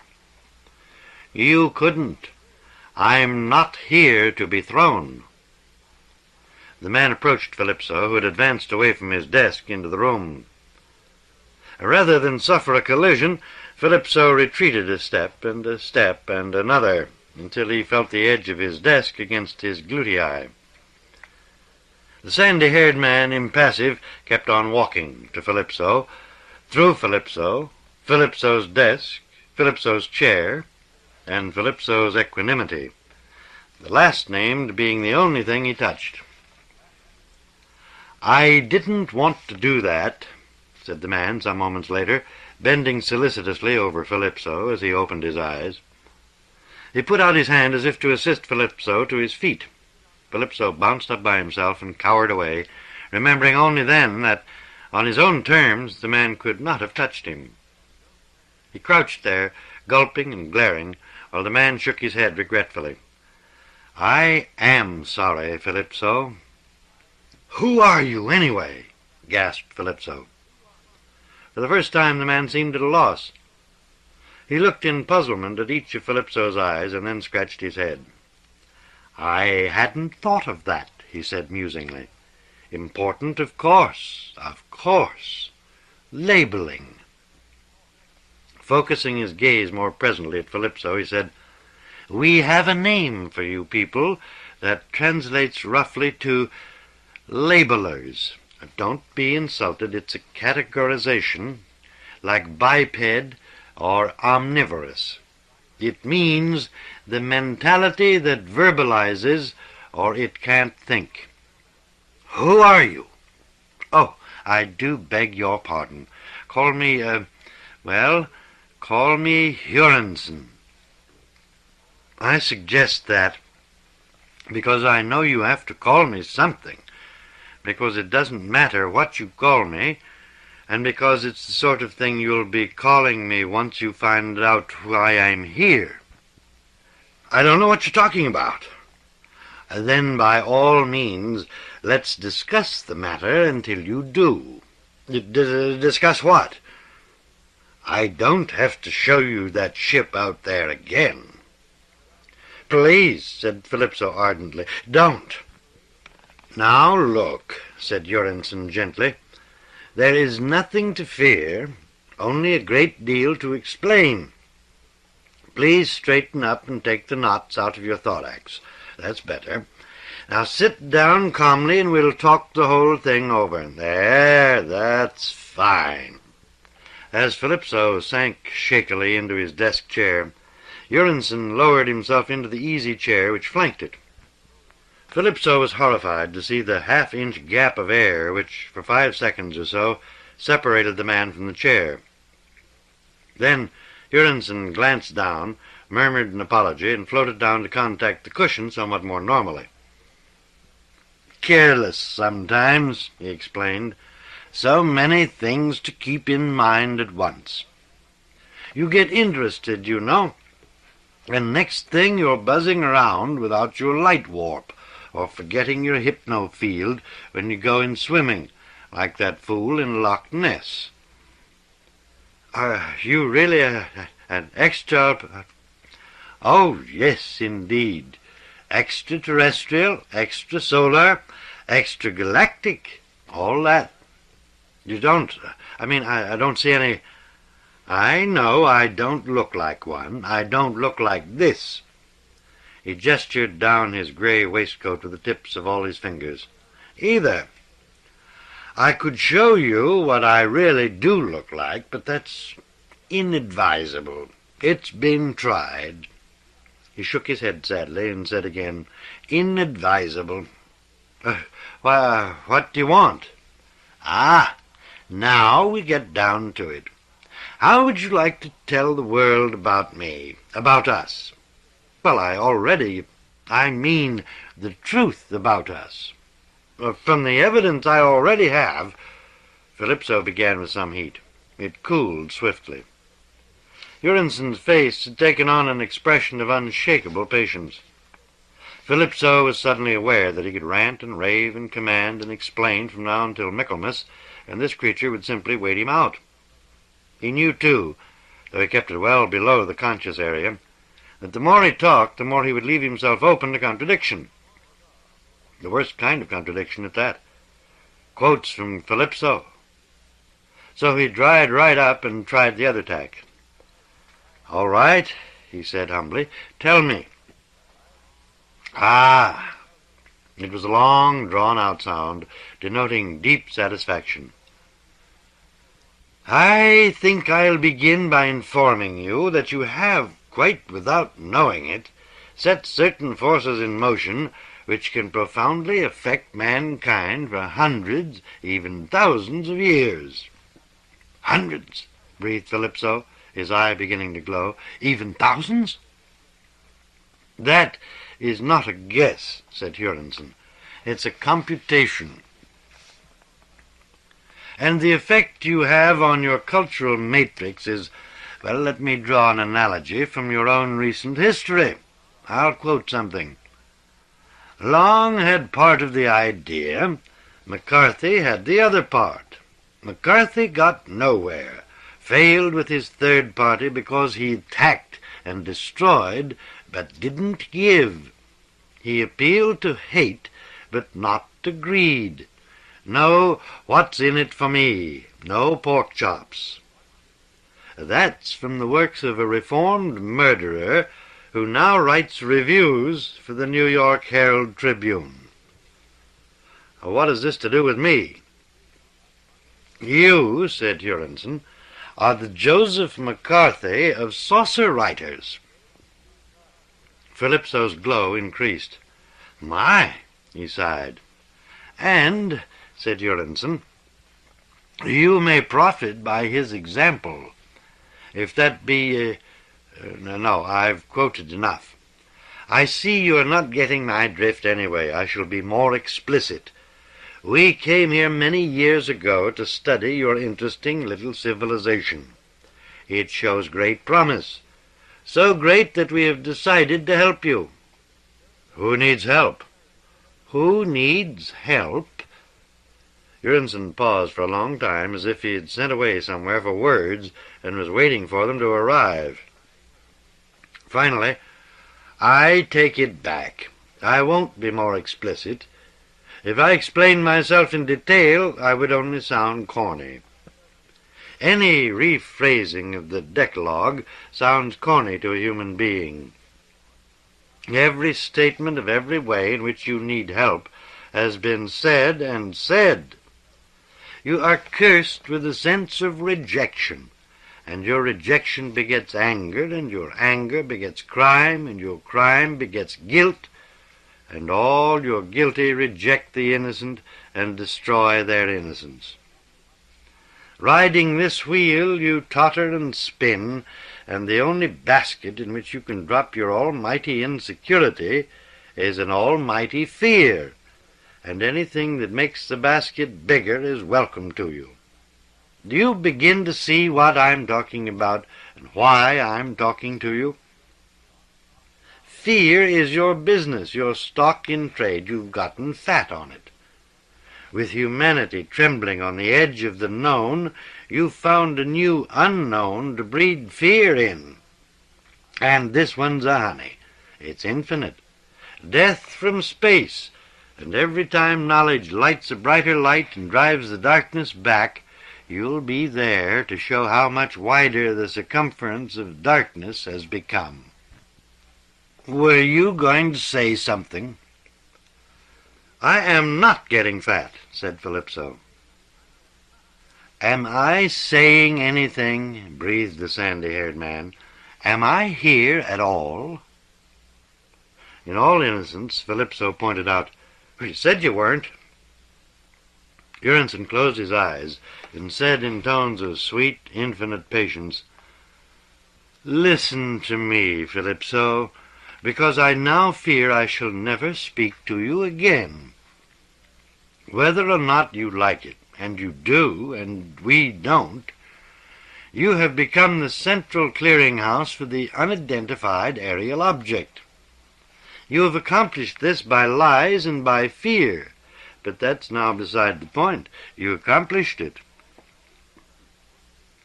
Of all countries on earth, This is the only one we can effectively deal with.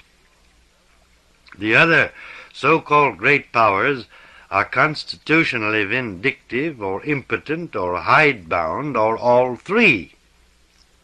Of all the people in this country we could deal with, in government or the great foundations or the churches, we can find no one who could overcome the frenzy and foolishness of your following. You have forced us to deal with you. My, said Philipso, your people listen to you. More people than you know listen to your people, frequently without knowing it themselves. You have something for everyone on earth who feels small and afraid and guilty. You tell them they are right to be afraid, and that makes them proud. You tell them that the forces ranged against them are beyond their understanding, and they find comfort in each other's ignorance. You say the enemy is irresistible, and they huddle together in terror and are unanimous. And at the same time you accept yourself, implying that you, and you alone, can protect them. Well, said Philipso, if you have to deal with me, isn't it so? It is not, said Huronson flatly. Protect presupposes attack. There is no attack. We came here to help. Liberate us, said Philipso. Yes. No. For the first time, Huronson showed a sign of irritation. Don't go leading me into your snide little rat-shrewd pitfalls, Philipso. By liberate, I meant make free. What you meant is what the Russians did to the Czechs. All right, said Philipso guardedly. You want to free us. Of what? War, disease, poverty, insecurity. Yes, said Philipso, it's corny. You don't believe it. I haven't thought about it one way or the other yet, said Philipso candidly. Maybe you can do all you say. What is it you want from me? Huronson held up his hands. Philipso blinked as the man who saved the earth appeared in one of them, and we need not surrender in the other. He then realized that the actual volumes must be in the ship. Some of his incipient anger faded. Some of his insipid pleasure returned. Huronson said, These. You'll have to retract. What do you mean, retract? Not all at once. You're going to write another book, aren't you? Of course you'd have to. There was the slightest emphasis on you'd, and Philipso did not like it. However, he said nothing. Huronson went on, You could make new discoveries, revelations, if you like, interpretations. I couldn't do that. You'd have all the help in the world, or out of it. Well, but what for?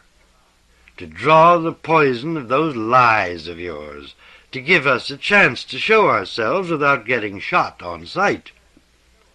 Can't you protect yourselves against that? Against the bullets, certainly. Not against what pulls the triggers.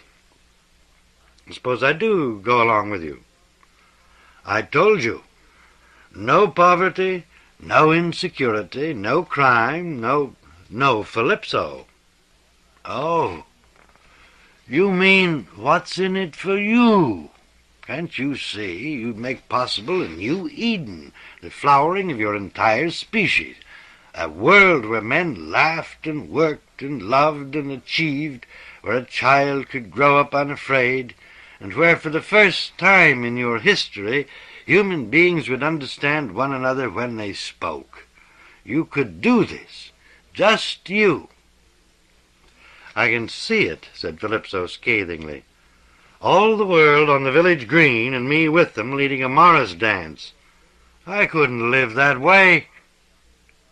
You're suddenly very cocky, Mr. Philipso, said Huronson with a quiet and frightening courtesy. Philipso drew a deep breath. I can afford to be, he said harshly. I'll level with you, bogeyman. He laughed unpleasantly. Good, huh?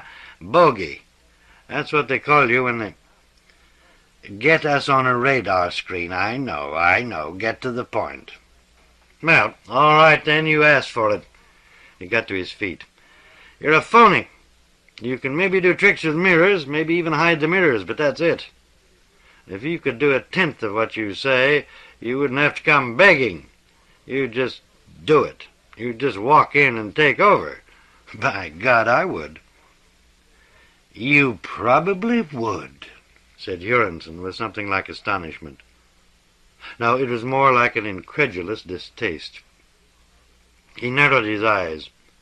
For a brief moment, Philipso thought it was part of his facial expression or the beginning of a new one, and then he realized it was something else, a concentration. He shrieked. He found himself doing something proverbial, unprintable, and not quite impossible. He didn't want to do it. With all his mind and soul he did not want to, but he did it nonetheless. If and when I want you to, said Huronson calmly, you'll do that in the window of Bullock's Wilshire at high noon. Please. I'm not doing anything, said Huronson. He laughed explosively, put his hands in his jacket pockets, and worst of all, he watched. Go to it, boy. Please, Philipso whimpered. Huronson made not the slightest detectable move, but Philipso was suddenly free. He fell back into his chair, sobbing with rage, fear, and humiliation. When he could find a word at all, it came out between the fingers laced over his scarlet face, and was inhuman. That was inhuman. Uh-huh, agreed Huronson pleasantly. He waited until the walls of outrage expanded enough to include him, recoiled from him, and returned to the quivering Philipso, who could then hear when he was spoken to. What you've got to understand, said Huronson, is that we don't do what we can do. We can, I suppose, smash a planet, explode it, drop it into the sun. You can, in that sense, eat worms. You don't, though, and wouldn't. In your idiom, you couldn't. Well, then, neither can we force humanity into anything without its reasoned consent. You can't understand that, can you? Now, listen. I'll tell you just how far it goes. We couldn't force even one human being to do what we want done. You, for example. You just did, though. Huronson shuddered, a very odd effect, rather like that on a screen when one thumps a slide projector with the heel of one's hand. A demonstration, that's all. Costly, I may add. I won't get over it as soon as you will. To make a point, you might say, I had to eat a bedbug. Again the flickering shudder. But then, people have gone farther than that to put an idea over. I could refuse, Philipso said timidly. Easily. What would you do to me? Nothing. But you'd go ahead and... Huronson was shaking his head as soon as Philipso began to speak. We'd just go. You've done too much damage. If you won't repair it, there's no way for us to do it unless we use force, and we can't do that. It seems an awful waste, though. 400 years of observation. I wish I could tell you the trouble we've gone to trying to watch you, learn you, without interfering. Of course, it's been easier since Kenneth Arnold and the noise he made about us. Easier? Lord, yes, you people have a talent, really a genius, for making rational your unwillingness to believe your own eyes. We got along famously after the weather balloon hypothesis was made public. It's so easy to imitate a weather balloon. Pokey, though. The greatest boon of all was that nonsense about temperature inversions. It's quite a trick to make a ship behave like automobile headlights on a distant mountain or the planet Venus.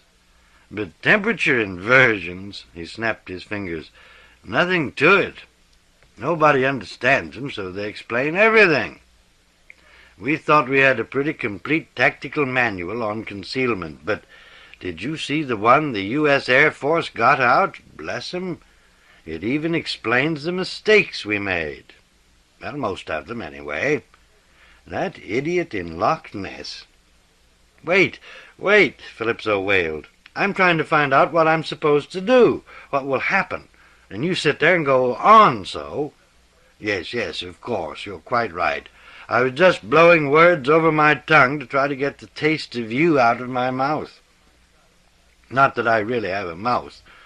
That would make a tongue sort of frustrated, wouldn't it? Figure of speech, you know. Tell me again, said Philipso. This paradise on earth, how long is it supposed to take? How would you go about it? Through your next book, I suppose. We'd have to work out a way to counteract your other two without losing your audience. If you jump right into line and say how friendly and wise we aliens are, the way Adamski and Hurd did, you'll only disappoint your followers. I know. I'll give you a weapon against these bogeymen of yours. A simple formula, a simple field generator. We'll lay it out so anyone can use it and bait it with some of your previous nonsense. Beg pardon. I might have meant some of your previous statements. Something guaranteed to defend Earth against the world destroyers. He smiled. It was rather a pleasant sight. It would, too. What do you mean? Well, if we claimed that the device had an effective range of 50 feet, and it actually covered, say, 2,000 square miles, and it was easy and cheap to build, and the plans were in every copy of your new book, and see now, we'd have to pretend to violate a little security, too, so the people who aren't afraid would think they were stealing. Device? What device? Oh, Huronson came up out of his reverie. Labeling again, damn it. I'll have to think a minute. You have no name for such a thing. But what's it supposed to do? Communicate. That is, it makes complete communications possible. We get along pretty well. Nonsense. You communicate with labels, words. Your words are like a jumble of packages under a Christmas tree. You know who sent each one, and you can see its size and shape, and sometimes it's soft, or it rattles, or ticks, but that's all. You don't know exactly what it means, and you won't until you open it. That's what this device will do, open your words to complete comprehension.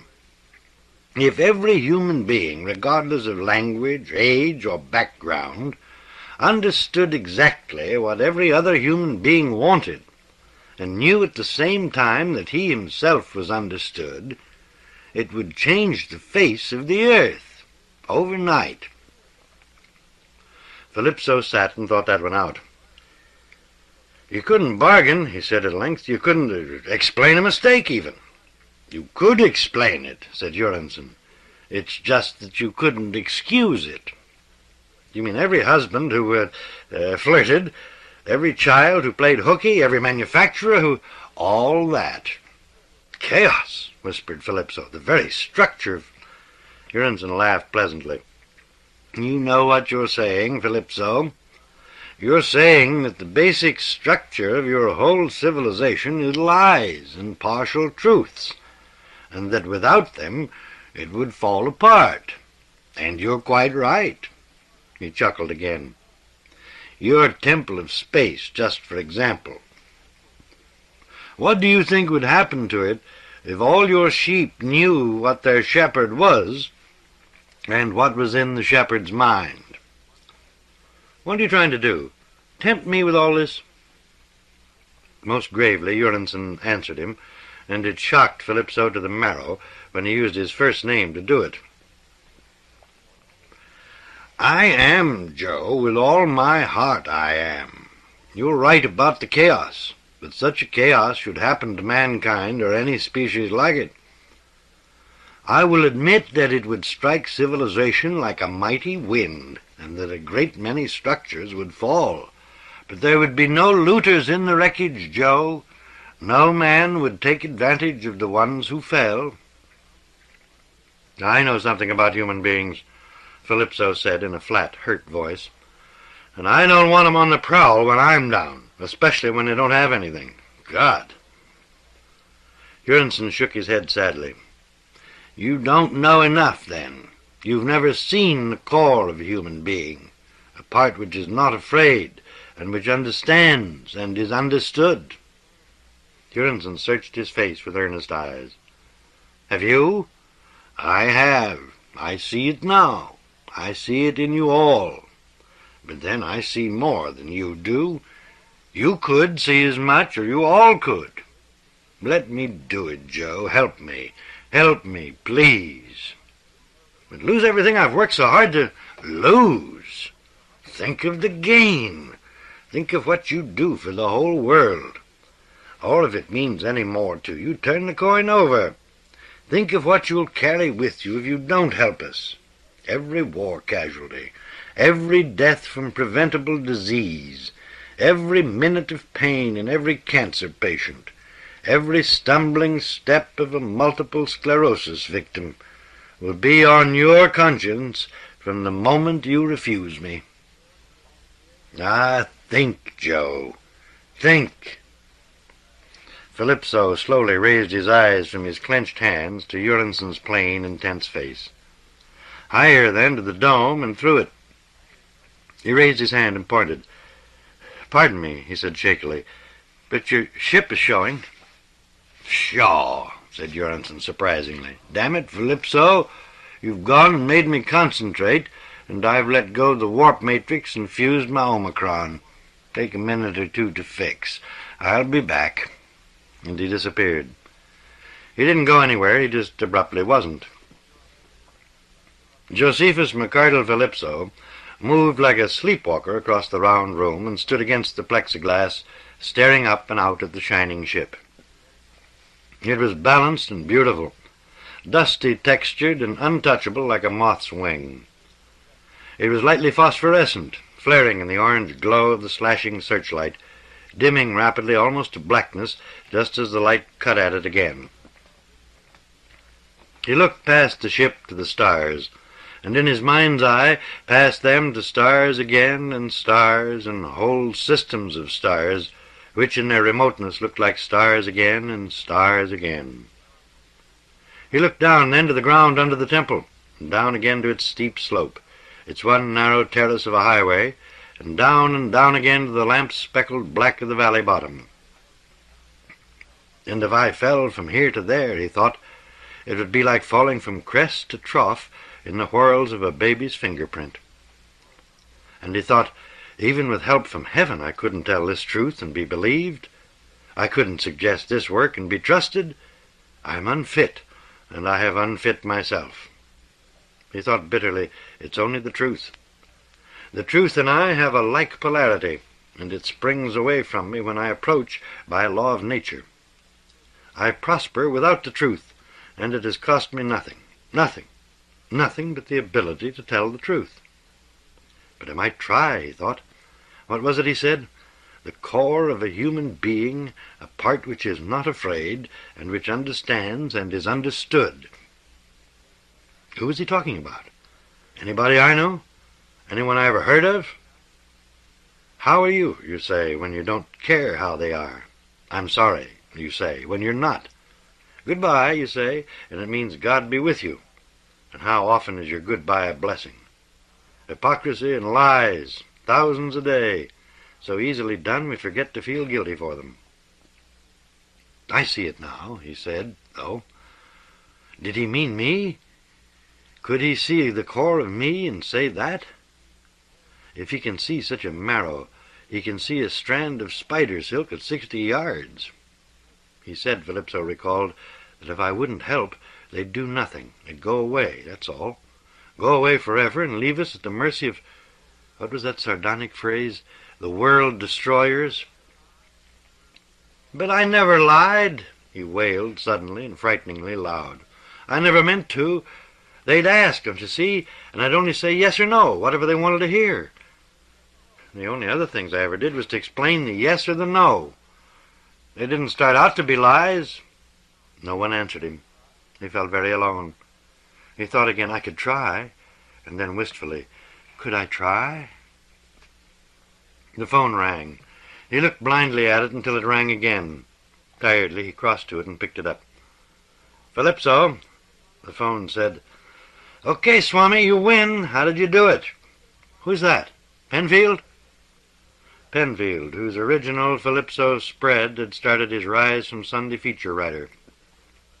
Penfield, who was district chief of a whole newspaper chain, had, of course, long since forsworn Philipso. Yeah, Penfield, drawled the pugnacious, insulting voice. Penfield, who promised you faithfully that never again would these papers run a line about you and your phony space war. What do you want, Penfield? So you win, that's all. Whether I like it or not, you're news again. We're getting calls from all over the county. There's a flight of F-84s on the way from the base. There's a TV mobile unit coming up the mountain to get that flying saucer of yours on network. And 4 queries already from INS. I don't know how you're doing it, but you're news, so what's your lousy story? Philipso glanced up over his shoulder at the ship. The orange searchlight set it to flaming once again, while the telephone urgently bleated his name. Around came the light, and nothing. It was gone. The ship was gone. Wait! Cried Philipso hoarsely, but it was gone. The phone gabbled at him. Slowly he turned back to it. Wait, he said to it too. He put down the instrument and rubbed water out of his eyes, and he picked up the phone again. I saw from here, said the tinny voice. It's gone. What was it? What did you do? Ship, said Philipso. It was a spaceship. It was a spaceship, Penfield repeated in the voice of a man writing on a pad. So come on, Philipso, what happened? Aliens come down and met you face to face, that it? They, yes. Face to face. Got it. What'd they want? A pause, then angrily. Philipso, you there? Damn it, I got a story to get out here. What did they want? They begged for mercy? Want you to lay off? Philipso wet his lips. Well, yes. Yes, they did. What do they look like? There was only one. Penfield growled something about pulling teeth. All right, only one. One what? Monster, spider, octopus? Come on, Philipso. It wasn't a man exactly. A girl, said Penfield excitedly. A girl of unearthly beauty. How's that?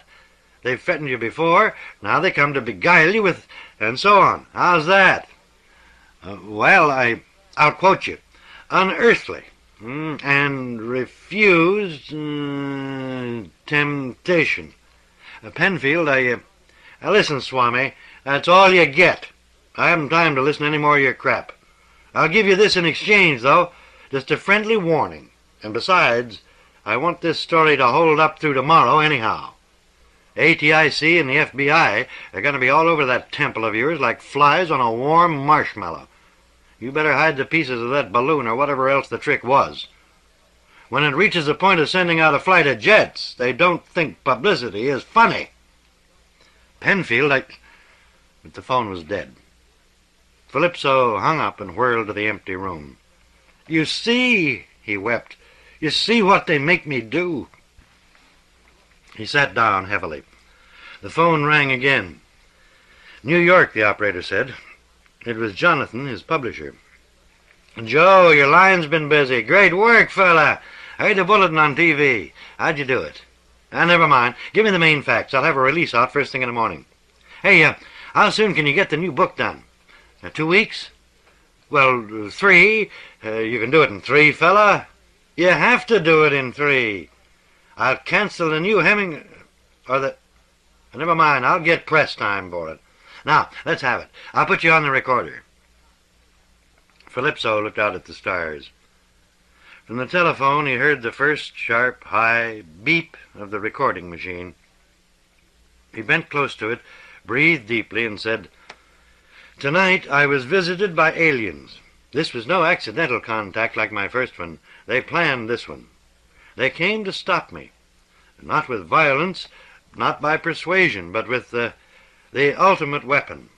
A girl of unearthly beauty appeared amidst the coils and bus bars of my long-range radar. From behind Calypso came a sound, soft, moist, explosive, the exact reproduction of someone too angry, too disgusted to speak, but driven irresistibly to spit. Calypso dropped the telephone and whirled. He thought he saw the figure of a sandy-haired man, but it vanished. He caught the barest flicker of something in the sky where the ship had been, but not enough really to identify. Then it was gone too. "I was on the phone," he whimpered. "I had too much on my mind. I thought you'd gone. I didn't know you just fixed your warp whatever you call it. I didn't mean I was going to... At last he realized he was alone. He had never been so alone. Absently he picked up the telephone and put it to his ear. Jonathan was saying excitedly, "And the title, The Ultimate Weapon! Cheesecake pic of the girl coming out of the radar naked. The one thing you haven't used yet. We'll bomb 'em, boy. Yeah, and you resisting, too. Do wonders for your temple. But get busy on that book here. Get it to me in 15 days, and you can open your own branch of the U.S. Mint." Slowly, without speaking or waiting to see if the publisher was finished, Calypso hung up. Once, just once, he looked out at the stars, and for a terrible instant each star was a life, a crippled limb, a faulty heart, a day of agony. And there were millions on countless millions of stars, and some of the stars were galaxies of stars. By their millions, by their flaming megatons, they were falling on him now and would fall on him forever. He sighed and turned away and switched on the light over his typewriter. He rolled in a sandwich of bond, carbon, second sheet, centered the carriage, and wrote, "The Ultimate Weapon, by Josephus McCardle Calypso."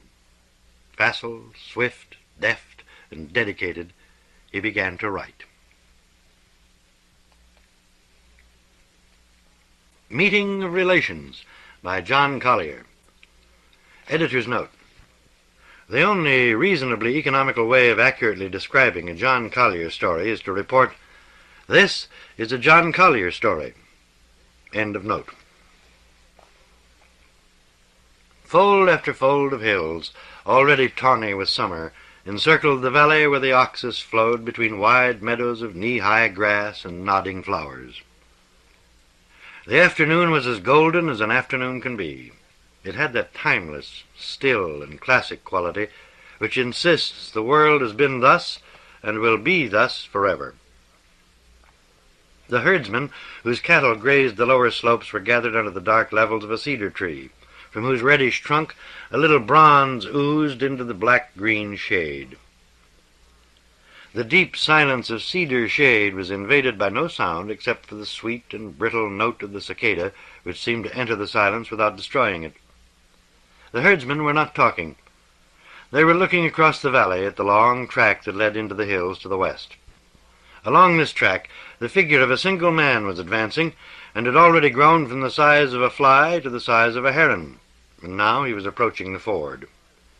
There seemed nothing to fear in a man who came alone and on foot.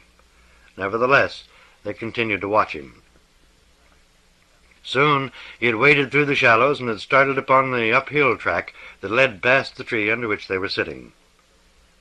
As he approached, they saw he was not dressed as they were, but wore a headdress of white cloth which was banded low on his forehead and flowed down his back almost to his heels. It was impossible to guess at his age. He saw the herdsmen and came straight toward their tree. "Brothers," he said, "I've come a long way. Allow me to rest among you." This, in the world of that day, was an implied request for refreshment, and soon he was provided with a bowl of milk and a piece of the coarse bread, which was the staple food of the herdsmen. "You have come a long way?" asked the senior among them. "I've traveled more days," said he, "than there are cattle in your herds, and you have many cattle." "Your speech is strange in our ears," said the other. "Have you come from beyond the place where the sun sinks, where there is nothing but darkness?" "That," said one of the boys, frightened, "that's the land of the dead." "No, brother," said the stranger, "that is farther than you think. Out there are still countries where the sun shines. It seems a man might journey forever." "Is yours the land where the gods walk among men?" asked the other boy, "and have heads like those of hawks and of dogs?" "No, though I've heard of that country," said the man, "but I've never seen it." "Have you heard of the closed garden?" asked another, "where the serpent guards the fruit of gold?" "I've heard of it, brother," said the stranger. "You are weary in the spirit," said the senior herdsman after a silence that had come unbidden upon them. "What do you seek that you travel so far and take no rest?" "I go east, brother," said the stranger. "I've heard of a far land where the strong men do not labor, but bear arms for the king." "And are there so many wolves?" asked one of the boys. "Are there other beasts that prey on the herds?" "No," said the stranger, "but there are other pastures to be won from those who hold them. There are lands with riches such as you've never dreamed of, all to be won by those who bear arms for the king." "No one bears arms for our king," said one of the men. "He offers our sacrifice. He discovers when the herds shall move from the hillsides to the plain, but for the rest he is one of ourselves. Why should we bear arms for him?"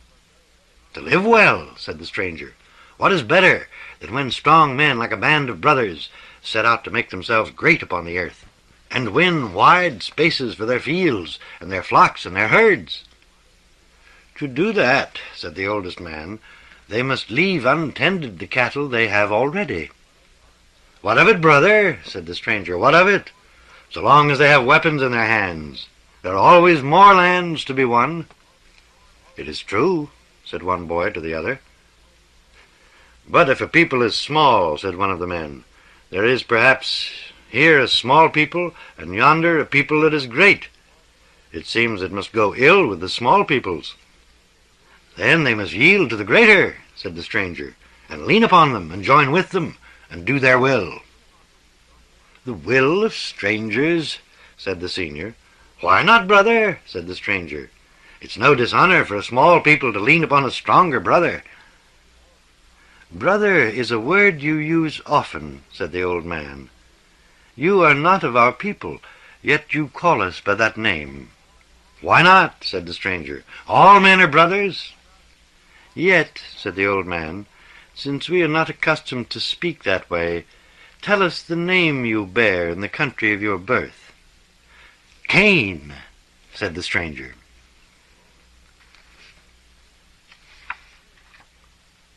First Lesson by Mildred Clingerman. Editor's Note. Fantasy and science fiction has published a considerable number of stories by members of the fair sex, and many of those stories might well have been written by men. The following tale concerning the nature of love and faith could have been written only by a woman, and quite possibly only by the fair Mildred Clingerman. End of note.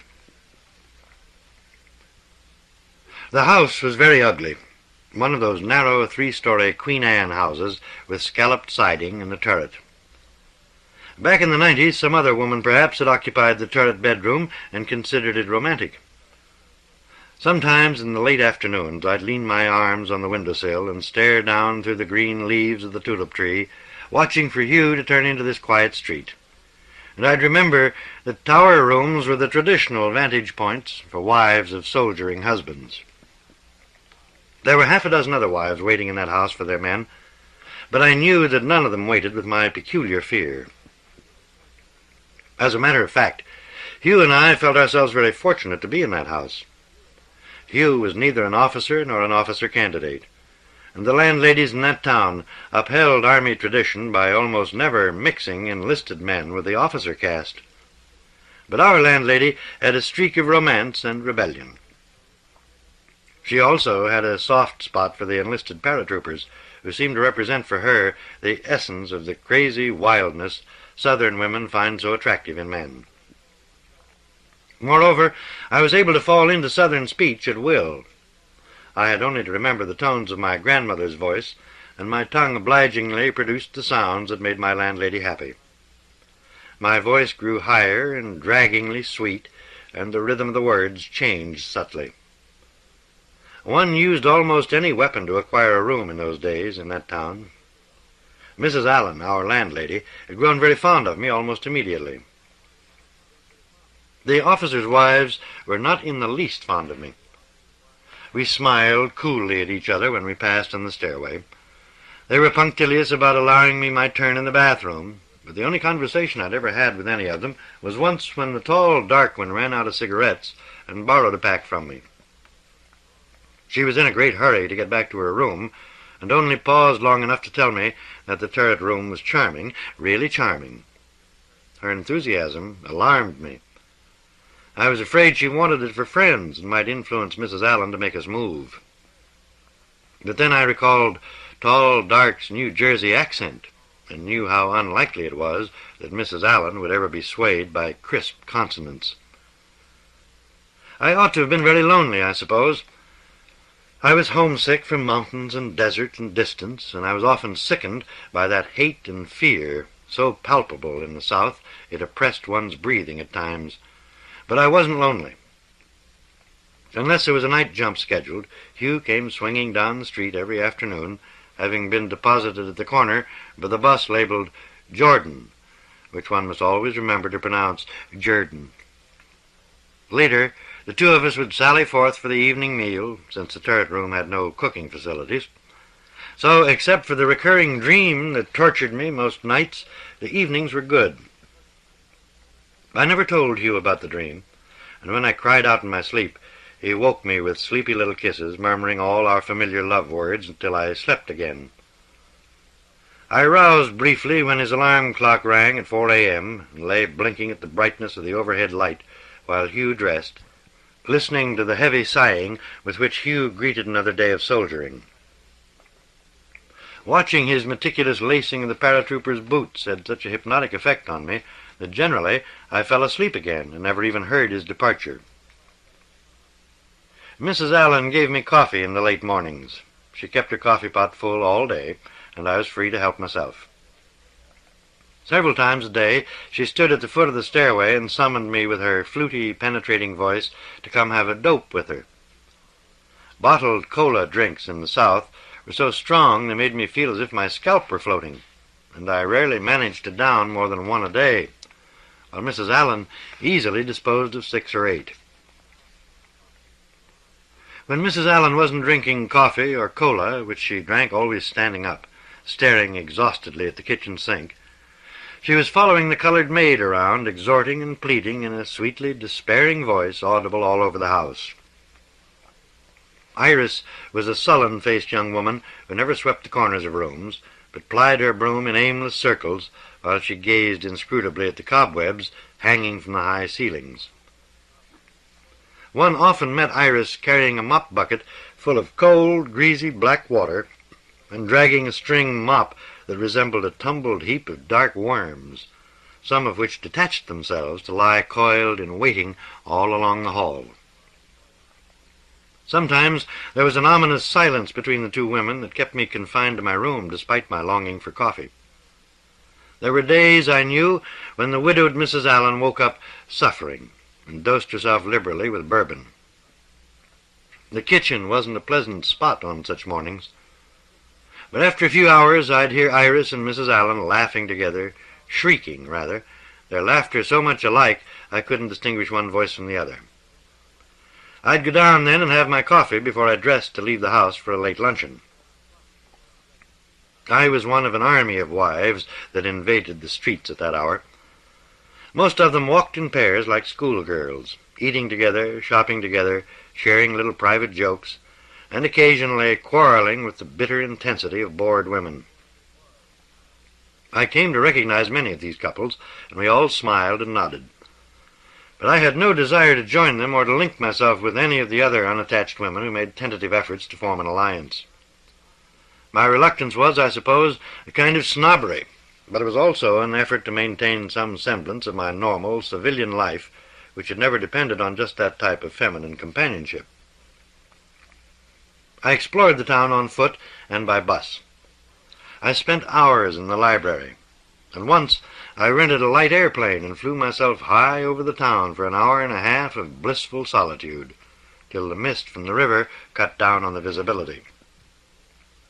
It looked a very clean, orderly world from up there, but I knew better. The war was going badly for us at that time, and any day now Hugh's group would be shipped out. In the meantime, they were practicing night jumping with full equipment, and with this step-up in the training program, my nightmare dream became more insistent, more detailed. I became less and less able each morning to shake off the horror of the dream. Mrs. Allen began to chide me for looking so poorly. Even Iris, who had ignored me for the most part, began to cluck a soft, wordless counterpoint to Mrs. Allen's mournful inventory of all that was wrong with my appearance. I was much too pale, they assured me. My eyes looked like two burnt holes in a blanket, and I'd better get myself to a doctor before my bones started poking out of my skin. Iris followed me back to my room one day, carrying the mop bucket and the squirming mop, with the avowed intention of doing up my room for me. At her insistence, I retreated to the bed while she smeared the middle of the worn linoleum with the liquid that resembled swamp water. Her eyes flashed with something like friendliness when I offered her a cigarette and asked her to sit down a minute and talk to me. She dropped into the straight chair as far away from me as she could get in that small room. For a while, we simply smoked, avoiding each other's eyes, both of us overcome by acute embarrassment. Finally, Iris said, "You about worried sick?" I shook my head. "I keep having the same dream," I said. "It's surreal. I can't forget it in the daytime. It haunts me. I know it's silly to let it bother me so much." My voice trailed off, and I tried to find something in the room to look at because Iris' eyes were unreadable.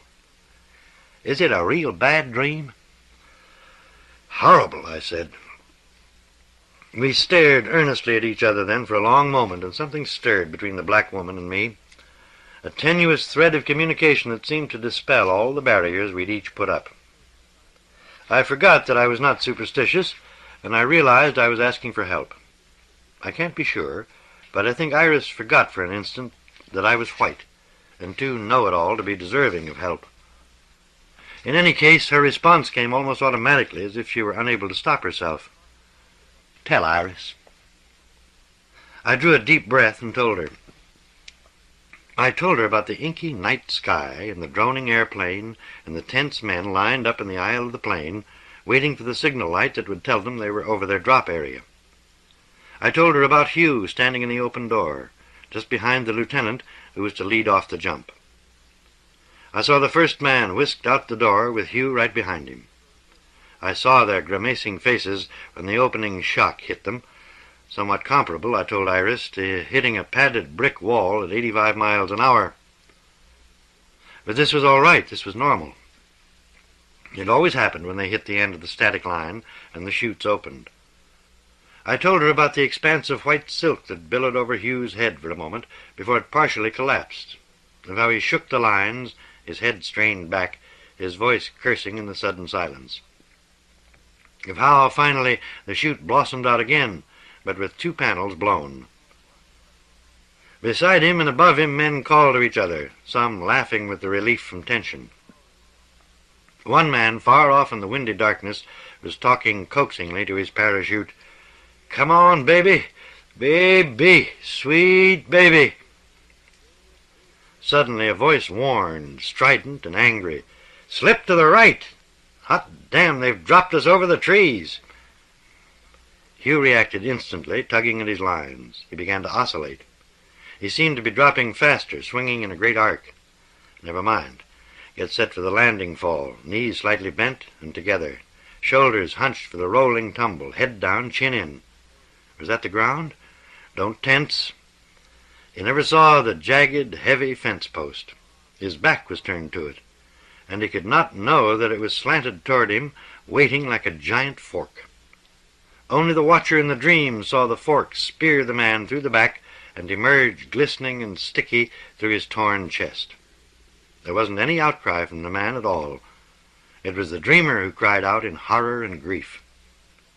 The man hung there impaled, while the uncollapsed chute danced angrily where it touched the meadow, tugging unmercifully at the dead man and the fence post. Iris shuddered and opened her eyes. I found I'd been staring at one of the brass knobs at the foot of the bed, but I hadn't known I was looking at it. My eyes had been turned inward to the dreadful vision that was becoming more real than anything else in my life.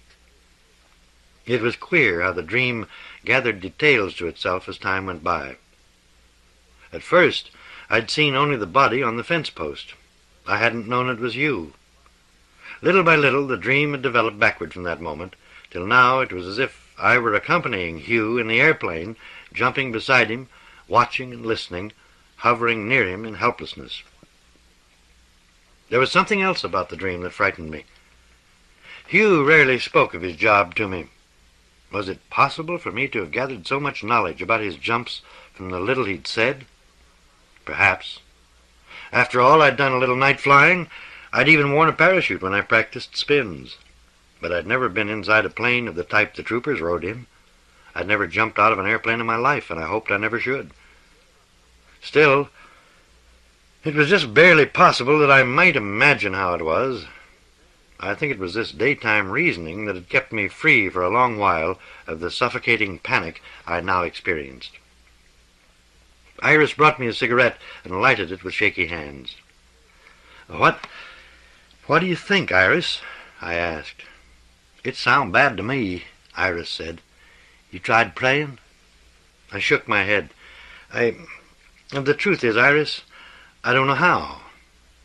Iris looked at me in surprise. "Ain't you got faith?"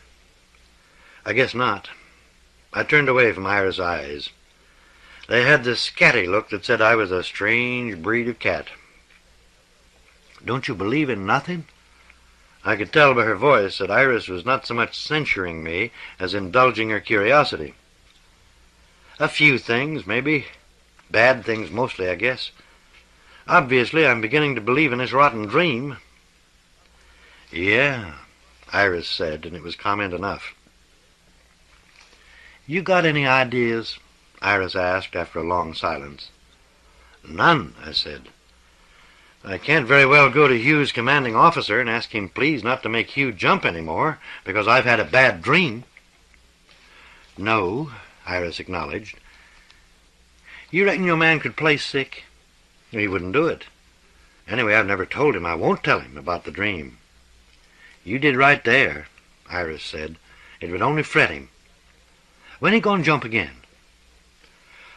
"I don't know. In a few days, I guess. He'll tell me beforehand." "Well, now listen," Iris said. "There is something you can do."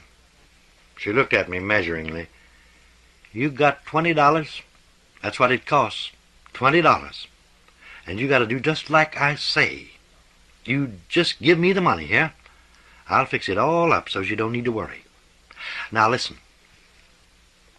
I listened with a kind of numb distaste to the instructions Iris gave me.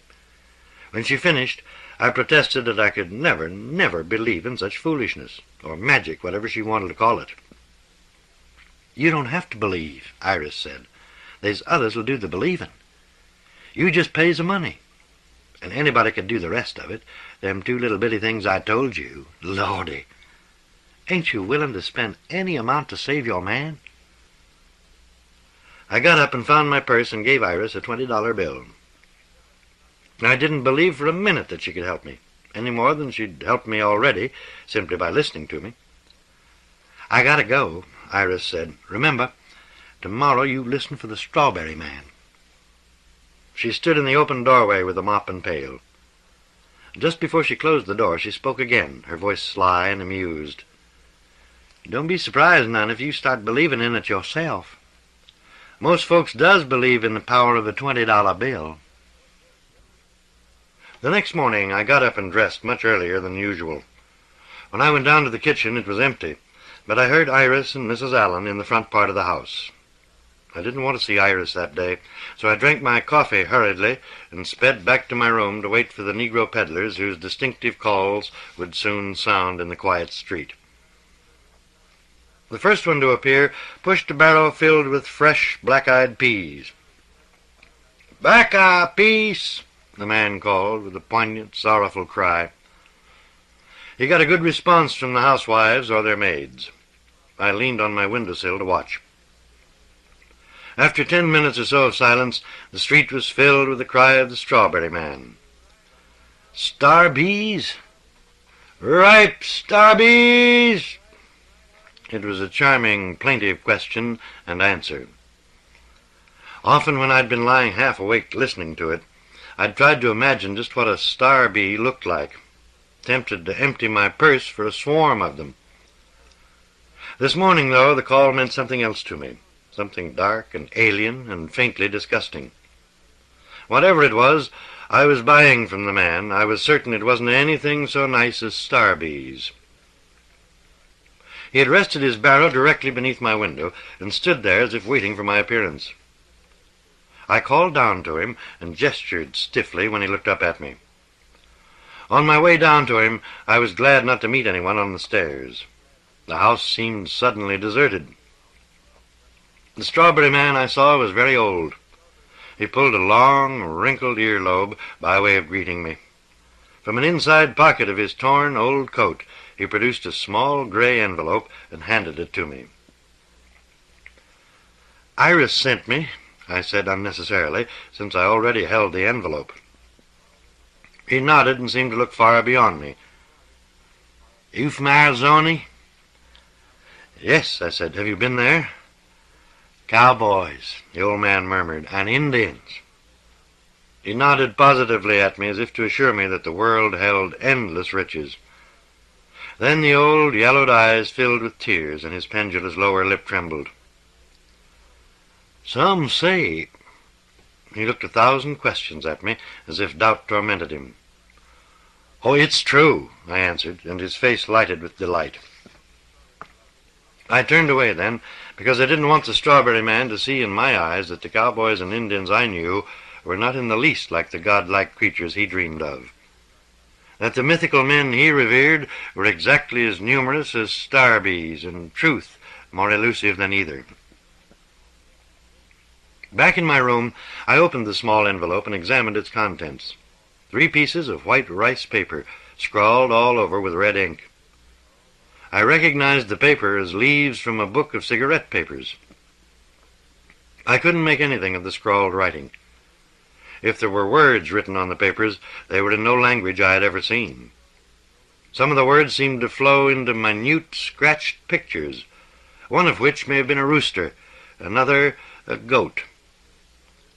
But according to Iris' reiterated instructions, it wasn't a part of my task to decipher the markings. My task was much simpler. I had only to chew up the papers and swallow them. "Well, you've gone this far," I told myself. "Why balk now?" The papers went down more easily than I had expected. The next part was even simpler. I fished 2 pennies out of my change purse and slipped them into the envelope. I left Mrs. Allen's house then and took a bus to town. From the bus terminal, I walked 8 blocks to the river. From the pedestrians' walk on the bridge, I threw the envelope with its pennies into the muddy water. Afterwards, I ate a good lunch and went to a movie, and I felt strangely quiet and peaceful. I had scarcely returned to my turret room when Mrs. Allen called me to the telephone in the downstairs hallway. "It's Hugh," Mrs. Allen told me. "I expect he's going to be delayed this evening." "Sorry, darling," Hugh said. "I'll be late tonight. They've scheduled another jump. You'd better go have your dinner without me. I'm not sure just what time I'll get back. They've got a whole mob of us stacked up here at Malfunction Junction." Malfunction Junction was the paratroopers' wry name for the airport. It was a long evening. I wasn't hungry enough to go out to eat. I drank coffee with Mrs. Allen and ate a candy bar I found in our room. I tried to read. But I was unable to bring to my reading the same quality of attention I usually devoted to it on the nights Hugh jumped. But that fact was, in a way, a relief. I hated ever to use reading as one uses a drug. I sat in my room and tried to decide if I was as fearful as I had been over past jumps. Yes, but with a difference. What was it? For one thing, I was able to sit still without the anchor of a book. For another, I had made some kind of contact with the future, with tomorrow, by my imitation of an act of faith. Unable to believe for myself, I was yet able to believe that somebody, somewhere, more primitive, more gullible, was believing in my stead. As I say, it was a very long evening, and I had plenty of time for thinking. Thinking with a difference. At 10 o'clock, when the tall, dark girl from New Jersey knocked on my door, I was able to answer without any show of fear. How many times I'd waited for Hugh, terrified that somebody would come knocking to tell me he was dead. Seeing my light, she said, she'd come to borrow cigarettes again. She was appealingly shamefaced about it, remembering that she'd never paid back the first package. It took me a few moments to realize that she hadn't really come for that reason. After I'd shared my cigarettes with her and invited her to sit down, she admitted she'd met Mrs. Allen hovering in the hallway, and that Mrs. Allen had asked her to step in and keep me company for a little while. "My husband's away this evening, too," the girl said. "Isn't this a dull hole to be stationed in?" We talked for an hour and then parted with shy friendliness. At midnight, I was still sitting in the lumpy old wing chair, numbly waiting for the sound of Hugh's boots on the stairway. At 2 a.m., when he opened the door, I knew at once that something disastrous had happened. Hugh was very pale. I remember thinking that he looked exactly as if someone had dusted his face with flour.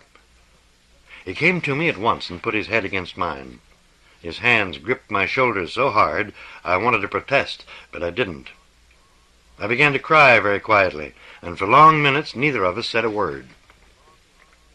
Finally Hugh said, "3 of them drifted into the river, all drowned. Lots of them landed in the trees, but none seriously injured. 2 malfunctions. One man with a streamer hit the ground, still flipping at his lines. We yelled at him to pull the chest pack.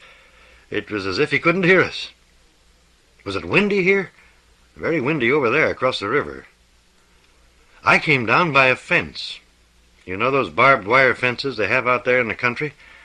Like military entanglements almost. There was a jagged post. Somebody yelled at me.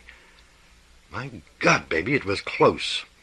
What startled me, everybody you know was yelling tonight, it sounded like you. Whoever it was, some real young kid, I guess, he called me by my first name. He saved my life. It was a loused-up jump from the word go. The pilot must have seen what he thought was the ground signal, probably some farmer's lantern, and he thought he was over our drop area. It took hours to find everybody. Darling, don't cry. Slowly, Hugh relaxed enough to begin undressing for bed. He talked softly, monotonously, though. All the time he was unlacing his boots. Look, here and here at the riser burns on my neck. My helmet fell down over my face, separated from the helmet liner. Took me forever, it seemed, to shove it back so I could see anything. The opening shock was bad tonight. I blew 2 panels. Shook one old boy right out of his boots. Hugh pulled off one of his own boots, and a penny rolled out. He stared at it in disbelief, then slowly pulled off the other boot and shook it. Another penny rolled across the floor. Now, what stupid idiot did that? Hugh was shaking with anger. Anybody knows it's dangerous as hell to do silly, superstitious things like that. Those damn pennies could have buried themselves in my feet if they got turned sideways. That was the last jump Hugh made in the States. A week later, he was shipped out for Europe. I should have been very happy if I'd known when I said goodbye to him that I'd see him again in 2 years, that he would be the same Hugh, a little quieter and older, but otherwise untouched. I gave up the turret room to friends of the tall, dark girl from New Jersey. I told Mrs. Allen and Iris goodbye and went home to the desert to work and wait. Mrs. Allen sent me a Christmas card that year and enclosed a note from Iris. It read, "They is a kindergarten for faith, too. You just swallows the good words and casts your bread on the waters. That was all I meant to teach you. All that fancy stuff was just plumb foolishness, like you said. The Strawberry Man is my daddy. It was me drawed the pictures with red ink. It was me and my daddy that prayed. Excuse me, but your letter don't make any sense to me. I never put no pennies in your mister's boots. How could I? I thought they went in the river. Please answer, because them pennies are fretting me. Best wishes from Iris." To Fell a Tree by Robert F. Young. Editor's note. The tree of Mr. Young's title is very nearly as high as the Empire State Building, which in one sense renders this a tall tale. In another human sense, it's nothing of the sort. End of note. The first day. Just before the tree man's lift began to rise, Strong swung it around so that his back would be toward the trunk.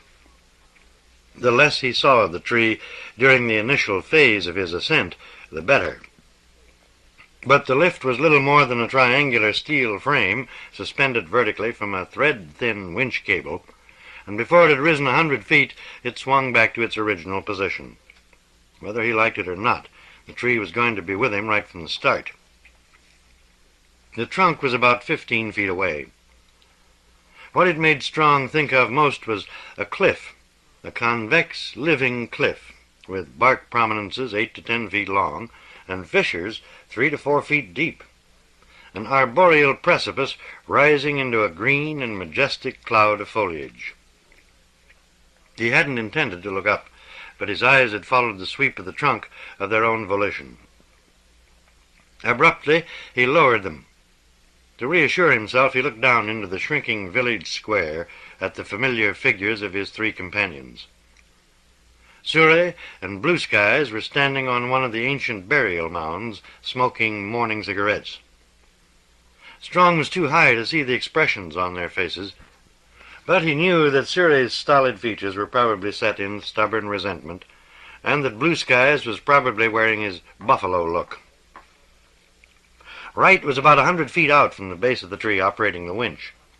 His face would be essentially the same as it always was, a little pinched from worry, perhaps, but still embodying that strange mixture of gentleness and determination, still unmistakably a leader's face. Strong raised his eyes to the houses surrounding the square. They were even more enchanting seen from above than from below. Omicron Ceti's red-gold radiance lay colorfully on chameleon rooftops, danced brightly on gingerbread facades. The nearer houses were empty now, of course. The village, within a 300-yard radius of the tree, had been vacated and roped off. But looking at them, Strong got the fanciful impression that pixies had moved in during the night and were taking over the household chores while the villagers were away. The thought amused him while it lasted, but it did not last long. The convoy of huge timber carriers that moved into the square and parked in a long waiting line sent it scurrying. Once again he confronted the tree. He was higher now, and the trunk should have become smaller. It had not, at least not perceptibly. It still resembled a convex cliff, and he felt more like a mountain climber than he did a tree man. Looking up, he saw the first limb. All he could think of was a horizontal sequoia growing on the vertical slope of a dendritic Everest. Wright's crisp voice sounded over the tree-to-ground radio hookup, the receiver and minuscule batteries of which were attached to Strong's left earlobe. "Seen any dryads yet?" Strong tongued on the tiny transmitter attached to his lower lip. "Not yet. If you do, let me know. Like hell. That long blade of grass I drew gave me exclusive tree rights, remember? Whatever I find up here is mine." Wright laughed. "It is trying to help out." "I don't need any help, thanks.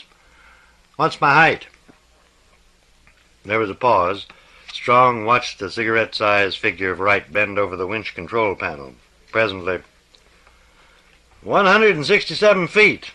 Another 120 more, and you'll be even with the first limb. How do you feel?" "Not bad." "Good. Let me know if anything goes wrong, the least little thing." "Will do." Strong tongued off. It was growing darker. No, not darker. Greener. The little sunlight that filtered down through the countless strata of foliage in a pale chlorophyllic glow deepened in hue in ratio to his ascent. Tree fright touched him, but he dispelled it by applying an antidote he'd learned in tree school. The antidote was simple. Concentrate on something, anything at all. He took inventory of the equipment attached to the base bar of the lift. Tree pegs, tree rations, blankets, tree tent, heating unit, peg hammer, cable caster, cutter, first aid pack, climbing belt, saddle rope, limb line. Only the ringed end of the limb line was attached to the bar. The line itself trailed down to a dwindling coil at the tree's base. Timken unit, tree tongs, canteen. At length, the lift drew him into the lower foliage. He had expected the leaves to be huge, but they were small and delicate, reminiscent of the leaves of the lovely sugar maple that once had flourished on earth. Presently, he came opposite the first limb, and a flock of scarlet ha-ha-ha birds derided his arrival with a chorus of eldritch laughter. They circled around him several times, their little half-moons of eyes regarding him with seeming cynicism. Then they spiraled out of sight into the upper branches. The limb was like a ridge that had torn itself free from a mountain range to hover high above the village. Its branches were trees in their own right, each capable, were it to fall, of demolishing at least one of the houses the colonists loved so dearly. Why, Strong wondered for the dozenth time, had the original inhabitants of Omicron Ceti 18's major continent built their villages around the bases of such arboreal monsters? The advance team had stated in its report that the natives, despite their ability to build beautiful houses, had really been very primitive. But even so, they should have realized the potential threat such massive trees could pose during an electrical storm. And, most of all, they should have realized that excessive shade encouraged dampness, and that dampness was the forerunner of decay. Clearly they had not. For of all the villages they had built, the present one was the only one that had not rotted into noisome ruin, just as the present tree was the only one that had not contracted the hypothetical blight that had caused the others to wither away and die. It was the advance team's contention that the natives had built their villages close to the trees because the trees were religious symbols. But, while the fact that they had migrated en masse to the death caves in the northern barrens when the trees began to die certainly strengthened the contention, Strong still found it difficult to accept. The architecture of the houses suggested a practical as well as an artistic race of people, and a practical race of people would hardly commit self-genocide just because their religious symbols turned out to be susceptible to disease. Moreover, Strong had removed trees in a good many newly opened planets, and he had seen the advance team proved wrong on quite a number of occasions. The foliage was below him now, as well as above and around him. He was in a world apart, a hazy, greenish gold world stippled with tree flowers. The month was the Omicron Ceti 18 equivalent of June, and the tree was in blossom. Inhabited only by himself and the ha-ha-ha birds and the insects that constituted their diet. He could see an occasional jigsaw patch of the square through the intervening leaves, but that was all. Wright was out of sight, so were Surrey and blue skies. About 15 feet below the limb over which he had made his original cable cast, he told Wright to halt the winch. Then He detached the cable caster from the base bar, fitted the butt to his shoulder, and started the lift swinging back and forth. He selected the highest limb he could see, one about 80 feet up, and at the extremity of one of his swings on the winch side of the tree, he aimed and squeezed the trigger. It was like a spider spitting a filament of web.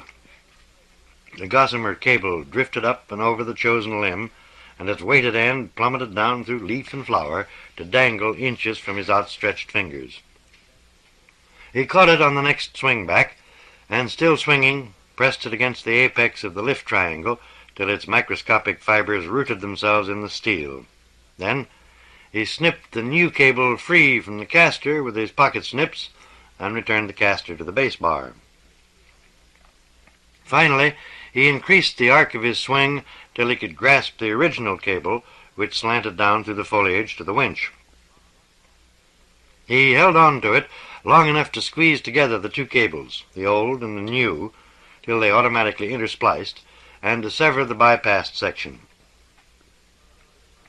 The slack in the new cable caused the lift to drop several feet. He waited till the swing diminished sufficiently, then told Wright to start the winch again. The infinitesimal Timkins coating the thread-thin cable began rolling over the new limb, and the lift resumed its upward journey. Strong leaned back in his safety belt and lit a cigarette. That was when he saw the Dryad, or thought he did. The trouble was, the Dryad talk had been a big joke, the kind of a joke that springs up among men whose relationships with real women are confined to the brief intervals between assignments. You didn't believe it, you told yourself. You knew damn well that no matter what tree you climbed on whatever planet, no lovely lady elf was going to come skipping down some leaf-trellised path and throw herself into your yearning arms.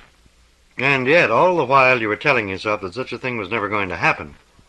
You kept wondering in the dark outlands of your mind, where common sense had never dared set foot, whether someday it might happen. All during the voyage in from Earth, and all during the ride from the spaceport to the village, they'd tossed the joke back and forth. There was, if you took credence in Surrey's and Blue Sky's and Wright's talk, and his own talk too, at least one Dryad living in the last giant tree on Omicron Ceti 18, and what a time they were going to have catching her. All right, Strong thought, you saw her. Now let's see you catch her. It had been the merest glimpse, no more than a suggestion of curves and color and fairy face. And as the image faded from his retina, his conviction faded too. By the time the lift pulled him up into the bower where he'd thought she'd been, he was positive she would not be there. She was not. He noticed that his hands were trembling. With an effort, he steadied them. It was ridiculous to become upset over a prankish play of sunlight on leaf and limb, he told himself. Then, at 475 feet, he thought he saw her again. He had just checked his elevation with Wright when he happened to glance toward the trunk. She appeared to be leaning against the bark, her long leg braced on the limb he had just come abreast of. Tenuous of figure, pixie-ish of features, golden of hair. She couldn't have been over 20 feet away. "Hold it," he told Wright in a low voice. When the lift stopped rising, he unfastened his safety belt and stepped out upon the limb. The Dryad did not move. He walked toward her slowly. Still she did not move. He rubbed his eyes to clear them, half hoping she would not. She went on standing where she was, back propped against the trunk, long legs braced on the limb, immobile, statuesque. She wore a short tunic woven of leaves, held in place by a strap looped over her shoulder. Delicate sandals, also woven of leaves, interlaced halfway to her calves. He began to think she was real. Then, without warning, she twinkled out of sight. There was no other phrase for it. She did not walk away or run away or fly away. In the strict sense of the word, she did not even disappear. She was simply there one second, and not there the next second. Strong stood still. The exertion he had expended to gain the limb and walk along it had been negligible, and yet he was sweating. He could feel sweat on his cheeks and forehead and neck. He could feel it on his chest and back, and he could feel the sweat dampness of his tree shirt. He pulled out his handkerchief and wiped his face. He took one step backward, another. The dryad did not rematerialize. There was a cluster of leaves where she had been, a patch of sunlight.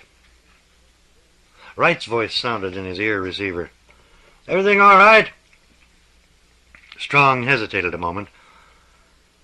"Everything's fine," he said presently. "Just doing a little reconnaissance."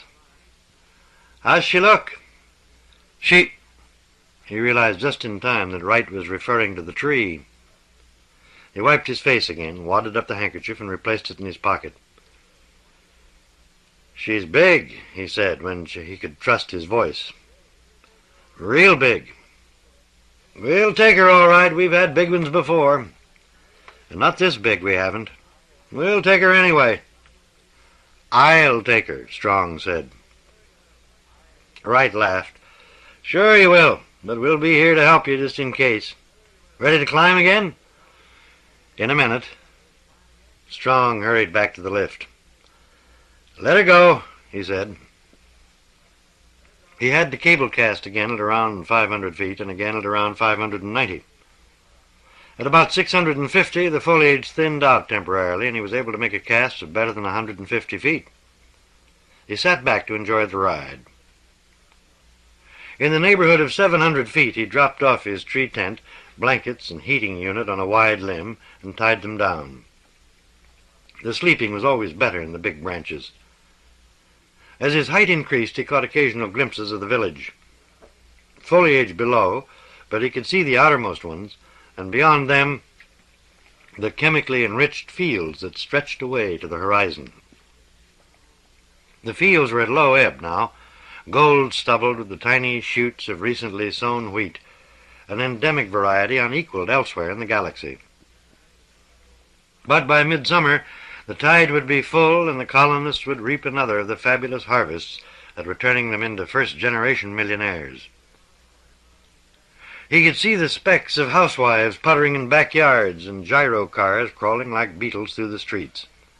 He could see children, the apparent size of tadpoles, swimming in one of the artificial lakes that were a feature of each block. All that was missing from the scene was a painter painting a house or a roofer repairing a roof, and for good reason. These houses never ran down, or hadn't up till now. The wood and the carpentry that had gone into their construction was without parallel. Strong had been inside only one building, the native church that the colonists had converted into a hotel. But the owner, who was also mayor of the village, had assured him that the hotel, basically, was no more than a larger and more ornate counterpart of the other buildings. Strong had never seen such flawless woodwork before, such perfect paneling. Everything was in perfect balance, unified to a degree where it was impossible to tell where foundation and underpinning left off and floor and wall began. Walls blended into windows, and windows blended into walls.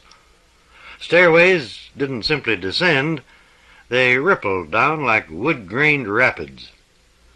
As for artificial lighting, it emanated from the very wood itself.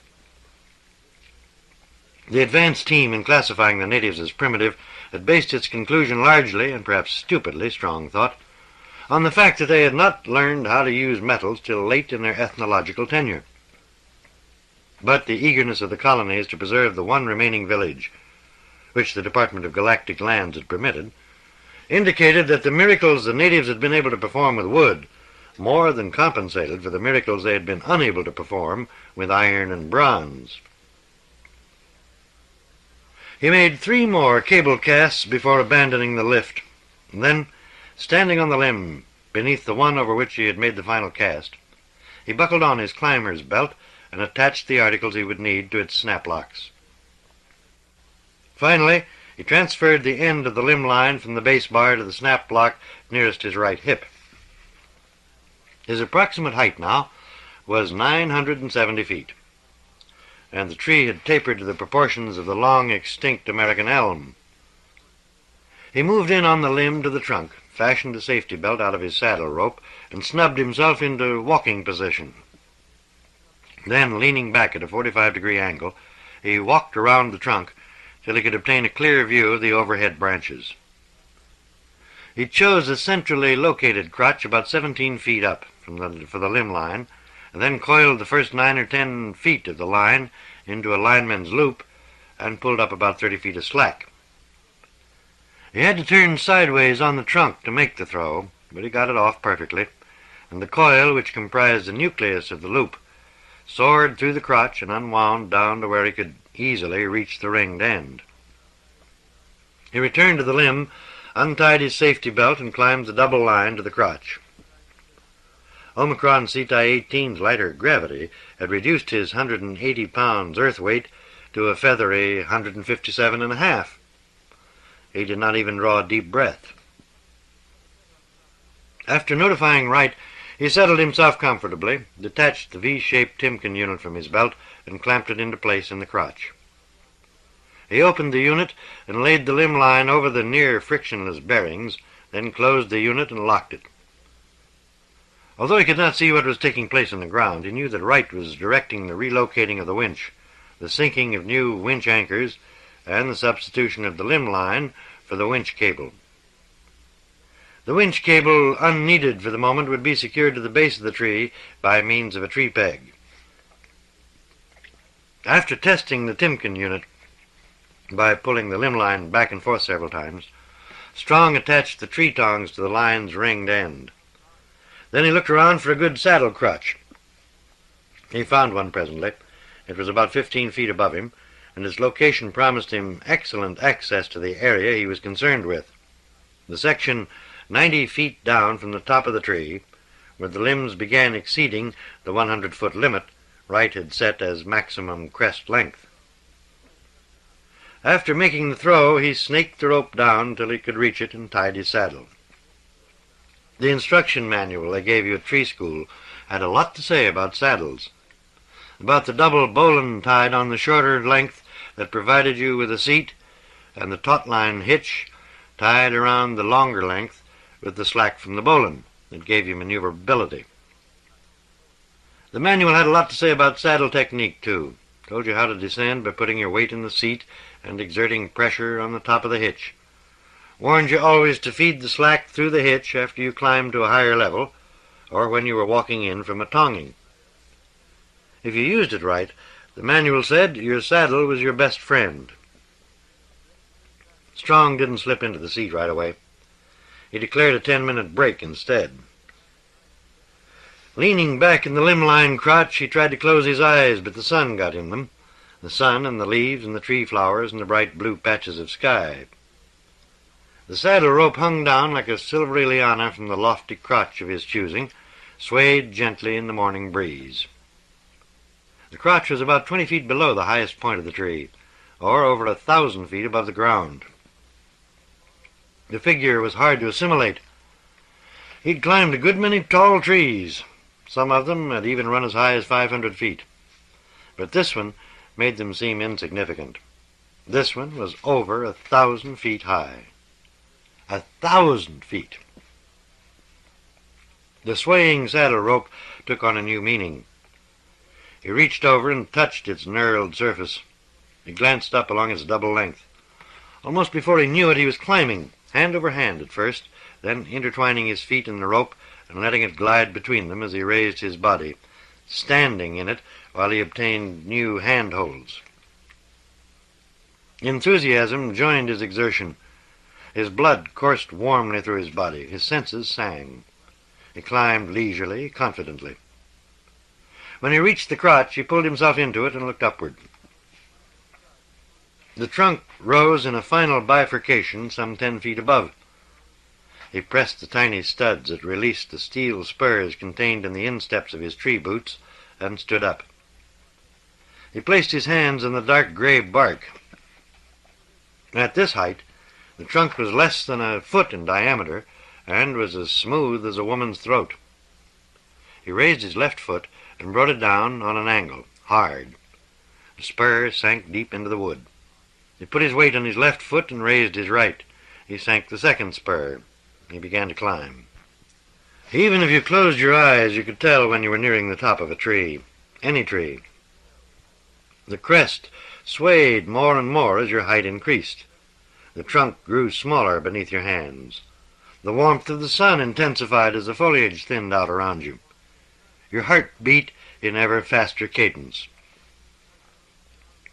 When he reached the final crotch, Strong slipped one leg through it and looked down upon the world. The tree was a green cloud, seen from above now rather than from below. A vast green cloud that obscured most of the village. Only the outlying houses were visible along the lacy periphery. Beyond them, the great wheat sea, as he'd come to call it in his mind, rolled soundlessly away to the horizon. Archipelago would have been a better metaphor than sea, for there were islands wherever you looked. Islands of rotted villages, sometimes surmounted by the gaunt gray lighthouse of a dead tree, sometimes littered with the gray debris of a fallen one. Islands of storage bins built of durable steel foil. Islands of equipment sheds built of the same material and filled with the sewing copters and lightweight combines the colonists had leased from the Department of Galactic Lands. Nearer the village, there were other smaller islands, the sewage disposal plant, the incinerator, the crematory. Finally, there was a brand new island of the lumber mill, where the colonists hoped to salvage the wood from this tree. In a way, the tree would be a harvest in itself, for wood was dear on Omicron Ceti 18, almost as dear as it was on Earth. But they wouldn't be getting it for nothing, Strong thought. Not if you figured the goodly sum they were going to have to shell out to the Tree Killers Incorporated for the tree's removal. He laughed. He had little sympathy for the colonists. He knew as well as blue skies what they were doing to the soil, what Omicron Ceti 18 would look like half a century in the future. Sometimes he hated them. But he found it hard to hate them now. He found it difficult to hate at all, with the morning wind fluttering his tree shirt and the morning sun fingering his face, and the vast blue sky spread out around his shoulders, and the whole world spread out beneath his feet. He lit and smoked a cigarette, and it tasted good in the top of the world, in the wind and the alien sun. He smoked it down till it stung his fingers, then ground it out on the instep of his boot. When he raised his hand, there was blood on his forefinger and thumb. At first he thought he'd cut himself, but when he wiped the blood away, there was no sign of a cut or even a scratch. He frowned. Could he possibly have injured his foot? He leaned forward and saw the redness of his instep and the bloody, dripping spur. He leaned farther forward and saw the bloody trail his spurs had left on the smooth gray trunk. Finally, he realized that it wasn't his blood at all. It was the tree's.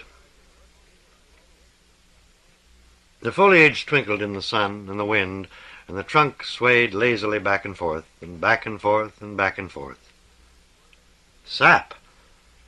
He had begun to think that the word would never assert itself, that its false synonym would preempt his mind forever. Sap! It didn't have to be transparent. If the right pigments were present, it could be any color under the sun. Purple, green, brown, blue, red. Blood red.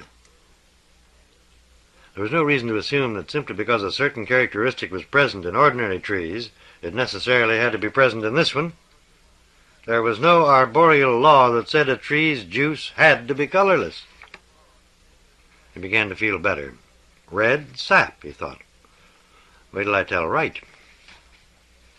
But he didn't say a word about it to Wright when, a moment later, Wright contacted him. "Almost ready?" Wright asked.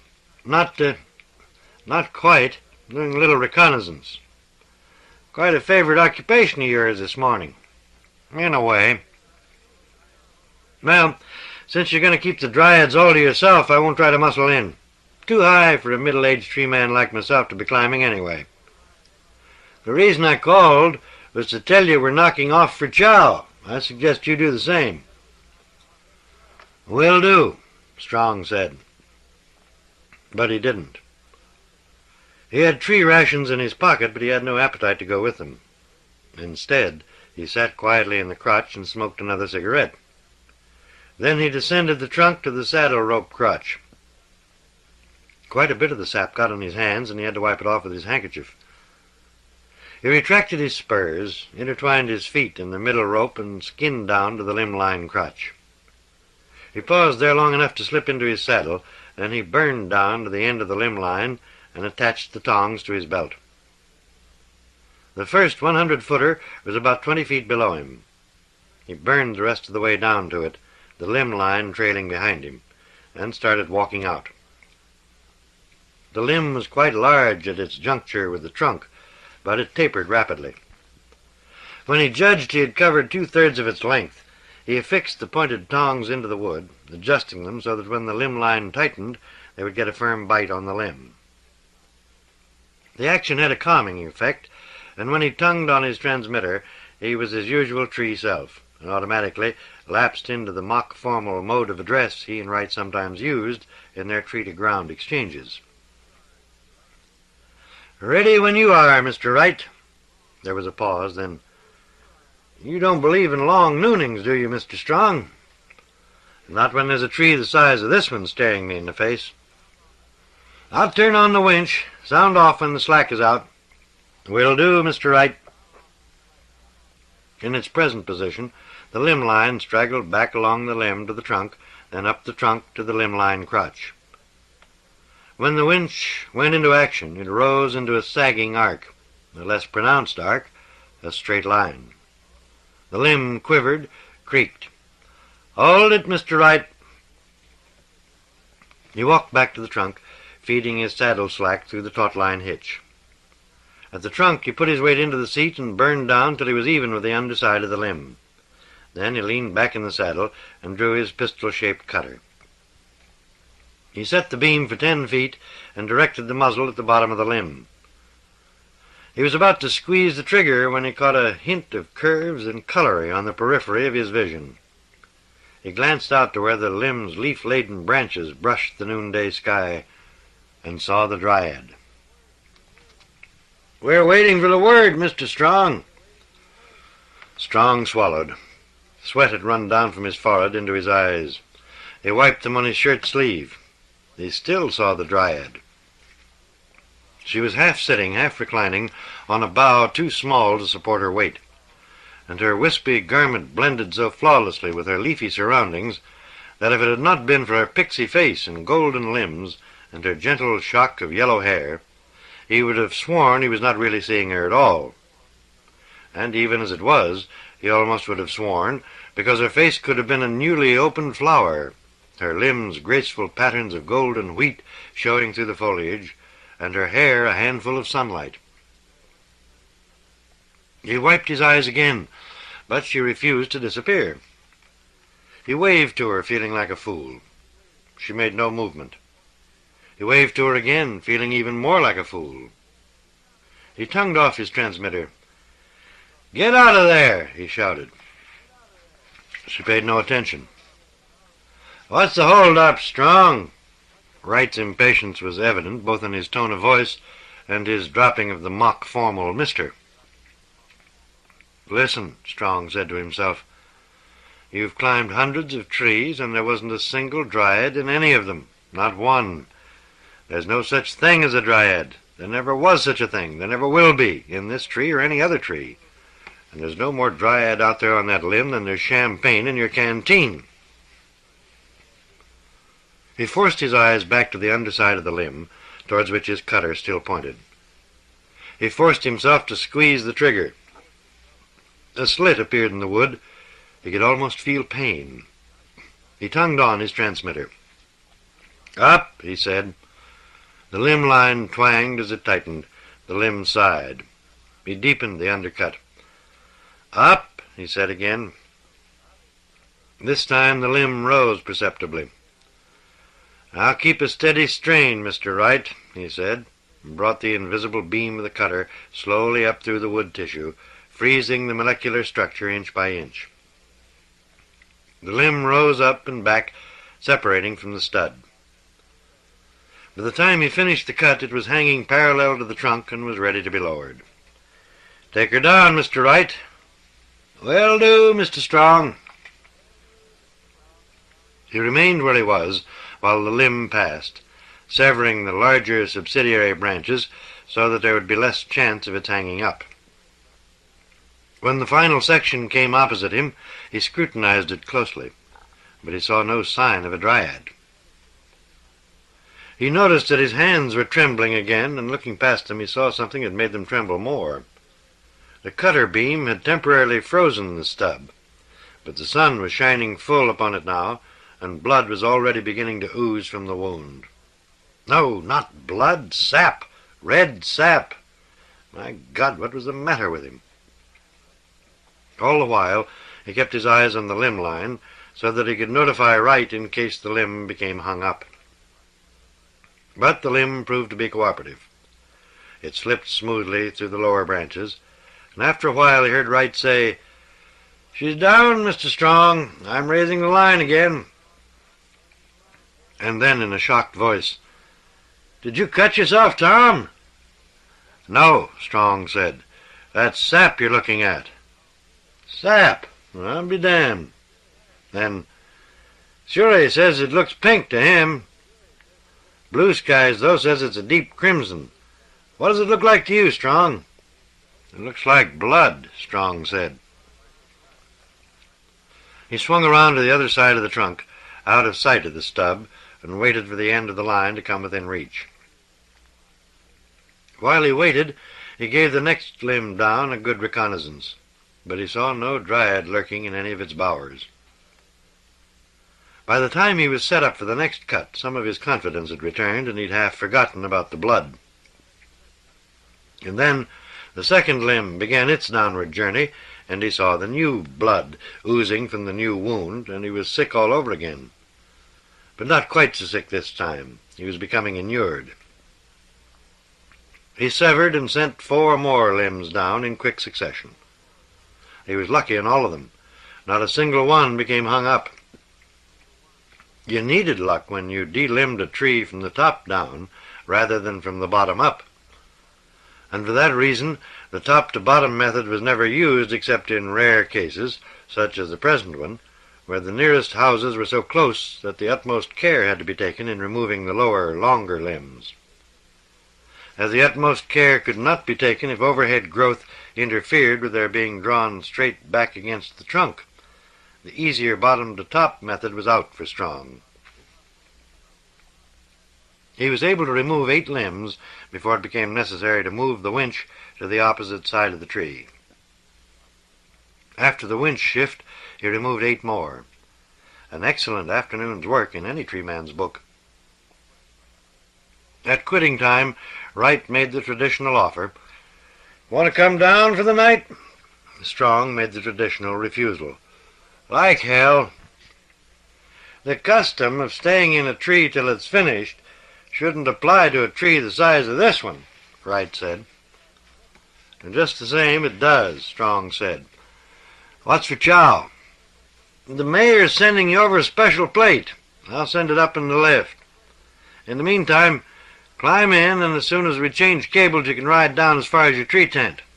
"Will do." "We're going to sleep at the hotel.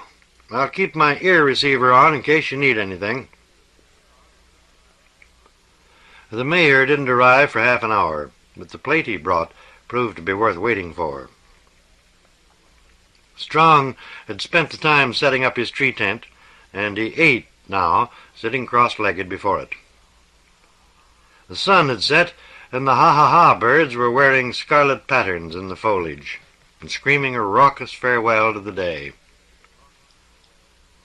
The air grew noticeably colder, and as soon as he finished eating, he got out his heating unit and turned it on. The manufacturers of outdoor heating units took a camper's morale as well as his physical comfort into consideration. This one was shaped like a small campfire, and by adjusting a dial, you could make its artificial sticks glow bright yellow, deep orange, or cherry red. Strong chose cherry red, and the heat emanating so cheerfully from the tiny atomic batteries drove away some of his loneliness. After a while, the moons, Omicron Ceti 18 had 3 of them, began to rise, and their constantly changing patterns on leaf and limb and flower had a lulling effect. The tree in its new mood was lovely. The ha-ha-ha birds had settled down for the night, and as there were no singing insects in the vicinity, the quiet was absolute. It grew rapidly colder. When it was so cold he could see his breath, he withdrew into his tent and pulled his campfire into the triangular doorway. He sat there cross-legged in cherry-red solitude. He was very tired.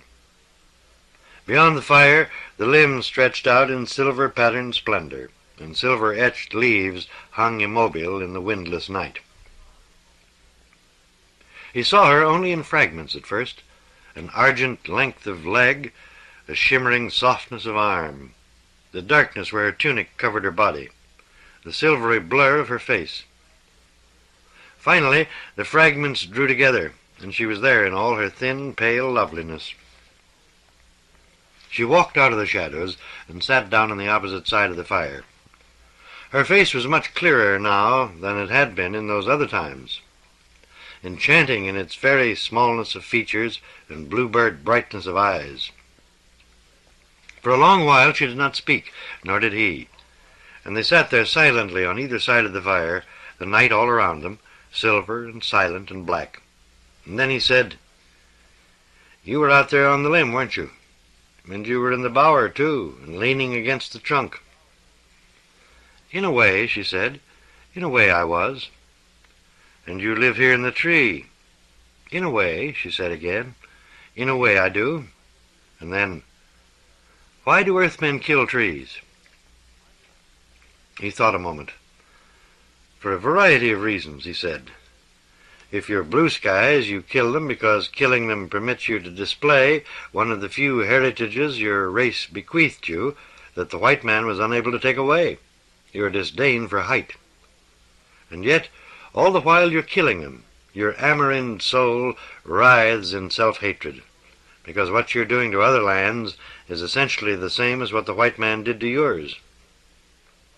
And if you're Surrey, you kill them because you were born with the soul of an ape, and killing them fulfills you, the way painting fulfills an artist, the way creating fulfills a writer, the way composing fulfills a musician. And if you're you," he discovered that he could not lie. "You kill them because you never grew up," he said. "You kill them because you like to have ordinary men worship you and pat you on the back and buy you drinks.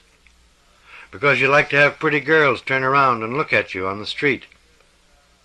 You kill them because shrewd outfits like Tree Killers Incorporated know your immaturity and the immaturity of the hundreds of others like you, and lure you by offering to provide you with a handsome green uniform, by sending you to tree school and steeping you in false tradition, by retaining primitive methods of tree removal because primitive methods make you seem almost like a demigod to someone watching from the ground, and almost like a man to yourself.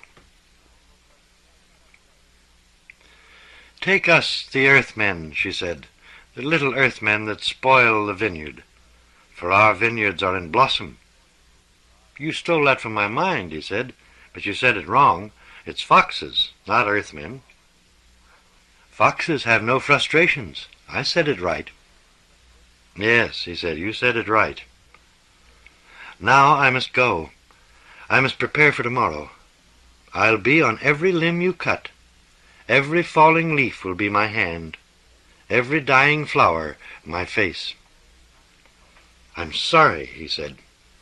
"I know," she said, "but the part of you that's sorry lives only in the night.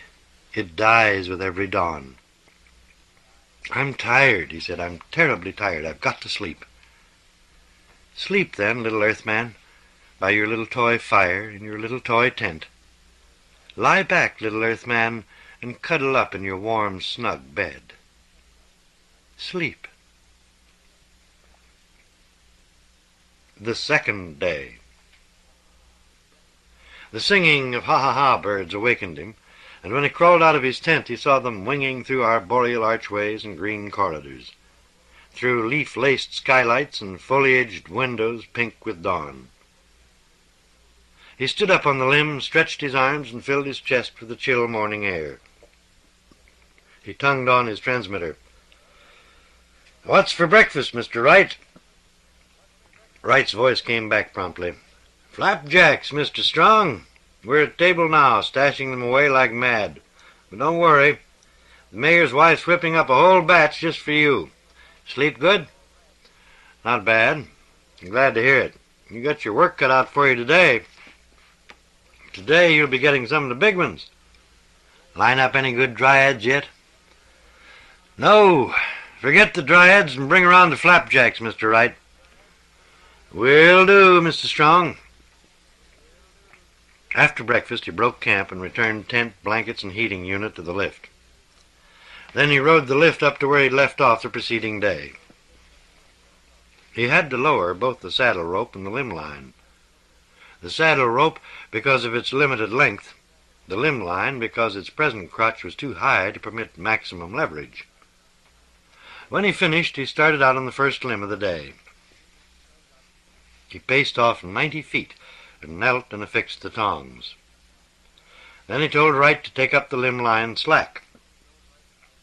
Far below him he could see houses and backyards. At the edge of the square the timber carriers were drawn up in a long line, ready to transport the new day's harvest to the mill. When the line was taut, he told Wright to ease off, then he walked back to the trunk and got into de-limbing position. He raised the cutter, pointed it, he touched the trigger. "I'll be on every limb." The dream rushed back around him, and for a while he could not free himself. He looked out to the limb's end, where the leaf-embroidered subsidiary branches twinkled in the sun and the wind. This time he was surprised when he did not see a dryad. After a long while he brought his eyes back to where they belonged, and he re-aimed the cutter. "For all men kill the thing they love," he thought, and squeezed the trigger. "By all, let this be heard." "Take her up, Mr. Wright," he said. When the limb was being lowered, he moved out of the way and severed the larger subsidiary branches as it passed. Most of them would hang up in the foliage below, but eventually they would end up on the ground as he worked his way down the tree. The end branches were too small to bother with, and when they came opposite him, he turned away to inspect the next limb. Just before he did so, one of the soft leaves brushed his cheek. It was like the touch of a woman's hand. He recoiled. He wiped his cheek furiously. His fingers came away red. It was some time before he realized that there had been blood. No, not blood, sap, on his fingers before he had wiped his cheek. But he was so shaken by that the realization did little good. And the little good it did was canceled when he moved back to check the limb line and saw the blood welling out of the new stub. For an insane moment, all he could think of was the stump of a woman's arm. Presently, he became aware of a voice in his mind. "Tom," the voice said. "Tom, are you all right, Tom?" It dawned on him that it was Wright's voice, and that it wasn't in his mind at all, but emanating from his ear receiver. "Yes?" I said, "Are you all right?" "Yes, I'm all right." "And it took you long enough to answer." "I wanted to tell you that the lumber mill superintendent just sent word that all the wood we've removed so far is half rotten. He's afraid they won't be able to salvage any of it. So watch your step. Make sure your limb-line crotches are solid." "The tree looks healthy enough to me," Strong said. "Maybe so, but don't trust it any further than you have to. It doesn't add up in more ways than one. I sent several samples of the sap to the village lab, and they say that in its crude stage, that's before it goes through the photosynthesis process, it contains an unusually high concentration of nutrients, and in its elaborated stage, that's after it goes through the photosynthesis process, it consists of twice as many carbohydrates and twice as much oxygen as even a healthy 1,000-foot tree needs to sustain itself. And not only that, they say that there's no pigment present that could possibly account for the sap's unusual color. So maybe we just imagine we're seeing blood. Or maybe the tree induces us to imagine we're seeing blood, Strong said. Wright laughed. You've been consorting with too many dryads, Mr. Strong. Watch yourself now. Will do, Strong said, tonguing off. He felt better. At least he wasn't the only one who was bothered by the blood. The next cut did not bother him nearly so much, even though the stub bled profusely. He burned down to the next limb and started out upon it. Suddenly he felt something soft beneath his foot. Glancing down, he saw that he had stepped on a flower that had fallen either from the crest or from one of the limbs he had just removed. He stooped over and picked it up. It was crushed, and its stem was broken, but even dying, it somehow managed to convey a poignant suggestion of a woman's face. He attacked the tree, hoping that action would blunt his perceptions. He worked furiously. Sap got on his hands and stained his clothing, but he forced himself to ignore it. He forced himself to ignore the tree flowers, too, and the leaves that sometimes caressed his face. By noon, he had cut his way down past the limb where he had spent the night, and above him nearly 300 feet of stubbed trunk rose into the foliaged crest. He made a few swift calculations. The crest represented about 90 feet. The distance from the ground to the first limb was 287 feet. He had de-limbed nearly 300 feet. Roughly, then, he had about 350 feet to go. After a brief lunch of tree rations, he went back to work. The sun was blistering now, and he missed the limbs and leaves that had shaded him yesterday. He had to keep moving his saddle rope to lower and lower stub crotches, but the length of the lower limbs made moving the limb line unnecessary. He was a little awed, despite himself, at their size. Even when you knew that the line you were using couldn't break, it was unnerving to watch so thin a cable pull a 200 to 300 foot limb from a horizontal to a vertical position, and then support it while it was being lowered to the ground. The tree bled more and more as his downward progress continued. The blood from the upper stubs kept dripping down into the lower branches, smearing limbs and leaves, and making his work a nightmare of incarnadine fingers and red-splotched clothing. Several times he came close to giving up, but each time he reminded himself that if he did not finish the job, Surrey, who had drawn the second longest blade of grass, would. And somehow the thought of Surrey's insensitive fingers manipulating the cutter beam was even more unendurable than the blood. So he persisted, and when the day was done, he had less than 200 feet to go. He pitched his tent on the topmost lower limb, some 500 feet down from the crest, and asked Wright to send up water, soap, and towels. When Wright complied, he stripped, soaped himself thoroughly, and rinsed the soap suds away. After drying himself, he washed out his clothes in the remaining water and hung them over the campfire. He felt better. When Wright sent up his supper, another special plate prepared by the mayor's wife, he ate cross-legged before his tent, a blanket wrapped around his shoulders. By the time he finished, his clothes were dry and he put them on. The stars came out. He opened the thermo cup of coffee that had accompanied his meal and smoked a cigarette between sips. He wondered if she would come tonight.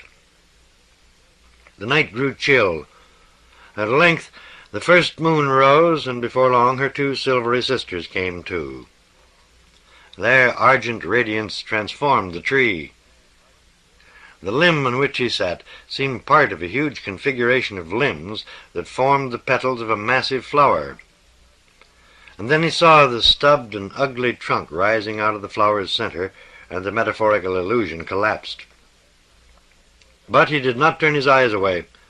He stood up instead, and faced the trunk, and looked up at the cruel caricature he had created. Up he looked, to where the crest showed dark and lustrous against the sky, as lovely as a woman's hair. There was a flower tucked in her hair, he noticed, a lonely flower glowing softly in the moonlight. He rubbed his eyes and looked again. The flower was still there. It was an unusual flower, quite unlike the others. It bloomed just above the highest crotch, the crotch where he had first seen her blood.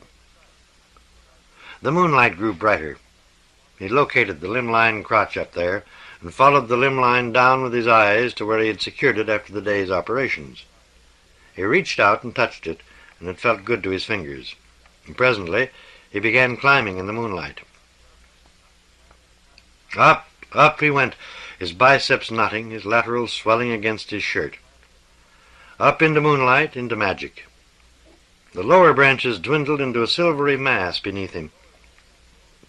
When he came to the saddle rope crotch, he pulled the rope free and coiled and slung it over his shoulder. He felt no tiredness, knew no shortness of breath. It wasn't until he reached the limb-line crotch that his arms became weary and his breathing rapid. He coiled a lineman's loop and threw it through a stub crotch some 15 feet above his head. 8 more throws brought him up to the original saddle rope crotch. His chest was tight and his swollen muscles throbbed with pain. He released his spurs and started up the final section of the trunk. When he reached the highest crotch, he saw her sitting on an overhead bough, and the flower was her face. She made room for him on the bough, and he sat down beside her. And far below them, the trees spread out like a huge up-ended umbrella, the lights of the village twinkling like colored raindrops along its leaf-embroidered edges. She was thinner, he saw, and paler, and there was a sadness in her eyes. "You tried to kill me, didn't you?" he said when his breath came back. "You didn't think I could make it up here." "I knew you could make it," she said. "Tomorrow is when I'll kill you, not tonight." "How?" I don't know." "Why should you want to kill me?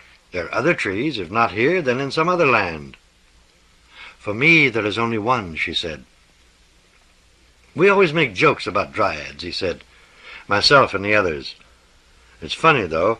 It never occurred to any of us that if there was such a thing as a dryad, we'd be the most logical people in the galaxy for her to hate." "You don't understand," she said. "But I do understand. I know how I'd feel if I had a home of my own and somebody came around and started tearing it down."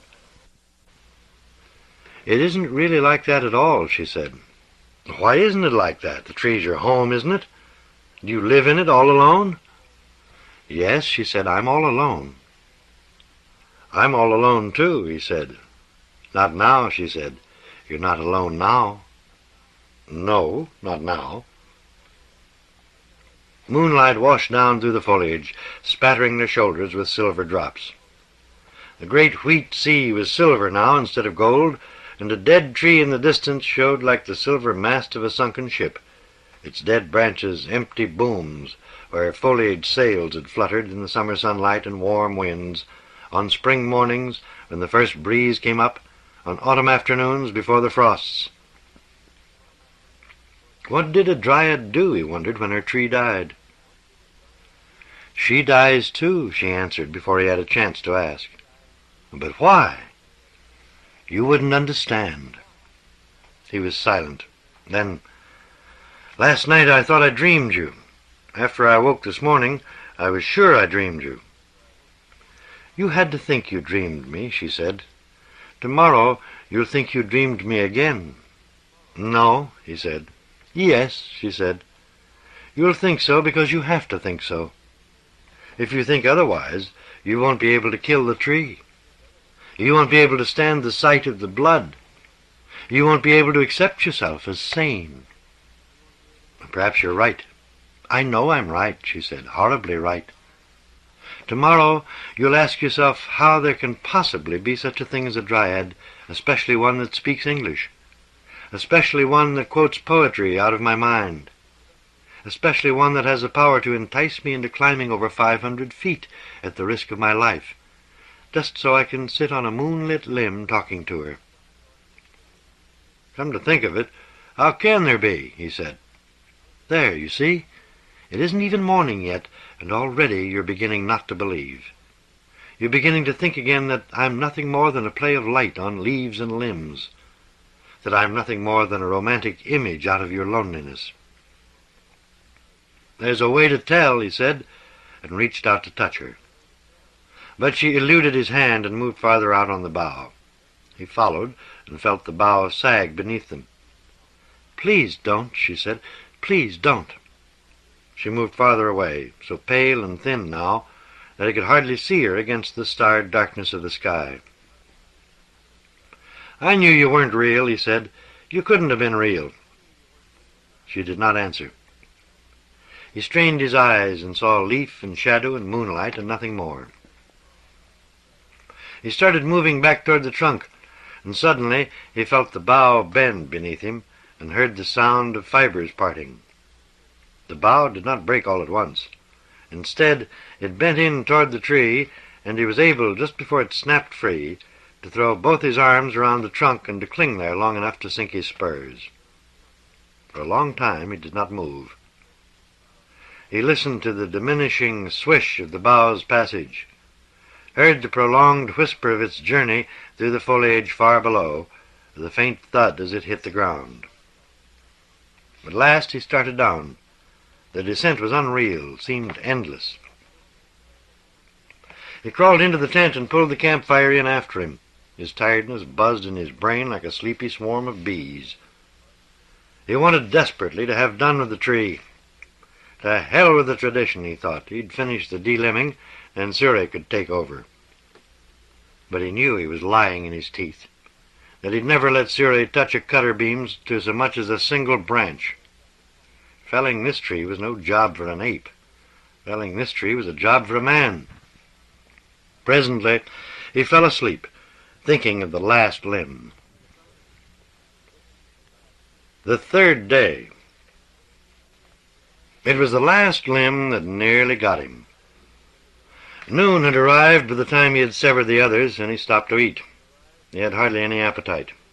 The tree, limbless and graceful for the first 287 feet, stubbed and grotesque for the next 645, green and symmetrical for the remaining 90, made him sick just to look at it. Only the thought of Celia climbing into those dying branches made it possible for him to go on. If the thing you loved had to be killed, then it were best for you yourself to do it. For if mercy could be a part of murder, certainly a lover was best qualified to bestow it. The first limb had finally become the last limb, and extended almost 500 incongruous feet over the square and the village. After he finished eating, he started walking out on it. When he had paced off 330 feet, he affixed the tongs. They were the largest pair the company owned, and while light, were extremely unwieldy. But he finally got them set up the way he wanted them, and he paused a moment to rest. The limb was narrow enough at this point for him to see over its edge. He had quite an audience. Wright and Surrey and Blue Skies, of course, and the timber carrier drivers, and in addition there were hundreds of colonists clustered in the streets below the roped-off area, looking up with wondering faces. Somehow their presence failed to give him the gratifying thrill amateur audiences usually gave him. Instead, he found himself wondering what they would do if he were to drop the limb straight down. It would be good for at least a score of houses, and if he were to jump cut it, it would be good for half that many more. Abruptly, he realized his apostasy and tongued on his transmitter. "Take her up, Mr. Wright." The tightened limb line lent the effect of a suspension bridge supported by a single cable. He walked back to the trunk, and when he reached it, got into delimbing position. He drew and aimed his cutter. As he squeezed the trigger, a flock of ha-ha-ha birds erupted from the foliage at the limb's end. "Take her up some more, Mr. Wright." The limb groaned, rose slightly. The ha-ha-ha birds flew 3 times around the trunk, then soared up into the crest and out of sight. He cut again. It was the sunward side of the tree, and the sap began to ooze out of the slit and trickle down the trunk. He shuddered, cut some more. "Keep a steady strain, Mr. Wright." The limb rose inch by inch, foot by foot, awesomely, monstrously. Some of the others had been giants. This one dwarfed them. "A little faster, Mr. Wright." She's twisting my way." The limb steadied, rose back toward the trunk. He stole a glance below. Surrey in Blue Skies had finished cutting the last limb he had sent down into sections small enough for the carrier winches to handle, and were watching him intently. Wright was standing by the tree winch, his eyes focused on the rising limb. The square down there had a reddish cast. So had the three men's clothing. Strong wiped his face on his stained shirt-sleeve and returned his attention to the cut. He tried to concentrate on it. The limb was almost perpendicular now, and the critical moment had arrived. He wiped his face again. Lord, the sun was hot. And there was no shade to protect him, no shade whatsoever. Not a vestige, not a mote, not an iota of shade. He wondered what price tree shade would bring if there were an acute shortage of it throughout the galaxy. And how would you sell it if you had some to sell? By the cubic foot? By the temperature? By the quality?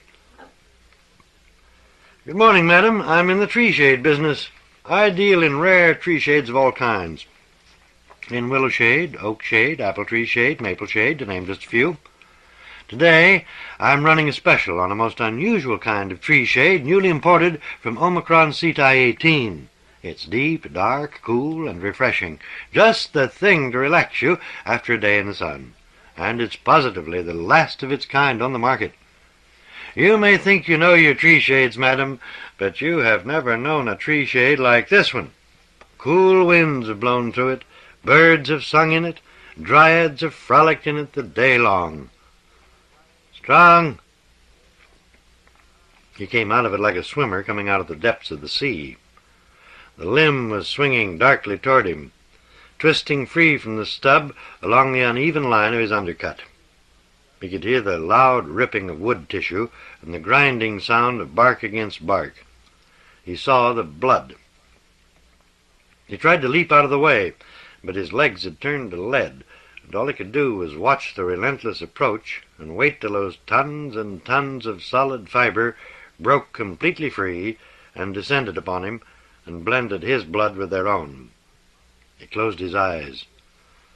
"Tomorrow is when I'll kill you," she had said. "Not tonight." He heard the heavy thung as the limb line tautened beneath the full weight of the limb, and he felt the tree shudder. But he knew no crushing impact, no scraping of smashed body against the trunk. He knew nothing but the darkness of his closed eyelids and the feeling that time had ceased to pass. "Strong, for God's sake, get out of there!" He opened his eyes then. The limb at the last moment had swung the opposite way. Now it was swinging back. Life returned to his legs, and he scrambled and clawed his way around the trunk. The tree was still shuddering, and he was unable to brace himself in his saddle, but he managed to cling to the bark prominences till the shock waves died away. Then he worked his way back around the trunk to where the limb was swinging gently back and forth on the end of the limb line. "All right, Strong, that's all for you. I'm grounding you right now." Looking down, he saw Wright standing by the winch, hands on hips, gazing angrily up at him. Blue Skies had taken over the winch controls, and Surrey was buckling on his climber's belt. The limb was rapidly nearing the ground. "So I'm grounded," Strong thought.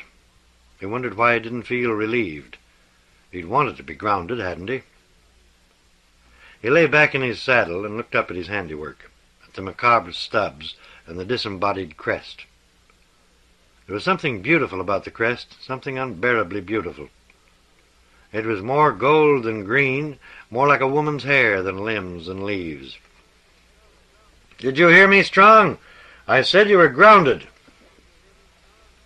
Suddenly, he thought of Surrey climbing up into those lovely golden tresses, defiling them with his brutal hands, raping them, destroying them.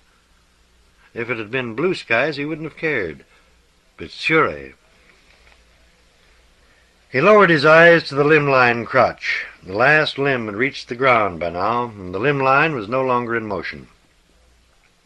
His eyes traced its silvery length down the trunk to where it hung several feet away. and he reached out and grasped it and climbed it to the top of the stub he had just created. He slipped out of his saddle, pulled the rope down, coiled, and slung it over his shoulder. "I'm telling you for the last time, Strong." "To hell with you, Wright," Strong said. "This is my tree." He started up the limb line. Wright cursed him steadily for the first 100 feet, changed to a more conciliatory tone when he passed the halfway mark. Strong paid no attention. "All right, Tom," Wright said finally. "Finish it then. But don't try to climb all the way to the crest. Use the lift." "Shove the lift," Strong said. He knew he was being unreasonable, but he didn't care. He wanted to climb. He wanted to use his strength. He wanted to hurt his body. He wanted to know pain. He began to know it some 200 feet down from the limb line crotch. By the time he reached the crotch, he knew it well, but not as well as he wanted to know it, and without pausing, he coiled a lineman's loop, threw it through an overhead stub crotch, and continued his ascent. It took him 3 more throws to make the first crest limb, and he pulled himself gratefully into leaf-sweet coolness. His muscles screamed, his lungs burned, and his throat felt like caked mud. When some of his strength returned, he drank sparingly from his canteen. Then he lay quietly in the coolness, not thinking, not moving, not feeling. Vaguely he heard Wright's voice. "You're a damn fool, but you're a good treeman, Mr. Strong." But he was too exhausted to answer. Gradually, the rest of his strength returned, and he stood up on the limb and smoked a cigarette. He looked up into the foliage, located his original saddle rope crotch, and threw for it. From the crotch he began a systematic scrutiny of the crest. He didn't really expect to find her, but before he made the first topping, he had to know that she wasn't there. Ha-ha-ha birds eyed him with half-moon eyes. Tree flowers bloomed in bowers. Sun-dappled leaves quivered in a little breeze. He wanted to call out to her, but he didn't know her name, if she had a name. Funny, he'd never thought to ask her. He stared at unusual twists of limbs, at unique patterns of leaves. He looked long at tree flowers. If she was not here, she was nowhere. Unless, during the night, she had left the tree and hidden herself in one of the vacated houses. But he did not think she had. If she was real and not his fancy, she would never leave her tree. And if she wasn't real and was his fancy, she couldn't leave her tree. Apparently, she was neither. The crest was empty, empty of her flower face, her leafy tunic, her wheat-hued length of arm and leg, her sunny hair. He sighed. He didn't know whether to be relieved or disappointed. He had dreaded finding her because if she'd been in the crest, he wouldn't have known what to do. But now he knew that he had dreaded not finding her, too. "What are you doing up there, Mr. Strong? Saying goodbye to your dryad?" Startled, he looked down into the square. Wright and Surrey and Blue Skies were a trio of almost indistinguishable specks. "Just looking her over, Mr. Wright," he said. "The crest, I mean. There's about 90 feet of her. Think you can handle that much all at once?" "I'd take a chance, Mr. Strong, but I want the rest in 50-foot sections as long as the diameter of the trunk permits." "Stand by, then, Mr. Wright." The crest, when it fell, seemed to bow goodbye to the sky. Ha-ha-ha birds erupted from it, streaked in a scarlet haze toward the horizon. It floated down to the ground like a green cloud, and the swish of its leaves was like the pattering of 1,000 summer raindrops. The trees shook like the shoulders of a woman sobbing. "Well done, Mr. Strong," Wright said presently. "Now, as nearly as I can estimate, you can get about 11 50-footers before the increasing diameter of the trunk rules them out. Then you'll have to take 2 100-footers. If you drop them right, they shouldn't give us any trouble. That'll leave us some 200 feet for the base cut, and you'll have to fell it so that the last 50 feet comes down in one of the village streets.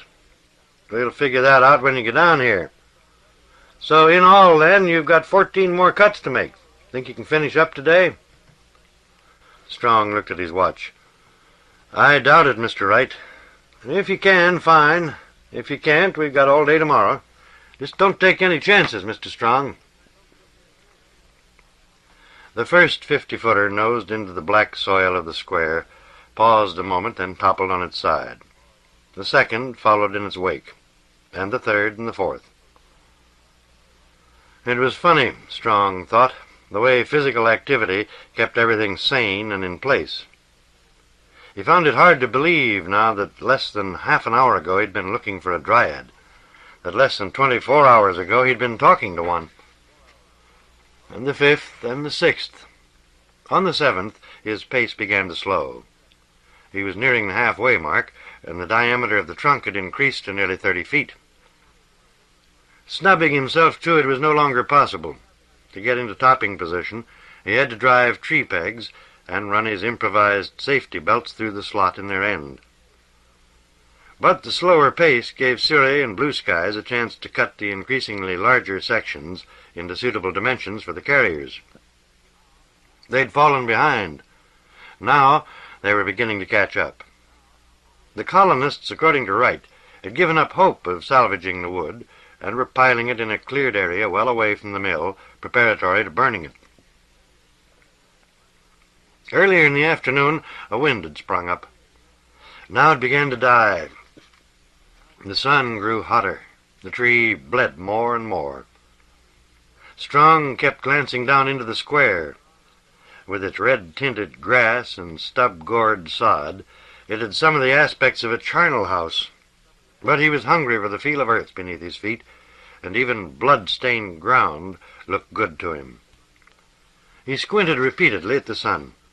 He'd been in the tree nearly 3 days now, and did not relish spending another night in its branches, or rather in its stubs. But he had to admit, after he finished the final 50-footer, that he was going to have to. By then, the sun was almost out of sight beyond the great wheat sea, and he knew he couldn't possibly drop even the first 100-footer before darkness fell.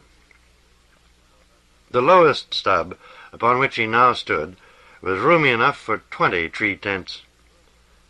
Wright cable-cast over it. The lift had been lowered early in the afternoon, and the winch cable reeled in, and sent up his supplies and supper. Supper turned out to be another of the mayor's special plates. After setting up his tree tent, Strong picked at the food indifferently. His appetite of yesterday was gone. He was so tired that he didn't even wash, though Wright had sent up soap and water too. And when he finished eating, he lay back in the coarse bark and watched the silver rising of the moons and the pale whispering into life of the stars. This time, when she came, she tiptoed up and sat down beside him and gazed into his face with her blue, sad eyes. The whiteness of her skin shocked him, and the thinness of her cheeks made him want to cry. "I looked for you this morning," he said. "I couldn't find you.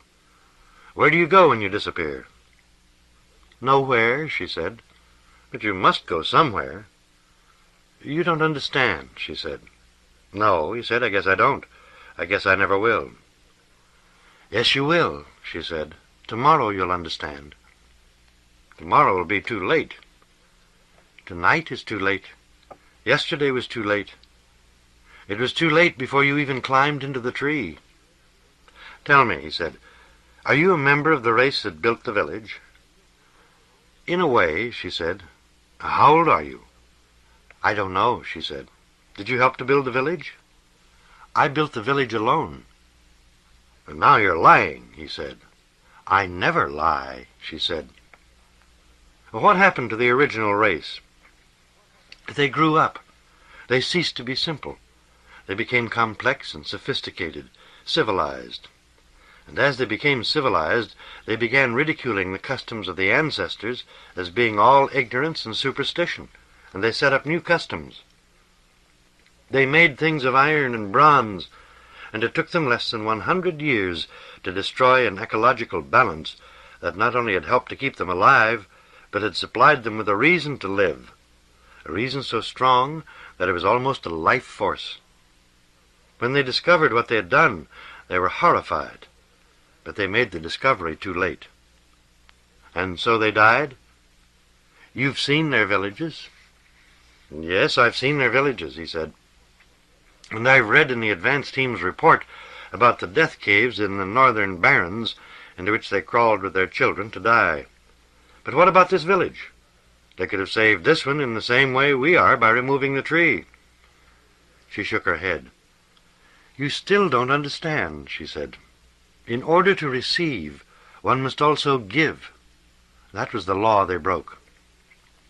Some of them broke it sooner than others, but eventually all of them broke it and had to pay the penalty. You're right, he said. I don't understand. Tomorrow you will. Tomorrow everything will be clear. Last night you tried to kill me, he said. Why? I didn't try to kill you. You tried to kill yourself. Today was when I tried to kill you. With the limb? With the limb. But how? It doesn't matter. All that matters is I didn't. I couldn't. Where will you go tomorrow? Why should you care where I go? I do. You couldn't possibly be in love with me. How do you know I couldn't be? Because I don't think you're real? You don't, do you? She said. I don't know what to think, he said. Sometimes I think you are, sometimes I think you aren't.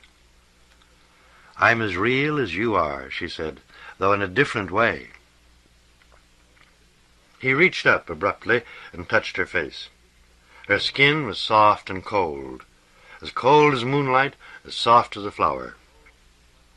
It wavered before his eyes. Her whole body wavered. He sat up, turned toward her. She was light and shadow, leaf and flower, the scent of summer, the breath of night. He heard her voice. It was so faint he could hardly make out her words. You shouldn't have done that. You should have accepted me for what I was. Now you've spoiled it. Now we must spend our last night together alone. So you weren't real after all, he said. You were never real. No answer. But if you weren't real, I must have imagined you, he said. And if I imagined you, how could you tell me things I didn't know? No answer. He said, you make what I'm doing seem like a crime, but it isn't a crime. When a tree becomes a menace to a community, it should be removed. No answer. Just the same, I'd give anything if it didn't have to be this way, he said. Silence. Anything at all. The space beside him remained empty. He turned finally and crawled into his tent and drew his campfire in after him. His tiredness had turned him numb. He fumbled with his blankets with numb fingers, wrapped them around his numb body. He drew up his numb knees and hugged them with his numb arms. Anything at all, he murmured. Anything at all. The fourth day. Sunlight seeping through the tent wall awoke him. He kicked free of his blankets and crawled out into the morning. He saw no scarlet winging of ha-ha-ha birds. He heard no morning bird song. The tree was silent in the sunlight, empty, dead. No, not quite dead. A cluster of leaves and flowers grew green and white and lovely by the entrance of the tent. He could not bear to look at them. He stood up on the stub and breathed deeply of the morning air. Mist was rising from the great wheat sea, and a scattering of cirrus clouds hung in the bright blue sky like new-washed laundry. He walked to the end of the stub and looked down. Wright was oiling the winch. Boucher was cutting up the last 50-footer. Blue skies was nowhere in sight. Why didn't you wake me, Mr. Wright? Wright looked up, located his face. I thought you could stand a few extra winks, Mr. Strong. You thought correctly. Where's the Amarind? The buffalo caught up to him again. He's drowning them at the hotel bar. A two-wheeled gyro car pulled into the square, and a plump man carrying a basket got out. The mayor, Strong thought. Breakfast. He waved, and the mayor waved back. The contents of the basket proved to be ham and eggs and coffee. Strong ate hurriedly, then collapsed his tent, folded it, and sent it down on the lift along with his blankets and campfire. He got ready for the first cut. It would be considerably less than 100 feet, because the stub was centered on the 300-foot mark. It came off perfectly, and he burned down in his saddle for the second. This one would have to go at least 120 feet in order to leave the maximum of 200 for the base cut. He estimated the distance carefully. After notching the section on the side Wright wanted the fall, he worked his way around toward the opposite side of the trunk, playing out his saddle rope as he went. The bark prominences and the fissures made the operation relatively simple, and he even paused now and then to look down into the square. The square was closer now than it had been for days, and it and the houses and the streets looked strange from his new perspective, as did the hordes of colonists watching from beyond the vacated area. Wright informed him when he was directly opposite the center of the notch, and he drove a tree peg. It took but a moment to transfer his saddle from the overhead stub crotch to the peg slot. He leaned back in the seat, braced his feet against one of the bark prominences, and began the cut. He began it gingerly. He was working with thousands of tons, and the least miscalculation could bring those thousands of tons down upon him. The trouble was he had to cut above the tree peg, and to do so he had to hold the cutter at arm's length above his head, at the same time keeping the line of the beam at right angles to the trunk. It was a tricky operation and demanded good eyesight and excellent judgment. Ordinarily, Strong possessed both, but today he was tired. He didn't have any idea quite how tired till he heard Wright shout. It was the bark prominences that had thrown him off. He realized that instantly. Instead of using the whole of the visible trunk in estimating his beam angle, he had used only a limited area, and the prominences in that area weren't true. However, the realization did him no good. The 120-foot section was already toppling toward him, and there was nothing he could do to stop it. It was like clinging to the face of a cliff and seeing the entire top section start falling outward in a slow but inevitable arc that would eventually enclose him between earthen jaws. The jaws were wood in this case, but the analogy was basically accurate. The fate of a gnat squeezed between two handfuls of earth differs but little from the fate of a gnat squeezed between two sticks. He felt nothing. Terror had not yet had time to take root. He watched wonderingly while the falling section blotted out the sun and turned the fissures between the bark prominences into dark caves. He listened wonderingly to a voice that he was sure was emanating from his own brain, but which could not be emanating from his own brain because it was too sweet and poignant to have his mind as a source place. "Into the fissure! Hurry!" He could not see her. He wasn't even sure it was her voice.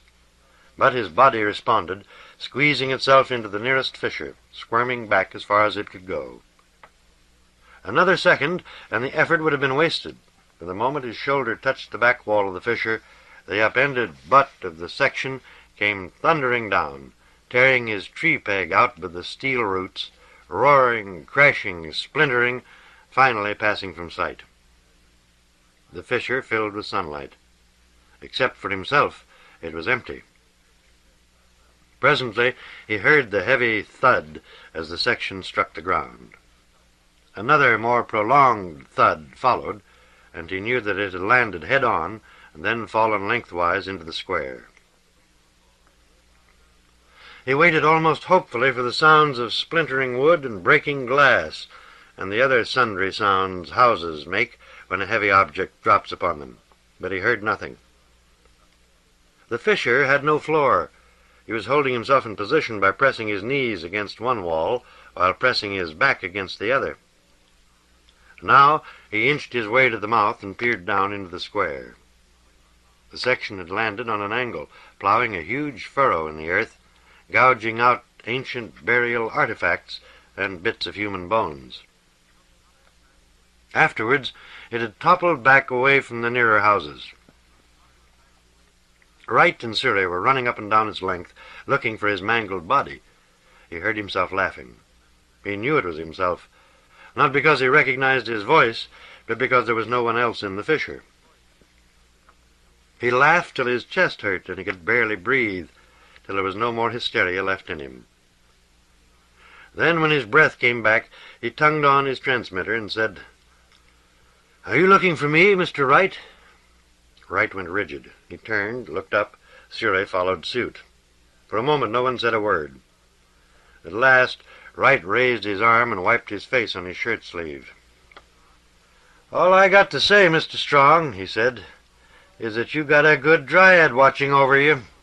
And then, "Come down, man, come down. I want to shake your hand." It got through to Strong finally that he could go down, that his work, except for the base cut, was finished. He pulled up his dangling tree peg, redrove it, and burned down the saddle rope in 50-foot spurts. He cut the last spurt short, slipped out of the seat, and leaped the final few feet to the ground. The sun was at meridian. He had been in the tree 3½ days. Wright came up and shook his hand. So did Surrey. At length he became aware that he was shaking hands with a third party. The mayor had returned, bringing special plates for everybody this time, plus a set of collapsible tables and chairs. "We'll never forget you, my boy," he was saying, his dewlap jaws jiggling. "We'll never forget you. I called a special meeting of the board last night on your behalf, and we voted unanimously to erect a statue of you in the square after the stump had been burned out. We're going to inscribe the words, 'The man who saved our beloved village,' at its base. Quite a heroic inscription, don't you think? But it's no more than you deserve. However, tonight, I want to express my gratitude in a more tangible way. I want you, and your friends too, of course, to be my guests at the hotel. Everything will be on the house." Surrey said, "I've been waiting to hear those words." Wright said, "We'll be there." Strong didn't say anything. Finally, the mayor released his hand, and the four of them sat down to dinner. Steaks brought all the way from the southern hemisphere. Mushrooms imported from Omicron Ceti 14. Tossed salad, green peas, fresh bread, apricot pie, coffee. Strong forced the food down. He had no appetite. What he really wanted was a drink, many drinks, but it was too soon. He still had one more cut to go. Then he could drink. Then he could help Blue Skies drown the buffalo. On the house, the man who saved our beloved village. "Fill her up, bartender. Fill her up again. I did not wear my scarlet cloak, bartender, for blood and wine are red, bartender, and blood and wine were on my hands when they found me with the poor dead woman whom I loved and murdered in her bed." The mayor had an excellent appetite. His beloved village was safe now. Now he could sit by his fire and count his credits in peace. He wouldn't have to worry any more about the tree. Strong felt like the little Dutch boy who had thrust his hand in the hole in the dike and saved the burghers' houses from the sea. He was glad when the meal was over, glad when Wright leaned back in his chair. "What do you say, Mr. Strong?" "I say let's get it over with, Mr. Wright." They got up. The mayor took his table and chairs, climbed in his gyro car, and joined the other colonists beyond the danger area. The village sparkled in the sunlight. The streets looked as though they had just been scrubbed, and the houses, with their elaborate decor, looked like gingerbread fresh from the oven. Strong stopped feeling like the little Dutch boy and started to feel like Jack the Giant Killer. It was time to chop down the beanstalk. He took up his position at the base of the trunk and began the notch. Wright and Surrey stood just behind him. He cut the notch carefully so that the trunk could not fail to fall in the direction Wright had designated. He cut it deep and true. And when he finished, he knew the trunk would obey him. He walked around to its opposite side. Wright and Surrey following, no one spoke. It felt strange to be walking on solid ground. He kept expecting to feel the tug of the saddle seat against his buttocks, the drag of the limb line on his belt. The tips of his boots were red, he noticed, red from the blood-drenched grass. He took up his final position and raised his cutter. He squeezed the trigger. The coward does it with a kiss, he thought. The tree man with a sword. A slit appeared in the fissured trunk. Its edges began to redden. The most modern of swords, manufactured in New America, Venus, and guaranteed never to become dull, never to show mercy. Blood ran down the bark, discoloring the grass. The invisible blade of the cutter swung back and forth, back and forth. The 200-foot stub that once had been a tall, proud tree shuddered. Slowly it began its passage to the ground. There was the prolonged swishing sound of the descent, the thick and thunderous sound of the descent's end, the quick, brief trembling of the earth. The surface of the massive stump grew bright red in the sunlight. Strong let the cutter fall to the ground. He circled the stump, stumbling now and then, till he came to the building-high length of the fallen stub. It had dropped just as he had wanted it to, its uppermost section landing neatly between two of the rows of houses. But he did not care about the houses any more. He had never cared about them, really. He continued walking, gazing steadfastly at the ground. He found her presently, near the edge of the square. He had known he would find her if he looked hard enough. She was sunlight and meadow flower, a transient pattern of grass. He could not see all of her, only her waist and breasts and arms and lovely dying face. The rest of her was crushed beneath the stub, her hips, her legs, her small leaf-sandaled feet. "Forgive me," he said, and saw her smile and nod her head, and saw her die. And the grass came back, and the meadow flower, and the sun. Epilogue. The man who had saved the beloved village placed his elbows on the bar that had once been an altar in the hotel that had once been a church. "We've come to drown the buffalo, Mayor," he said. The mayor, who in honor of the occasion had taken over the duties of bartender, frowned. "He means," Wright said, "that we'd like a round of drinks." The mayor beamed. "May I recommend," he said, "our finest Martian bourbon, distilled from the choicest maize of the Mare Erythraeum." "Bring it forth from your cobwebbed crypt, and we'll try it," Strong said. "It's an excellent bourbon," Blue Skies said, "but it won't drown buffalo. I've been on it all afternoon." "You and your damn buffalo," Surrey said. The mayor set glasses before Wright and Strong and Surrey, and filled them from a golden bottle. "My glass is empty also," Blue Skies said, and the mayor filled his too. The townfolk, out of deference, let the tree men have the bar to themselves. However, all the tables were occupied, and every so often one of the colonists would stand up and propose a toast, to Strong in particular, or to the tree men in general, and all of them, men and women alike, would stand up and cheer and empty their glasses. "I wish they'd go home," Strong said. "I wish they'd leave me alone."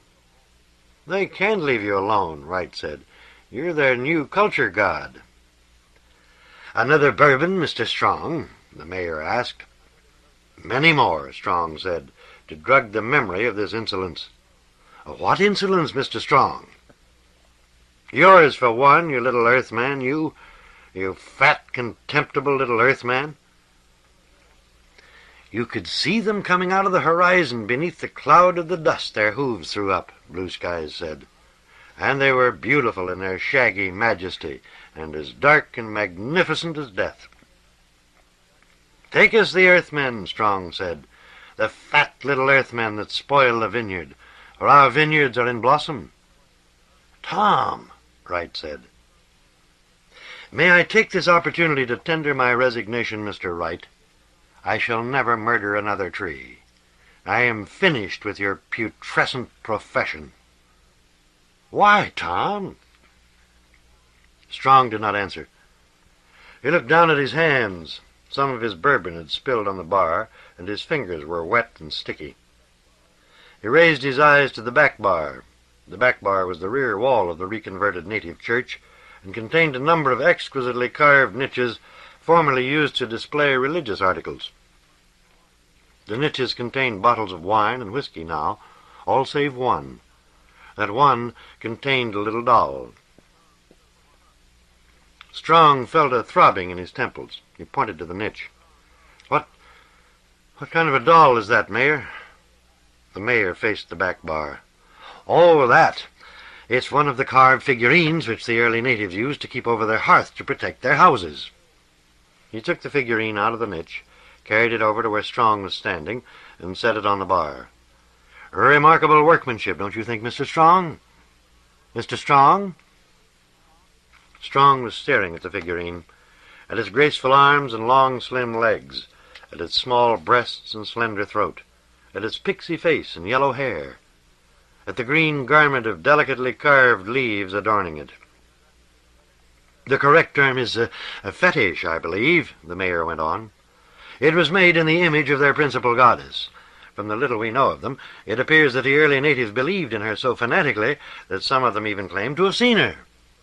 "In the tree?" "Sometimes." Strong reached out and touched the figurine. He picked it up tenderly.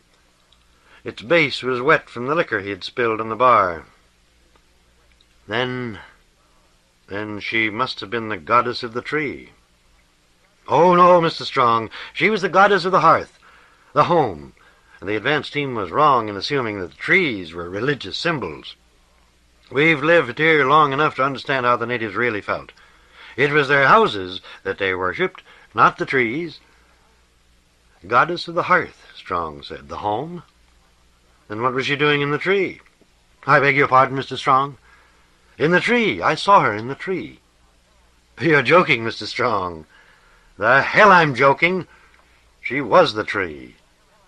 Strong brought his fist down on the bar as hard as he could. "She was the tree, and I killed her." "Get hold of yourself, Tom," Wright said. "Everybody's staring at you."